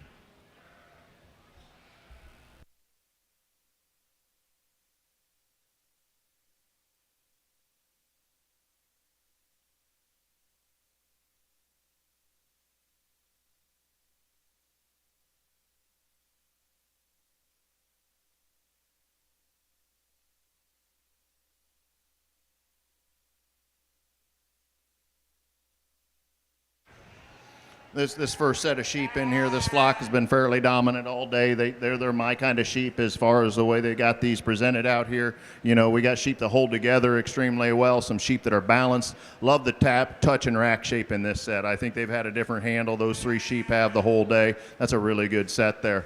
Really nice, consistent set here is our set that we had here in second. I like the balance of these sheep as well. These are some sheep that hold together really well when we get them on the move. Do they have as much shape and overall expression of muscling up there as our top set? No, but that's a really good, nice, balanced set of sheep. Then we get back into a little more shape and dimension in our third set here. They've had some pretty powerful handling sheep as far as top shape the whole way through today. Nice set there in third. And then we run into another set of white Dorpers here. Some more sheep that, like I said, they got a pretty good look. They got pretty good shape in this group. And then we round off with our Dorper set here. Like the smoothness of these. I like the levelness of these. I just like to see a little bit more expression of muscling in them in comparison to some of the top. But I really enjoyed working through the Dorpers today. Let's give these young exhibitors another round of applause as they exit the ring. Thank you. Your results from the Dorper Flock class. First place goes to Victoria Kovacs. Second place goes to Amelia Ream. Third place, William Deering. Fourth place, Logan Deering. And fifth place, Sierra Shields.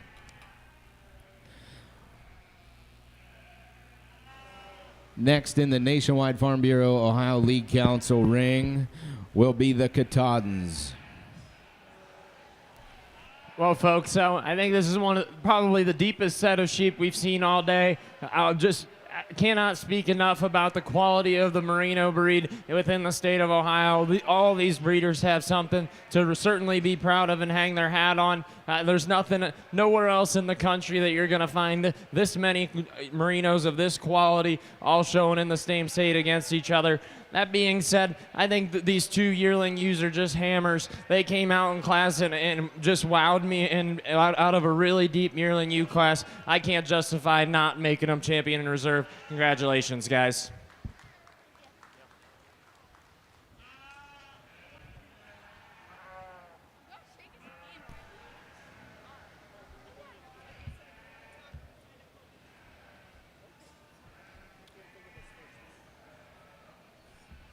Just say Kathy because that's his mom. That's who I thought was going to get it.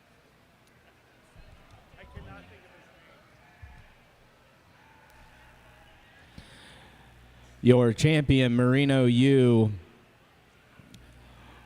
goes to Morgan Inbody. The banner is donated by KLS Farms and presented by Kathy Smith. Your reserve champion Merino ewe goes to Trevor Smith.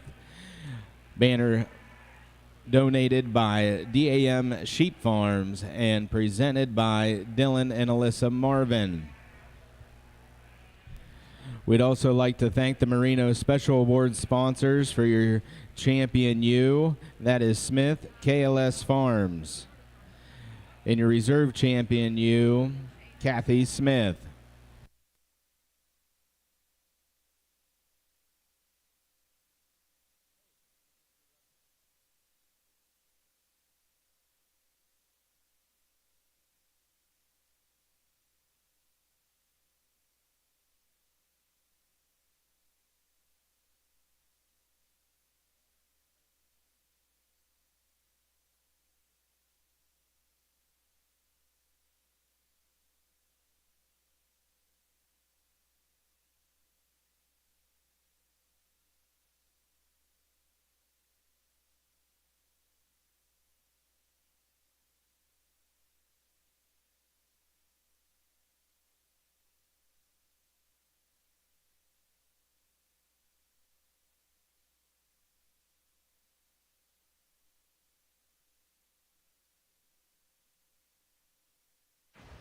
We got a nice buck to start our Katahdin show out here with. You get a ram that has this type of frame on him. You know, they've gotten these sheep quite a bit bigger than they were in the past, but a buck that's extremely level down that top. He balances up really well from flank to flank. I like the squareness of this buck out through his hip. I think this buck's coming out a little flatter and a little leveler than maybe some of the others in the breed. Sheep that has some muscle, I think he can go on and be an extremely productive ram.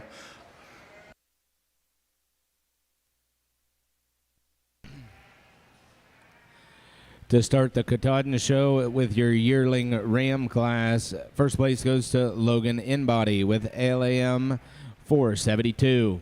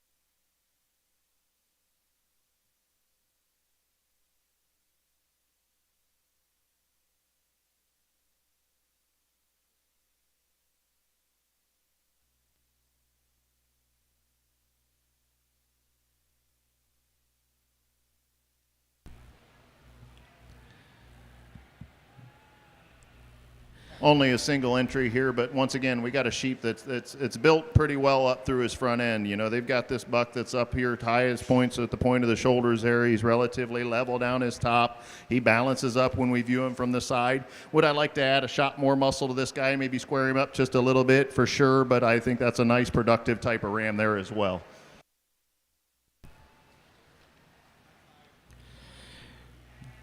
In your Katahdin Fall Ram Lamb class, your Fall Ram Lamb was exhibited by Jacob Lewis, RIV 1123.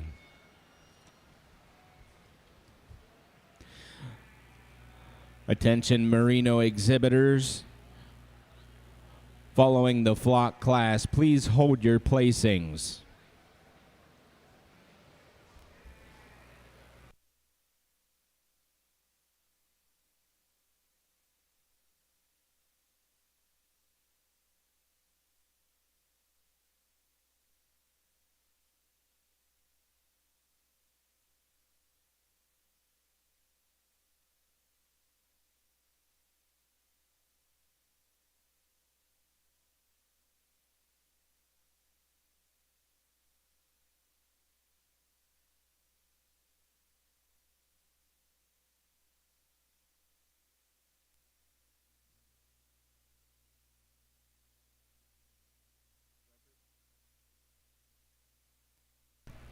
Attention in the barn.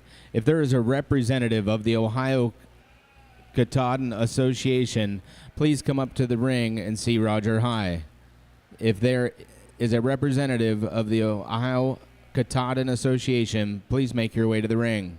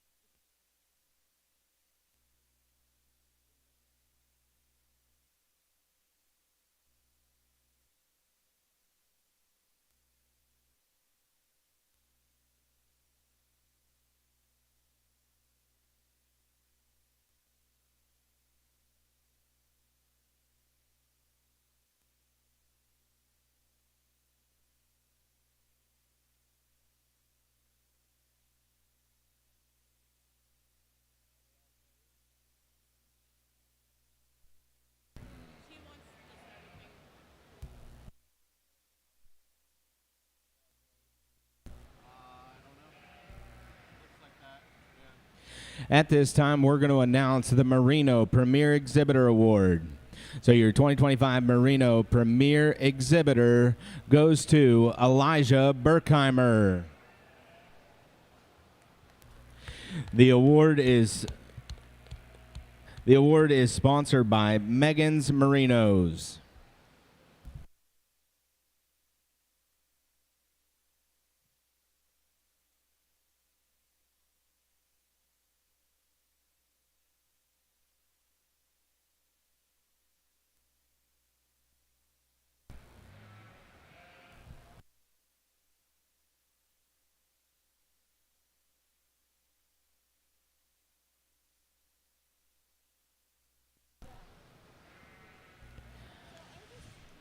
Placings for your Merino Flock class. First place goes to Riley Smith. Second place, Trevor Smith.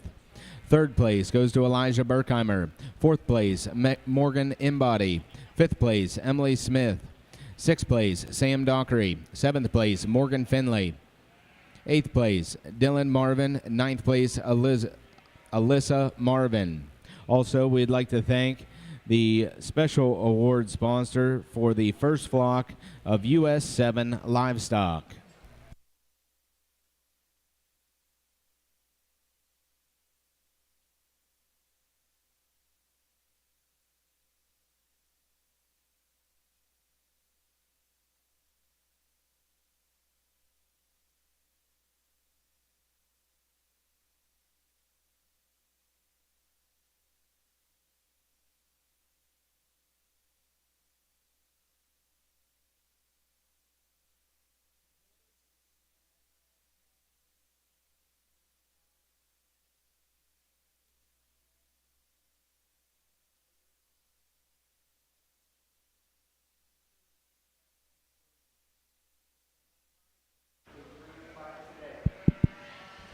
I get into this class of Katahdin buck lambs, and I'm a little nervous. I'm a little nervous on I guess where this breed is going, because we got a couple winter buck lambs out here, and these guys are getting really big.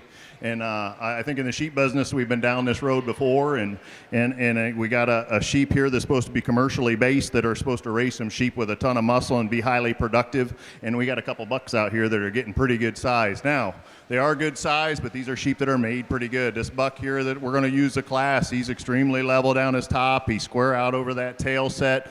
A buck that handles with an extreme amount of length of loin, which makes him percent overall. He handles with as much thickness as anything else I have here in the class, so he's going to win that thing here for me today. The buck that we have in second, I think most closely follows him in his type and kind. I think we got another sheep that's tall fronted, handles with some width as we go back through. Not quite as level as the buck that we started with. We get him out and get him on the move. He wants to get a little higher in his top, but that's a nice type of sheep there as well. A buck that I get my hands on, I was hoping he'd have a little bit more shape, as a ram that I had here in third. A buck that's a little smaller in his overall frame, but a sheep that has some muscling. He just doesn't have enough in order to get him up over those top two bucks. But a nice sheep there as well. And then we got a little finer featured type of ram here in fourth, a ram that handles with some thickness, just not quite the stoutness and ruggedness of the bucks that we had on top, but a pretty good class of fall, or winter buck lambs here.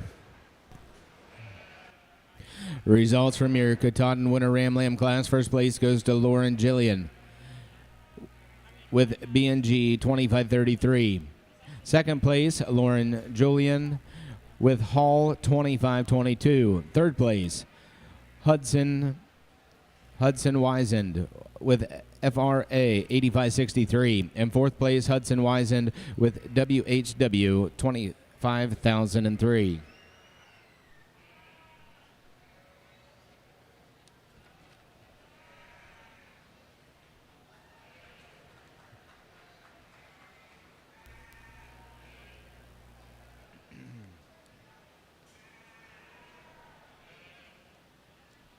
I'm just going to wait on his paper.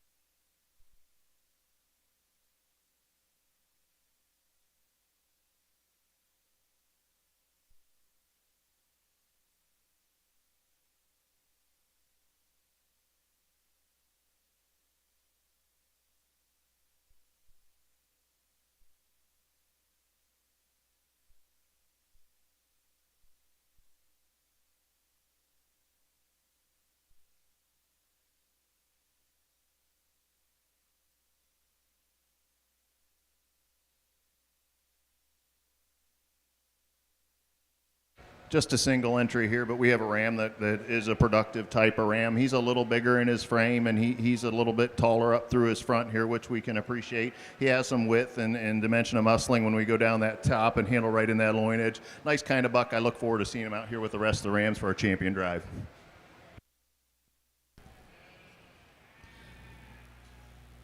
Your Katahdin Spring Ram Lamb single entry class presented to you by Lauren Julian, BNG 25351.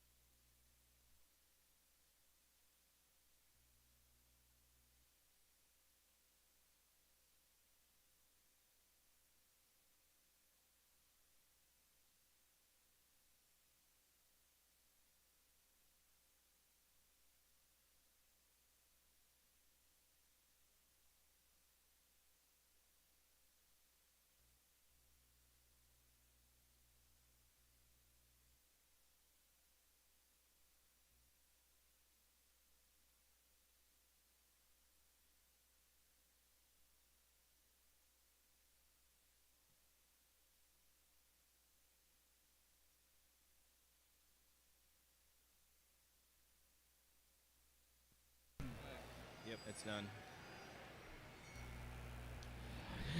Out of the East Ring for your Merino show, Best Fleece went to Sam Dockery. Best Headed Merino went to Annie Frame. We'd like to thank those special sponsors there for the Best Fleece was the Schroeder Family Farms. And Best Headed M&B Merinos, Mark and Colette Berkheimer. We get out here for a champion Katahdin Ram, and I think there's one that suits me really well as far as what I would like to see in the breed and what I think they need to be built like, with having some ribs, some volume, some stoutness, sheep with some muscle, and then do that in a nice and neat package. And then we got one that I think is going to be exciting to watch grow, to see when this sheep quits growing and see how he masses up as well. But a pretty good set of bucks out here. I'll go out and get your champion in reserve. Thank you.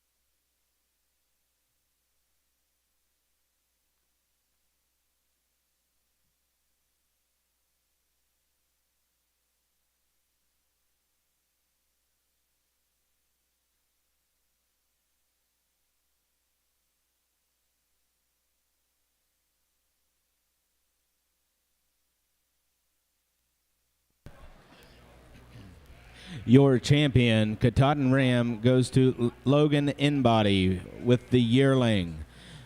Banner sponsored by Ohio Katahdin Breeders Association. Your reserve champion, Katahdin Ram, goes to Lauren Julian out of the winter class. That banner is sponsored by Ohio Katahdin Breeders Association.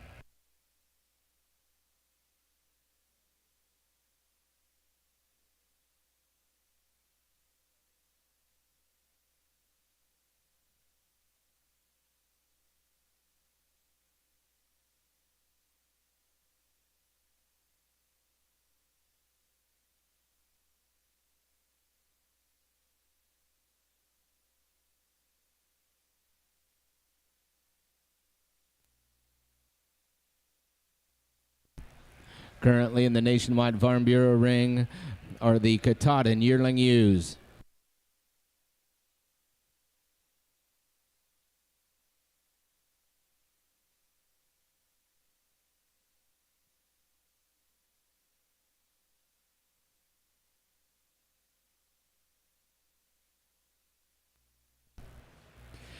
In the East ring, currently in the ring, are the natural colored yearling ram class.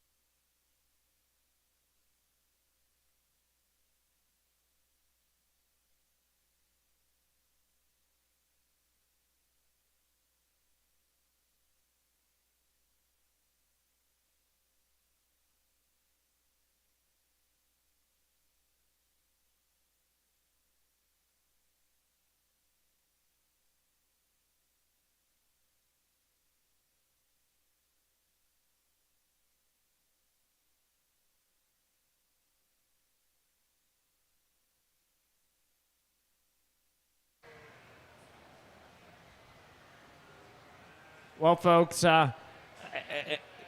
very interesting class here to say the least. These two bucks up here at the top, I like both of them an awful lot. I kind of wish they weren't in the same class. We're kind of comparing apples to oranges here as far as a fine wool, comparing him to a Lincoln. This buck that we started off the class with is just so uniform from front to rear, and that fleece is just super beautiful and lays his top in dead level. When he motors around, he moves around the way he needs to. I think just a really unique fine wool buck that I can't get him out of first. The one that I wish I could use to win as well is the one here in second. This buck is really good. He is stout featured. You get your hands on him, and he's just a powerful natural colored Lincoln Ram. I don't really have anything bad to say about him. We're just by the nature of the class showing fine wools against long wools. They're both different. I wouldn't say one is better than the other on any day, but for me, I think it's just a little more unique to find a fine wool that's not structurally sound and uniform, but absolutely taking nothing away from this one that we have here in second. Get down to a big framey ram, medium grade wool buck here in third. I think the one that offers a lot of things that you like from a skeletal and a size standpoint. For me, I like to balance him up on his underline, maybe give him a little more length of staple and some more uniformity. Come down here to a Lincoln Ram. That certainly offers a lot of power. I think one that we just need to fix, he gets a little bit straight off those back legs. Maybe if we could set his hip in just a little bit better, he might get up and compete with the class. Overall, a really exceptional class of natural colored Rams. Let's give those guys a round of applause. Good, complete type of ewe to start our class with here. I think a ewe that you sure like her when you view her from the side. She's my combination sheep of the class. You know, she's on the big end of things, but this is a ewe that has a ton of rib, ton of volume. She's the biggest back sheep when I get my hands right on her. She handles with the most width right over that loin edge. She's the one that exhibits a little bit more rack shape up there than everything else we have, but that's a nice type of female there. I think our dark-colored ewe here most closely follows her in type and kind. A sheep that balances up really well. She's a little slicker as far as her hair, so she doesn't appear to have quite as much width, but that's a sheep that handles really well down that top as well. Sheep that balances up really well from the side. Like the boldness and the extra rib shape that we have here in our third place ewe, but she's a ewe that just gets a little more compact for me. A ewe that doesn't quite hold together quite as well right there behind the shoulders as the ones that I ran at the top of the class, but that's a nice female there as well. Then we got a big framed ewe, a long-bodied ewe here in fourth. Another ewe that is level down her top, but a ewe that just doesn't have that overall expression of muscling that I'd like to see on a bigger type of sheep. Then we run into a pair of ewes down here that just don't have as much growth as far as maybe a couple of the others here, a couple that aren't quite as straight down their top or square out in that hip, but a nice set of ewes from top to bottom. Let's give these exhibitors a round of applause. Thank you. Results from the East Ring for your natural colored yearling ram class. First place, Emily Smith, Smith KLS. Second place, Lori Bauman with Buckshot 2424. Third place, Archer Copeland with Broken Arrow 517. And fourth place, Alyssa White with Campbell 400-194.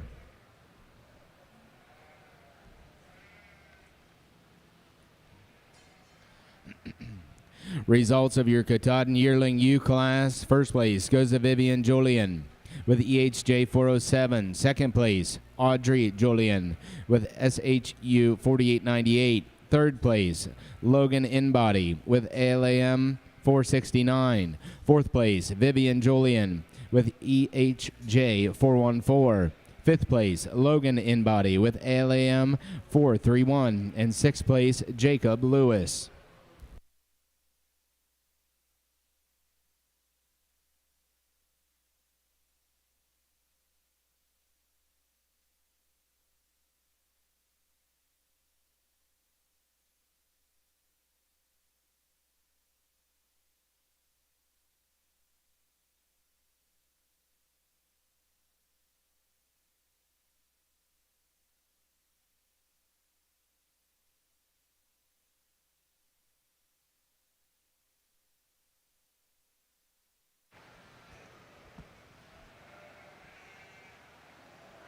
And here we go again with the apples and oranges conversation. I think two bucks out here that are certainly outstanding in their own right and competing against their own breed or their own grade of fleece, I think would do exceptionally well. I think the medium grading buck here that we're going to use is really uniform from front here. He's got a really bold crimp about him that you really like. Ultimately, I think this one's a little bit more genuine in his structural soundness. I really love the athletic appeal and the upstanding nature of the front end of this sheep. Tie in there that I think his top line lays a little bit more truly level. I think just a logical one for me to start with. Taking nothing away from this natural colored Romney buck that, like I said, would definitely stand on his own against other Romneys. For me, when I get my hands going down the top line of this one, I think he just breaks a little bit right behind the front shoulder. Maybe doesn't motor off the rear wheels quite as comfortably as the one in front of him. But man, you want to talk about a long, stapled, beautiful, uniform fleece. You sure got it there. Another medium grading fleece down here, one that when you get your hands on the top of the sheep, you can appreciate him for how long he is. He's got a tremendous length of hind saddle. For me, I just need him to balance up and move around a little bit better. Just got to give him a little more length of staple just so we can really evaluate what we have from a fleece perspective. But overall, three really exceptional rams. Congratulations, exhibitors. Nice set of fall ewe lambs here from top to bottom. The ewe that we're starting with is our bigger frame, more extended type of ewe here, but that's not all there is to her. This is our bigger ribbed ewe. This is our ewe that has a much bigger back than anything else we have in the class. Sure appreciate the way that this ewe shows that extra rack shape right up in there and fits together in those shoulders. That's a nice type of sheep to start our class with. I think the ewe here from an expression of muscling standpoint and a rib standpoint, this ewe here falls into second fairly easy for me today. A ewe that has some muscle, has some thickness, just not quite as much overall rib and volume as the ewe that we started with. And then we round off with the young man's white ewe here, a ewe that just is a little later maturing and not quite as expressed in her muscle shape as some of the ones we have on top, but I think can go on to be a really productive ewe for him as well. Thank you. Results from your East Ring. Natural colored fall ram lamb class. First place goes to Brooke Hershey with Hershey Cropland. Second place, Lydia Henry with Little Hooves. And third place, Archer Copeland with Highline 1091. Next in the ring, winner Ram Lambs. Results from your Nationwide Farm Bureau ring. Katahdin Fall Ewe Lambs results. First place, Audrey Julian with EHJ 435. Second place, Hudson Wiesand with WHW 24020. And third place, Jacob Lewis with RIV 1105.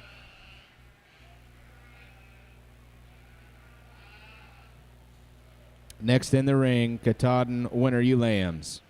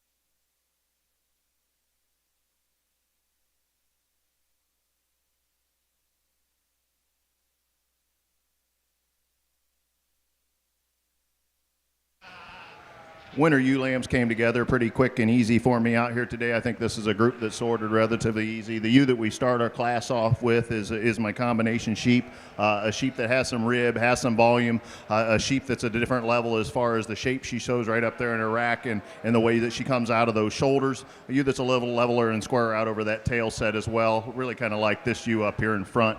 The ewe that most closely follows her with width and dimension of muscling is our bigger framed ewe here that we have in second. A ewe that has a lot of width when we handle her right there in her loin. She is neat in her front end is the one that we started with. Is she is balanced quite as well when we view her from the side as our starter? No, that's why she ends up in the second hole here for me today. Then we got a ewe that we like the way she's built here in third, but a ewe that just doesn't have the width and dimension of muscling as that we had in those first two there, but that's a nice type of sheep as well. And I like our dark colored female here at the bottom too. That this is a ewe that balances up really well from the side. She's relatively level down that top, but just not the shape and dimension of muscling of the ones that we had above. Good class of ewes there. Let's give them a round of applause. Thank you.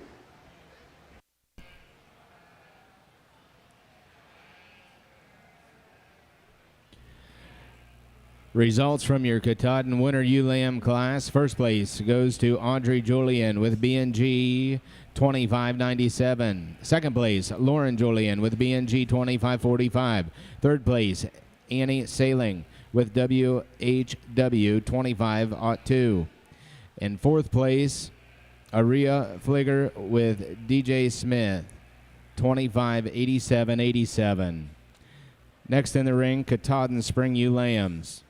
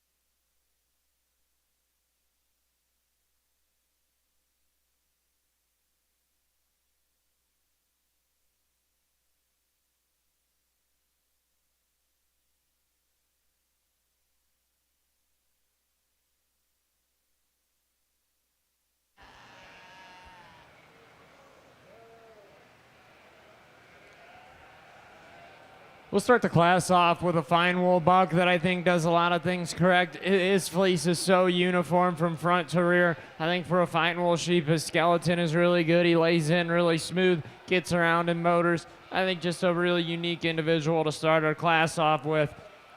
Taking nothing away from the medium grade buck here that comes in second. He's really uniform as well from front to rear. Love the crimp design that this one brings to the table for me today. If we're thinking about what medium, just trying to compare him to maybe some other medium grades that he would be shown against, maybe could stouten him up a little bit in his top, make him give him a little bit more power. Again, being really critical of one that I think is awfully good. It's just tough comparing apples to oranges here. I wouldn't beat myself up too bad either way.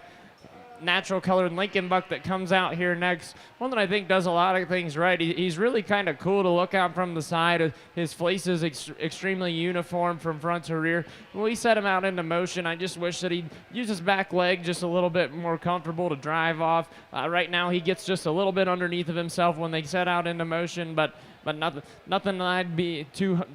Nothing that's too critical on him. I think a lot of quality to be found here. Get down here to the baby doll ram. One that I think for a baby doll is pretty skeletally sound. You know, when he gets out and goes, he uses his legs the way he should. His top line lays in when he starts walking around.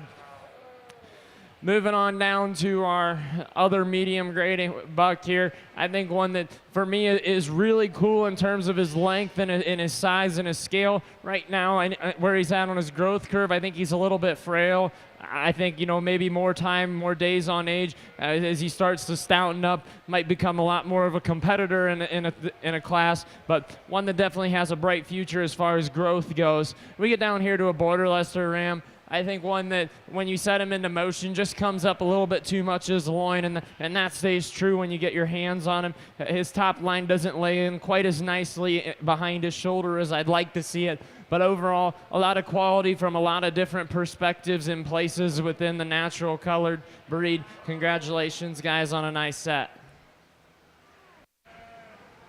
As we wrap up our female show down here at the Katahdin Inn down here, we have another class that comes together rather nicely for me out here today. The ewe that we start our class with is a different dimension as far as rib shape and volume in comparison to what else we have in the class. She's a ewe that just has that extra amount of rib, extra amount of width the whole way through. We get to handle her. You can see that rack lays right up in there nicely in that top, and then it fits in nicely back there as that hip loin ties together. There's a lot of width in there as well. Real feminine type of ewe is the ewe we have here in second. I think she's our second widest base type of ewe here in the class with a little extra added width down that top, but she doesn't have the overall rib and volume of the one that we have to start our class. And then we round our class off with a later maturing type of ewe, not quite as stout as the ones that we had up on the top, not the overall width and dimension, but a nice type of ewe there as well. Thank you. Results from the East Ring, your natural colored winner Ram Lamb class. First place goes to Emily Smith with Smith KLS 2519. Second place goes to Brooke Hershey, SF 25-22. Third place goes to Leandra Gray with LG 64. Fourth place, Aubrey Schmidt with Elmdale Farms, Newton. Fifth place goes to Spencer Copeland, Hilltop Farm, 2352. And sixth place goes to Alyssa White with Campbell, 5737. Now in the ring, our natural colored spring Ram Lambs. Results from the Nationwide Farm Bureau ring, Katahdin Spring Ewe Lamb class. First place goes to Vivian Jolian. Second place, Vivian Jolian. And third place, Hudson Wisen.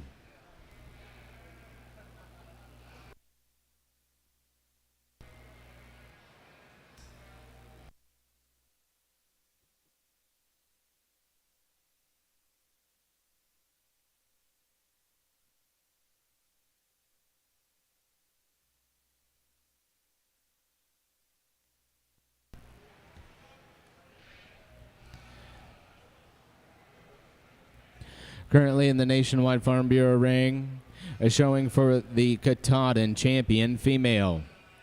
In the ring with out of the yearling class, Vivian Jolian and Audrey Jolian. Fall ewe lambs, Audrey Jolian and Hudson Wisen. Winter ewe lambs, Audrey Jolian and Lauren Jolian. And with spring ewe lambs, Vivian Jolian and Vivian Jolian.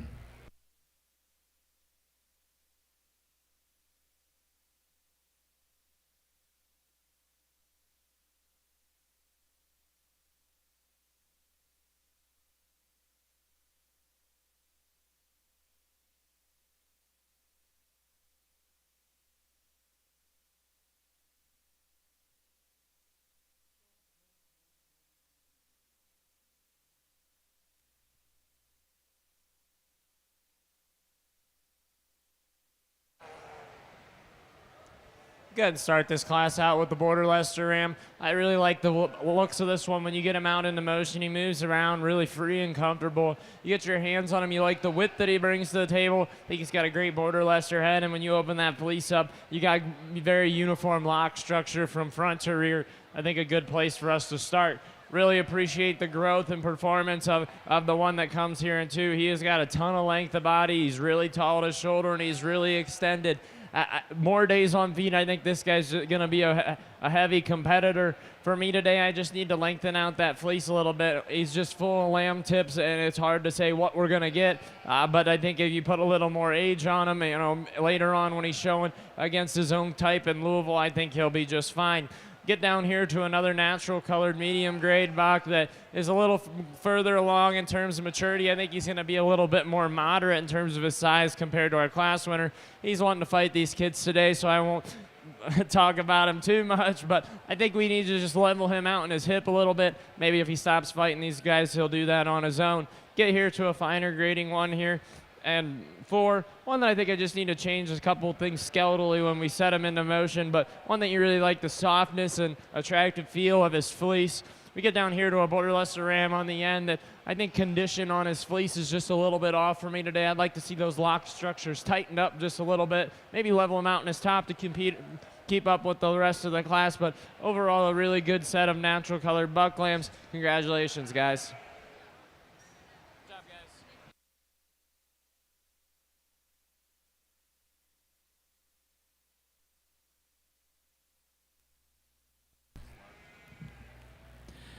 Your natural colored spring ram lamb class, first place, Alyssa White with Campbell, 57.34. Second place, Archer Copeland with Broken Arrow, 7.24.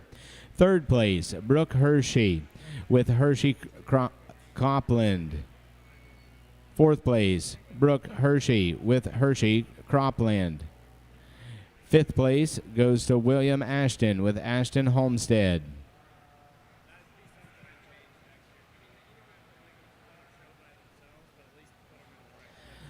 Now entering the ring on the east side is your champion natural colored Ram Drive.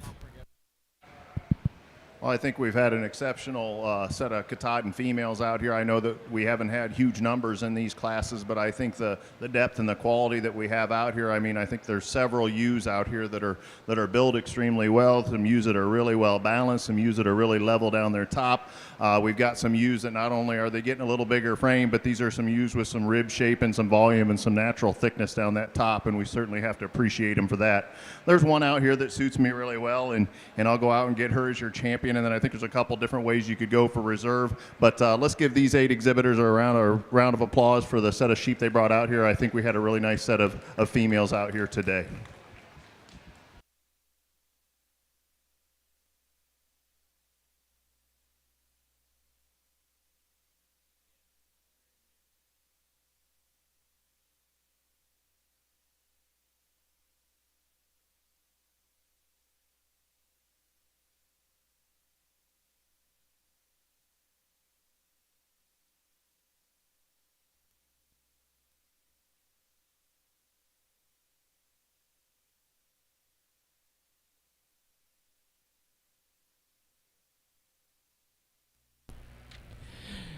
Your Katahdin champion ewe goes to Audrey Jolien out of the winter class. Your reserve champion ewe goes to Vivian Jolien out of the yearling class.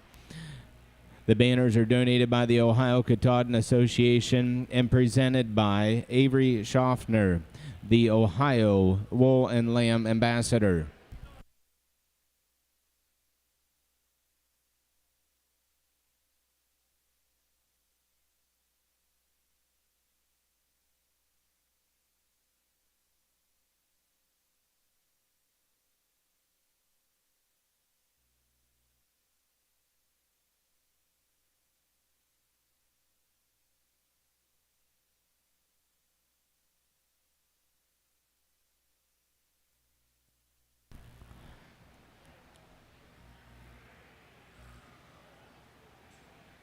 In your natural colored final drive for the champion Ram. In the yearlings, you have Emily Smith and Lori Boffman. Fall Ram Lambs, Brooke Hershey and Lydia Henry. Winter Ram Lambs, Emily Smith and Brooke Hershey. Spring Ram Lambs, Alyssa White and Archer Copeland.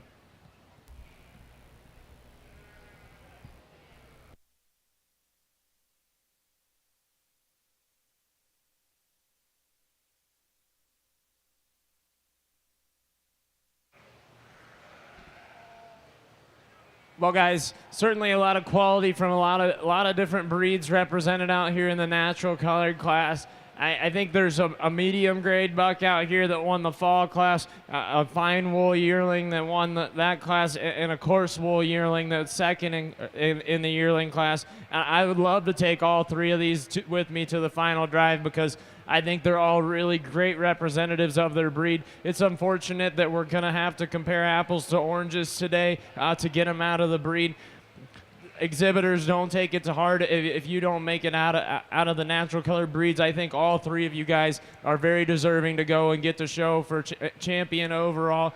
Today I got to go show you my favorites. I think we're going to use that medium wool for champion. Follow them up with your fine for reserve. Congratulations, guys.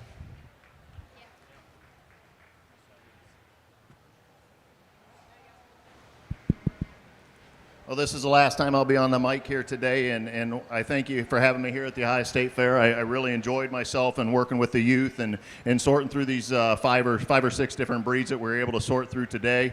I think the sheep industry is in good hands. I think we have some young exhibitors out here that definitely take a lot of pride in the breeding end of things here, and they know the sheep they have, and I think that's very important.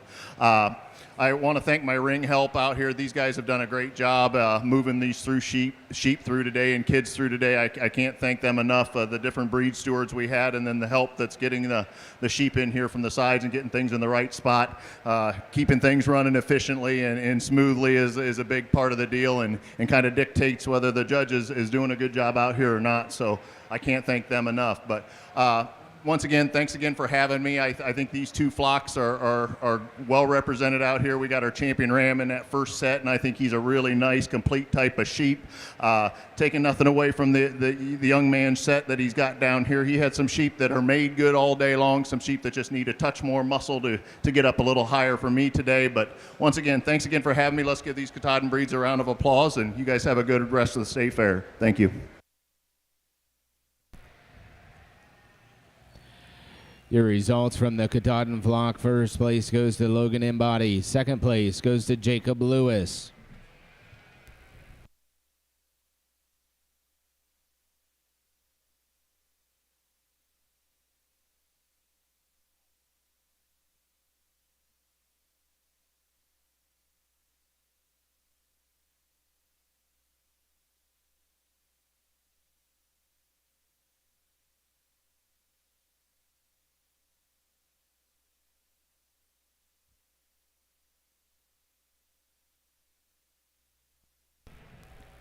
Your champion natural colored ram goes to Brooke Hershey with the fall.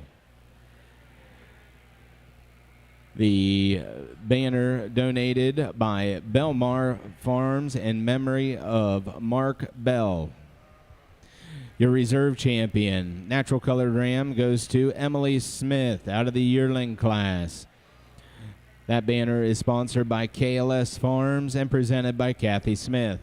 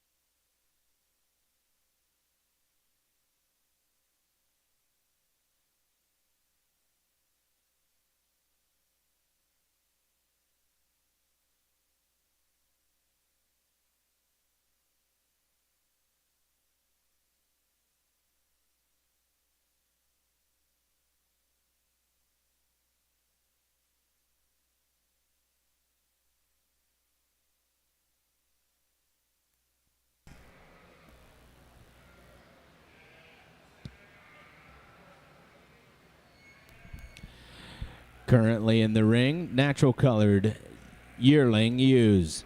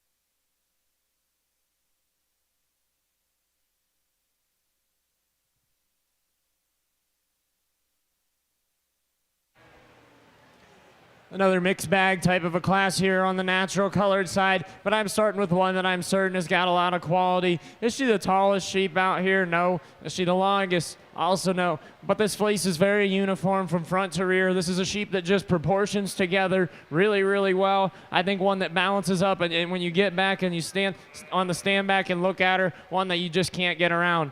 The young man that comes out next with the Lincoln ewe is one that's really attractive and feminine throughout her front 1/3 and really uniform throughout her fleece. This is a ewe that I think could stand maybe to have just a little more condition on her. She likes to break just a little bit when I get my hands and start feeling down her top and get behind the front shoulder. I think if we could pick that up and level her out, maybe put a little bit more mass on her up around the forerib, I think one that would be really competitive, but certainly a really ultra feminine, really unique fleece on that Lincoln. Great one to be in second. We get down here to a natural colored fine wool, one that I think is very unique in terms of being as fine as it is and still having some height and structure to it. One that really offers a lot in terms of uniformity of fleece from front to rear. I think an excellent one to fill in the 3 hole. We get here to 1 and 4. This sheep just kind of fits into 4th by just kind of default for me. It's one that's really true down its top line. It's good in its fleece. I think if I could change this one and make her a little less straight off those back wheels, she goes up and starts pushing the rest of the class harder. But one that's definitely got a lot of maternal rib shape and a lot of width on her top that you like about her, with still a feminine front end. Really powerful Lincoln ewe here in 5. One that you really like when you get your hands on the top of her. This one, when we set her into motion, those back wheels just come up underneath of her a little bit too much for me, but certainly a really, really competitive class of natural colors. Congratulations to all the exhibitors all the way down. Results for your natural colored yearling ewe class. First place goes to Brooke Hershey on Wolf 23-155. Second place, Brett Martin on Freeze 24-19. Third place, Emily Smith on Toth 96. Fourth place goes to Will Pack on Wolf 23-160. Fifth place goes to Lori Bauman on Buckshot 24-20. Sixth place, Alyssa Carpenter on Buckshot 24-10. Seventh place goes to Courtney Copeland on C. Copeland 527. Eighth place, Archer Copeland, Triaville 2009. Ninth place, Leandra Gray with EC Plank 2418. 10th place, Alyssa White, Campbell 420-192. 11th place goes to Aubrey Schmidt on Elmadale Farm Ariel. 12th place goes to Spencer Copeland, Leaf Livestock 2371. And 13th place, Alyssa White, Campbell 409-193. Currently in the ring, natural colored fall ewe lambs.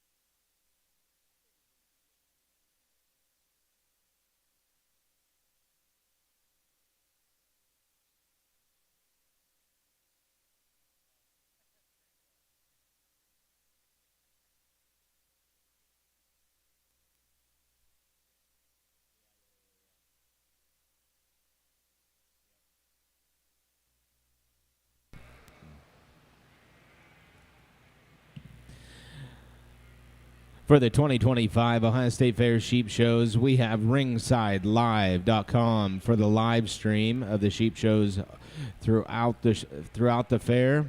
That is ringsidelive.com if you want to see the live streams and the sponsors to make that happen so you can view it whether you're around the fair or at home.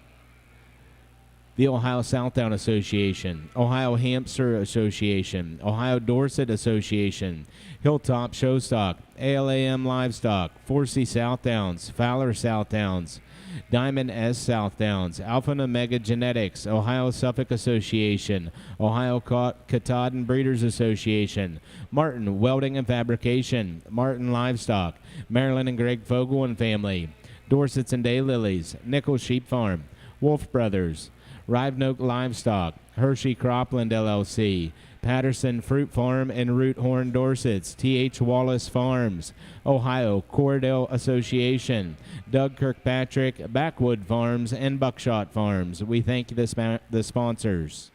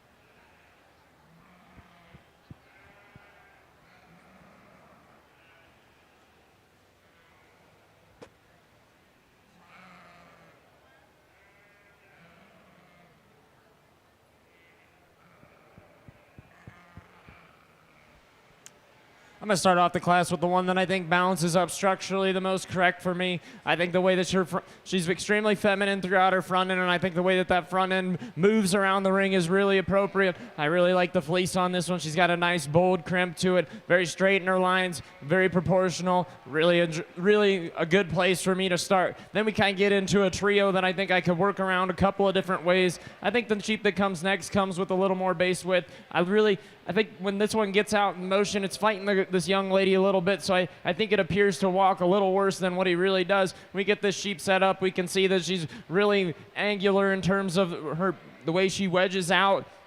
Really like the way that underline balances up on that one. Throw in there that she's got a really nice fleece and she's big and square across her top. I think it's a really logical second for me. We get back here to 3. One that you really appreciate, the rib and the front 2/3 of the sheep are really good. When we get to those back legs, when we set her into motion, I think those hocks like to come in just a little bit too much for me when she gets out in motors. I think if we could get that fixed and turn those out just a little bit, she'd be a pretty tough one to beat. We get down here to the biggest sheep of the class, and one that I really appreciate how dense this fleece is very gonna be a really high volume fleece by the time it gets done growing. For me, she just gets a little too straight off her back legs when we get her out in motion in relation to her contemporaries. She's got to stay 4th for me today. Congratulations, guys, on a nice set of natural colored ewe lambs.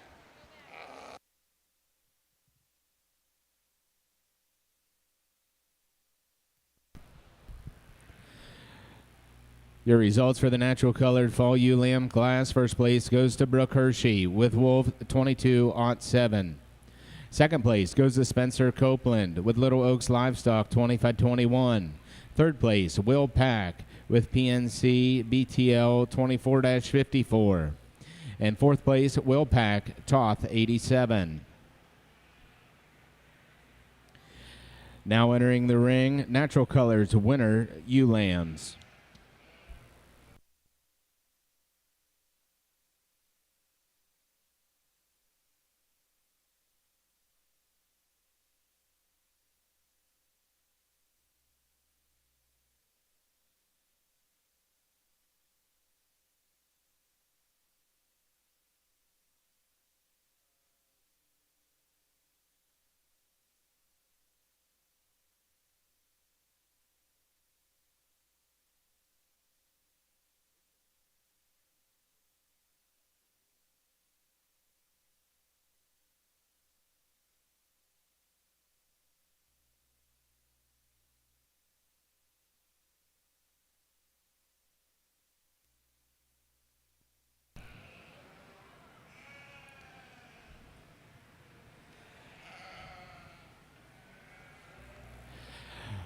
Our judge today for the Wool Breeze is Clay Shane. Clay is from Brookings, South Dakota. Clay raises roughly 50 Southdowns, and he grew up with Merinos, Lincolns, and Rambouillets. Clay is a farm marketing consultant. He obtained a bachelor's degree from the University of Findlay and a master's from South Dakota State University, where he coached the wool judging team.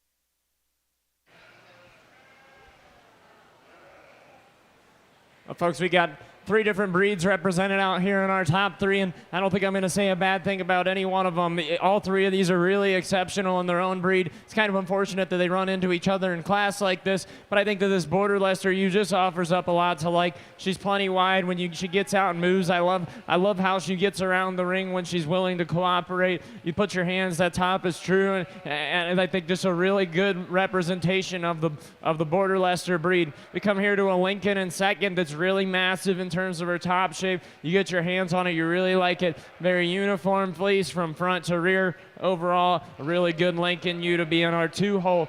A very youthful, feminine appearing medium wool here.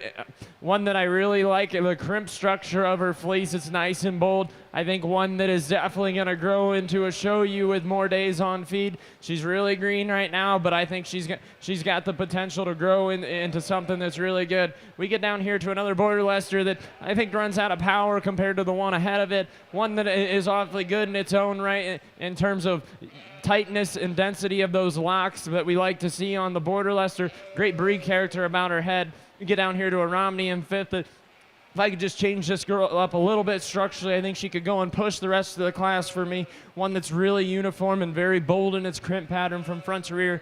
Overall, really great representation of several breeds here in our top 5. Congratulations, exhibitors.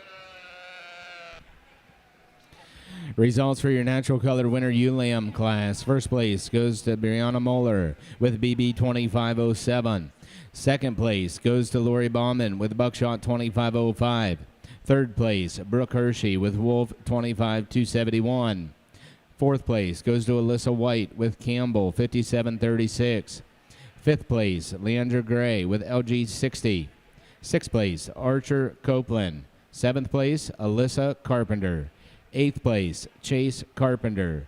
And ninth place, Chase Carpenter. Now entering the ring, natural colored spring ewe lambs.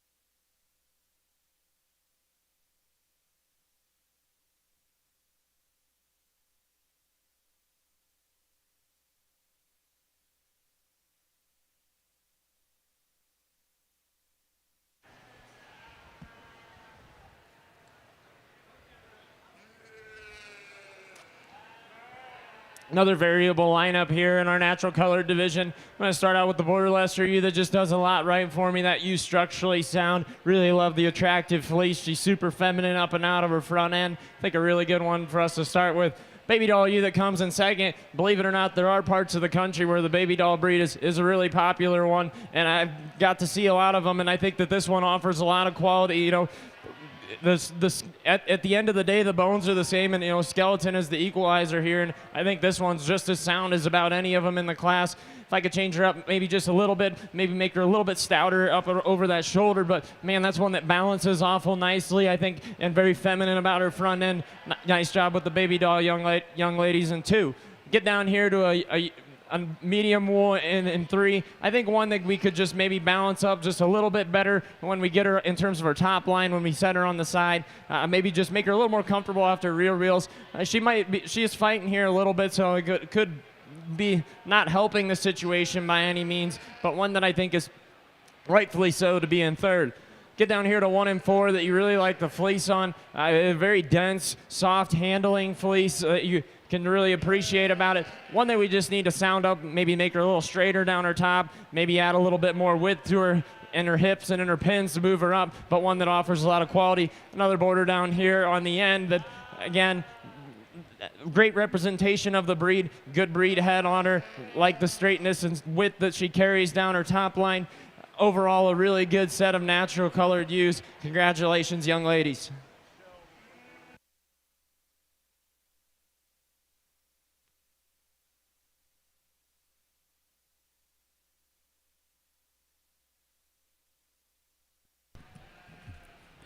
Results for your natural colored spring ewe lamb class. First place goes to Brianna Moeller with Jay Baird, 25015. Second place, Kinsley Schmidt from Schmidt Farms, double lot 13.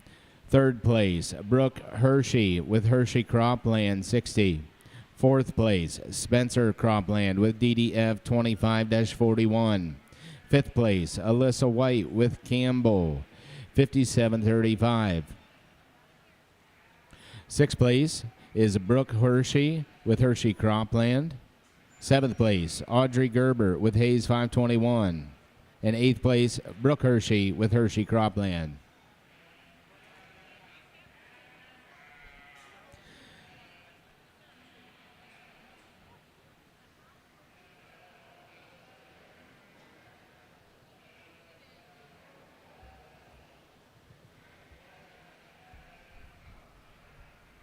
Now entering the ring is your natural colored champion, ewe drive, with your yearlings, Brooke Hershey and Brett Martin.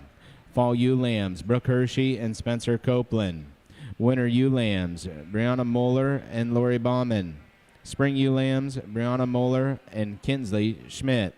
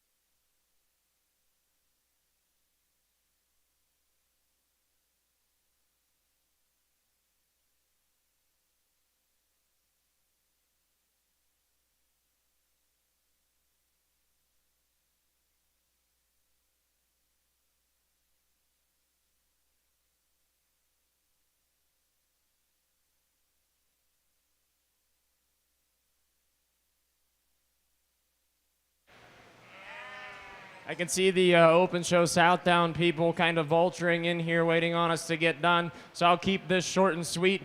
I think that there's a couple out here that really bring a lot of quality from a lot of different breeds, and as I'd kind of mentioned before, it's unfortunate that they all got to show against each other to get a shot for the final drive. I think all these breeds that are represented out here are very deserving to get there. For me, I think these yearling ewes are just powerhouses. They came out of a really big class. They're really competitive ewes. I got to keep them for champion and reserve. Congratulations, guys. Your champion natural colored ewe goes to Brooke Hershey. And your reserve champion natural colored ewe goes to Brett Martin. Your champion banner is sponsored by Belmar Farms. And your reserve champion banner is sponsored by Hershey Cropland.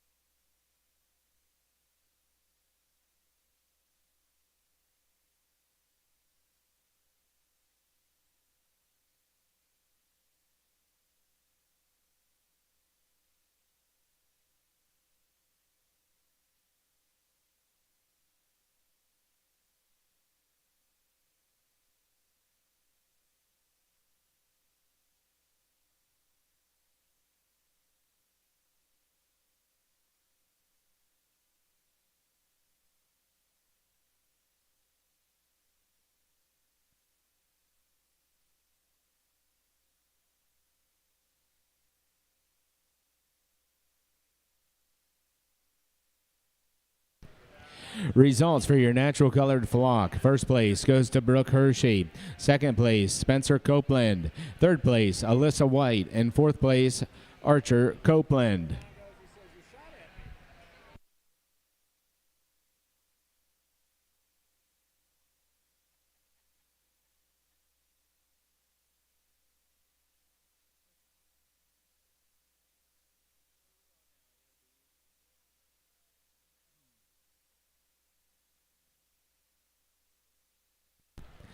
Next class in the ring, AOB Wool, Yearling Rams.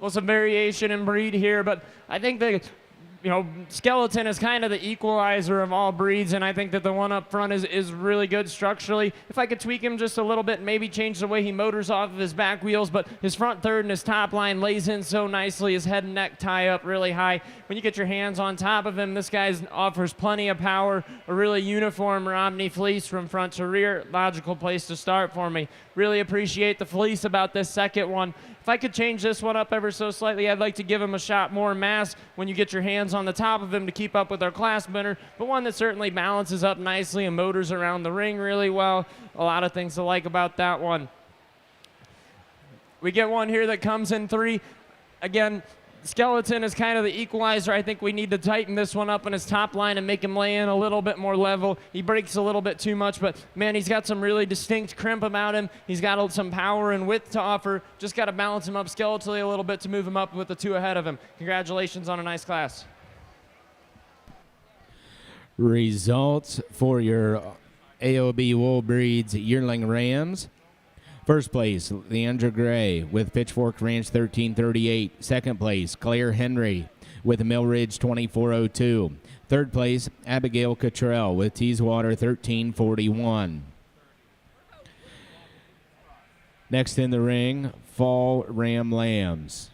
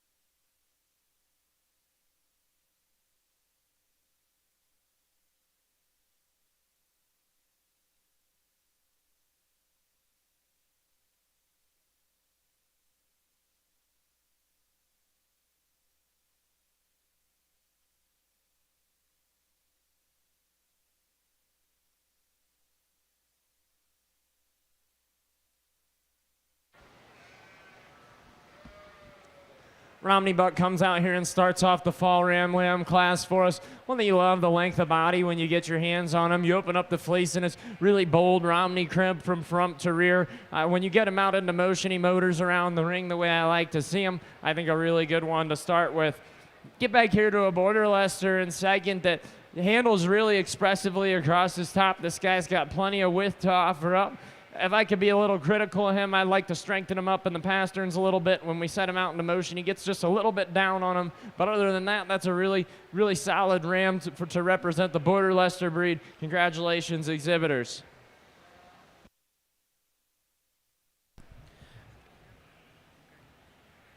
Your results from the AOB Wool Breeds Fall Ram Lamb class. First place goes to Thomas Wallace with Winding Wicks 2456.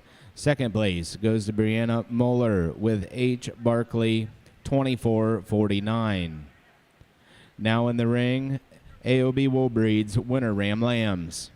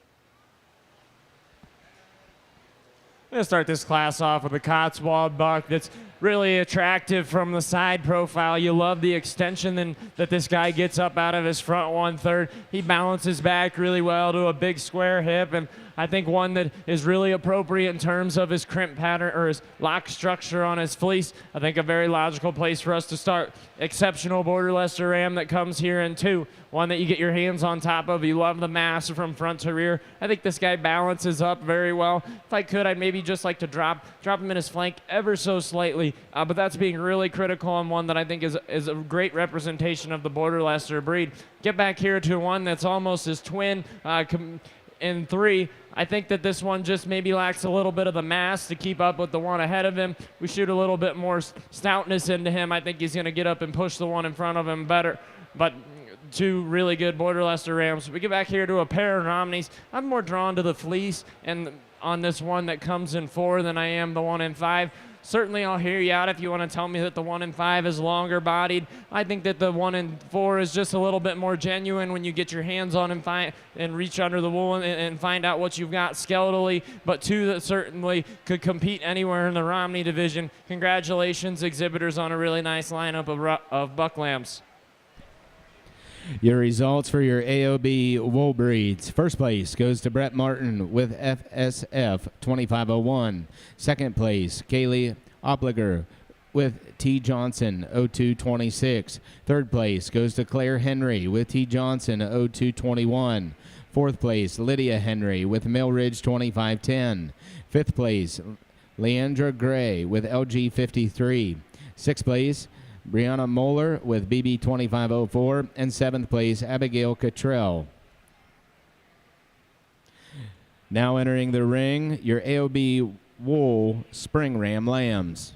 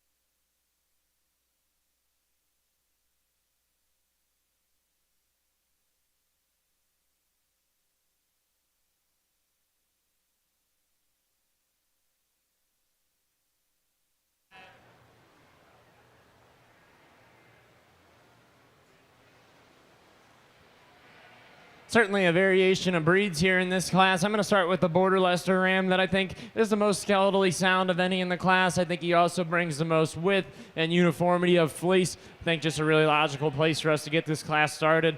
We get back to the next one here. One that comes to us, a really long staple that's impressive on a lamb this age. For me, I just need to put a little bit more groceries on him, maybe bloom him up, get him some more days on feed to size up and compete with the ones ahead of him. We get down to a pair of blue-faced Leicester rams here, and I like the fleeces on these. Unfortunately, I think we have some skeletal issues. I'd like to see those top lines lay in just a little bit more level and genuine to get up and move any higher in the class. Nice lineup of rams. Congratulations, exhibitors.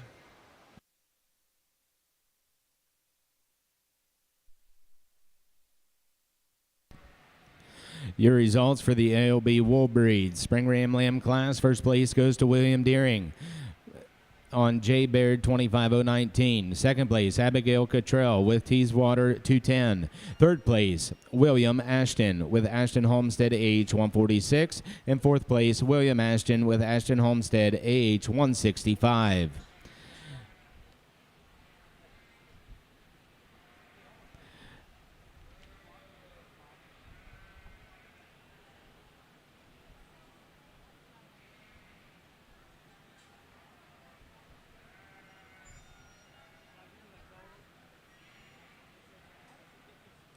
Now entering the ring is the AOB Wool Ram Champion Drive.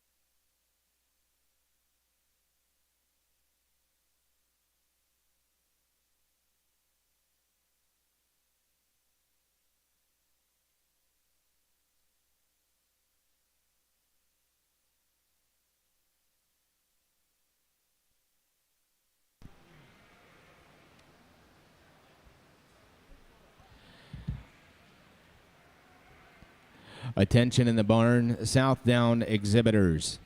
The estimated start time for the Southdown show is going to be 5:45 p.m. That's with the estimated time of conclusion of the AOB Wool Show, and it'll give them time to get the ring watered down. Again, Southdown breeders, the estimated start time of 5:45.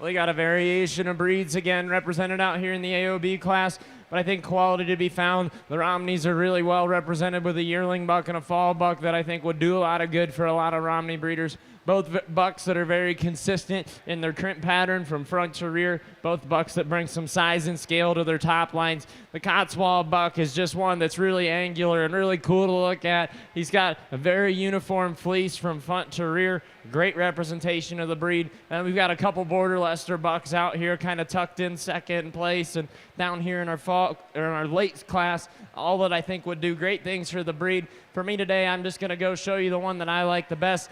Taking nothing away from the others, they're very, very competitive in their own breeds.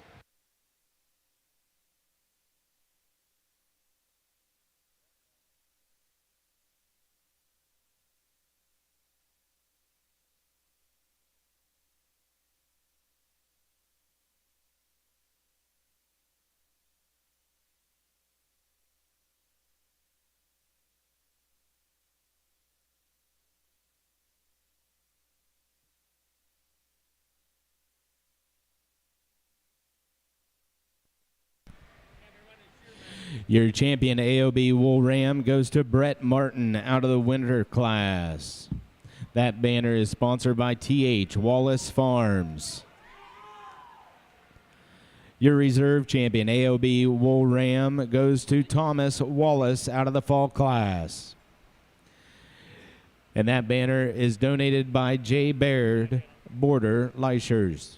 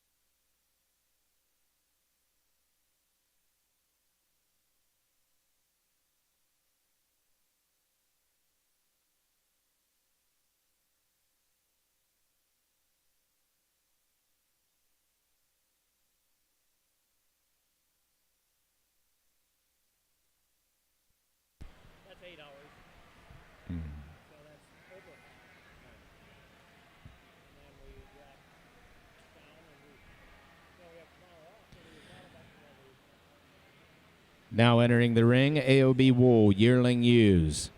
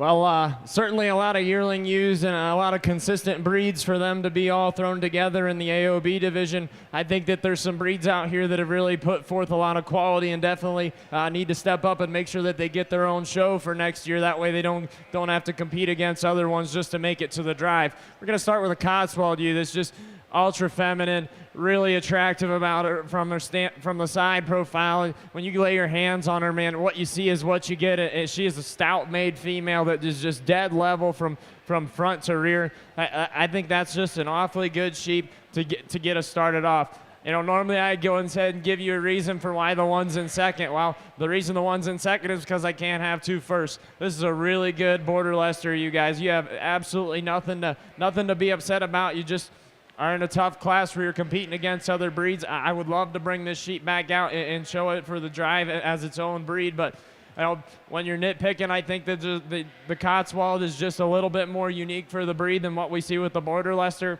Again, saying that there's nothing wrong with that Border Leicester female. We get down here into third with a Romney that wants to get a little bit temperamental when she gets on the stride, but man, that's being really critical of another awfully good one. She's really consistent from front to rear in terms of her fleece. Really massive when you get your hands on her and feel out over her hip. Man, that's another really good representation of a breed that I think should definitely get a shot to go for champion if they got their own show secured here at the State Fair. Come down here to another Romney that I don't think is quite as genuine in terms of his top line as the one in front of her.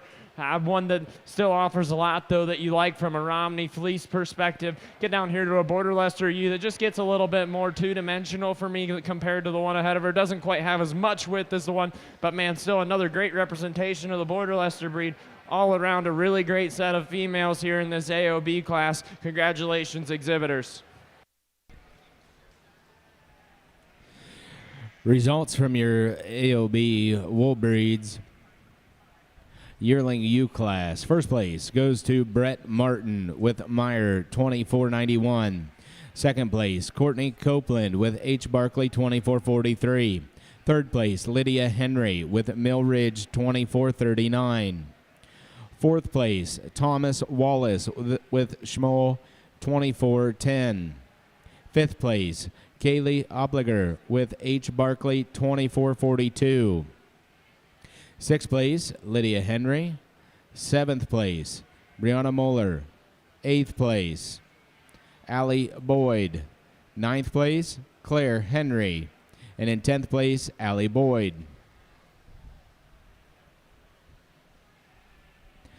Now in the ring, your AOB Wool Fall U Lamb class.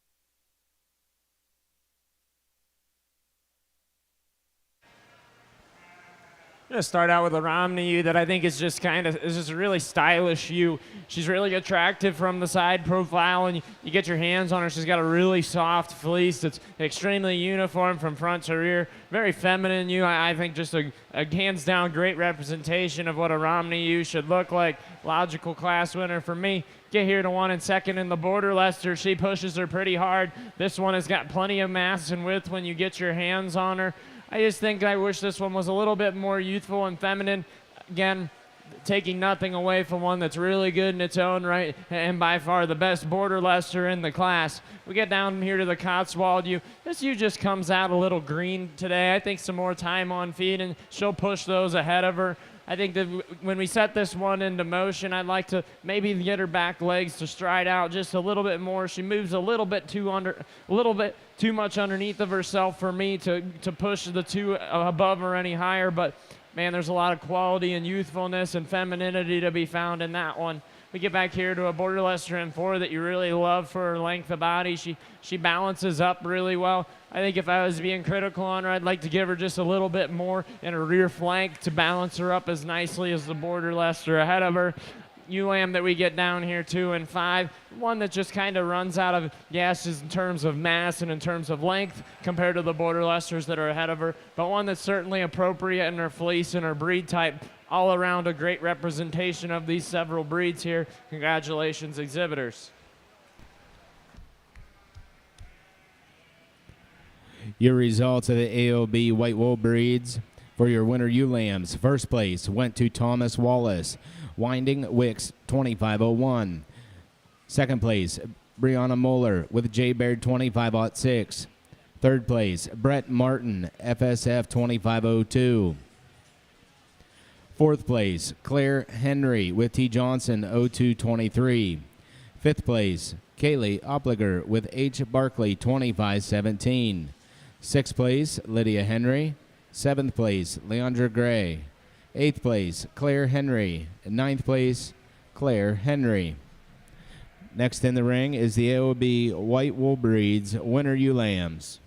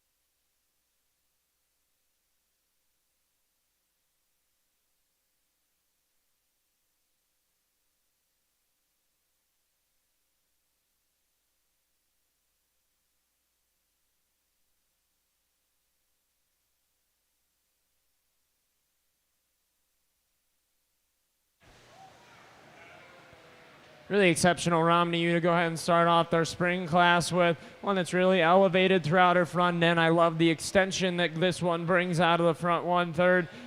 Get your hands on her and you're not disappointed. She's nice and wide all the way from her rack back to her hip.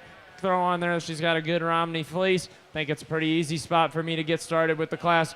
Border Leicester ewe pushes her pretty hard here in second. One that I think what you really like, the mass of the rack shape that comes when you get your hands onto this one. I think I just need to balance her up a little bit more as far as getting those front or those rear wheels to work the way I like them to when she gets on the move and that hip to lay in and lie down flat with the rest of her top line.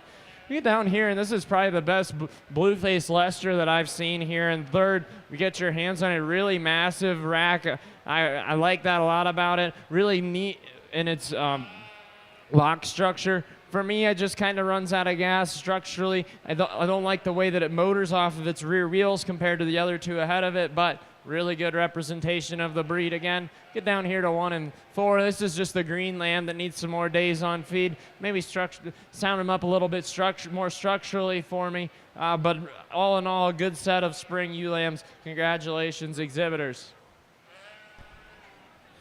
Your results from the AOB White Wool Breeds. Spring ewe lamb class, first place goes to Thomas Wallace with Winding Wicks 2513. Second place, William Deering with J. Baird 25013. Third place, William Ashton with Ashton Homestead. And fourth place, William Ashton with Ashton Homestead.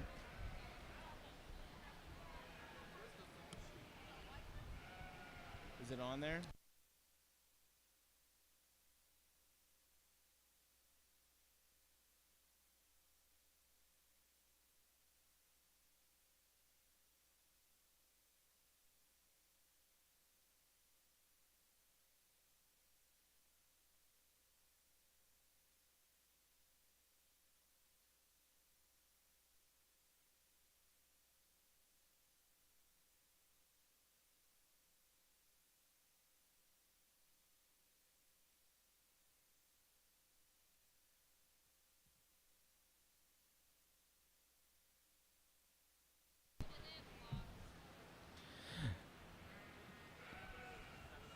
Currently in the ring is the champion ewe drive for the AOB White Wool Breeds.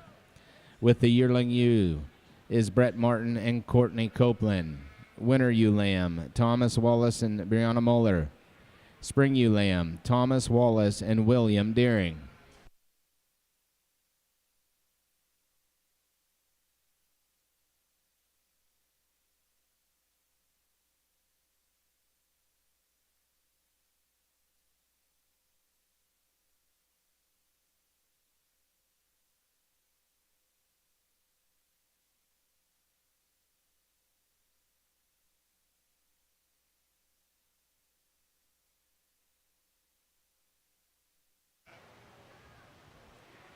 Well, it's clear there's quality coming from several breeds out here in the AOB division. I think that there's really 3 heavy hitters that come out here. We got the Romney breed extremely well represented. The Border Leicesters are really strong in the great representation of the Cotswolds.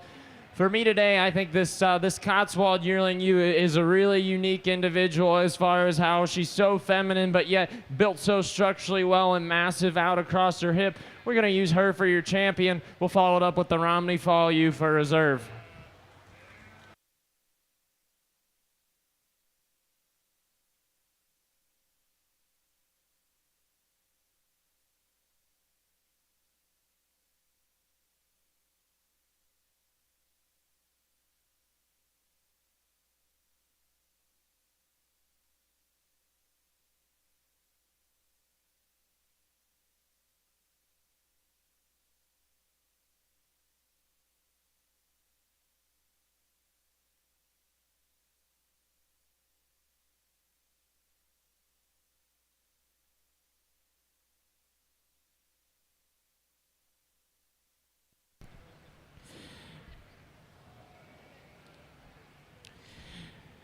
Your champion AOB White Wool goes to Brett Martin with the yearling.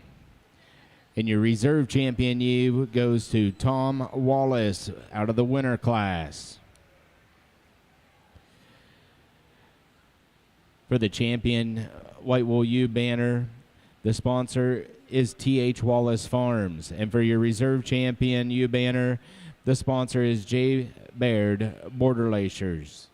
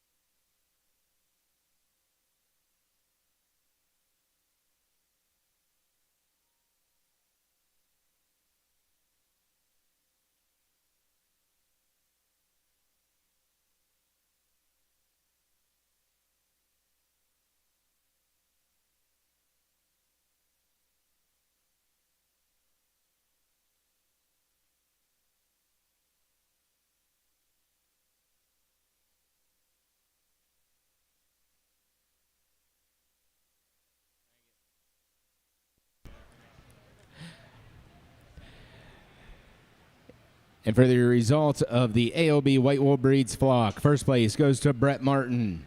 Second place, Kaylee Opliger. Third place, Thomas Wallace. Fourth place, Brianna Moeller.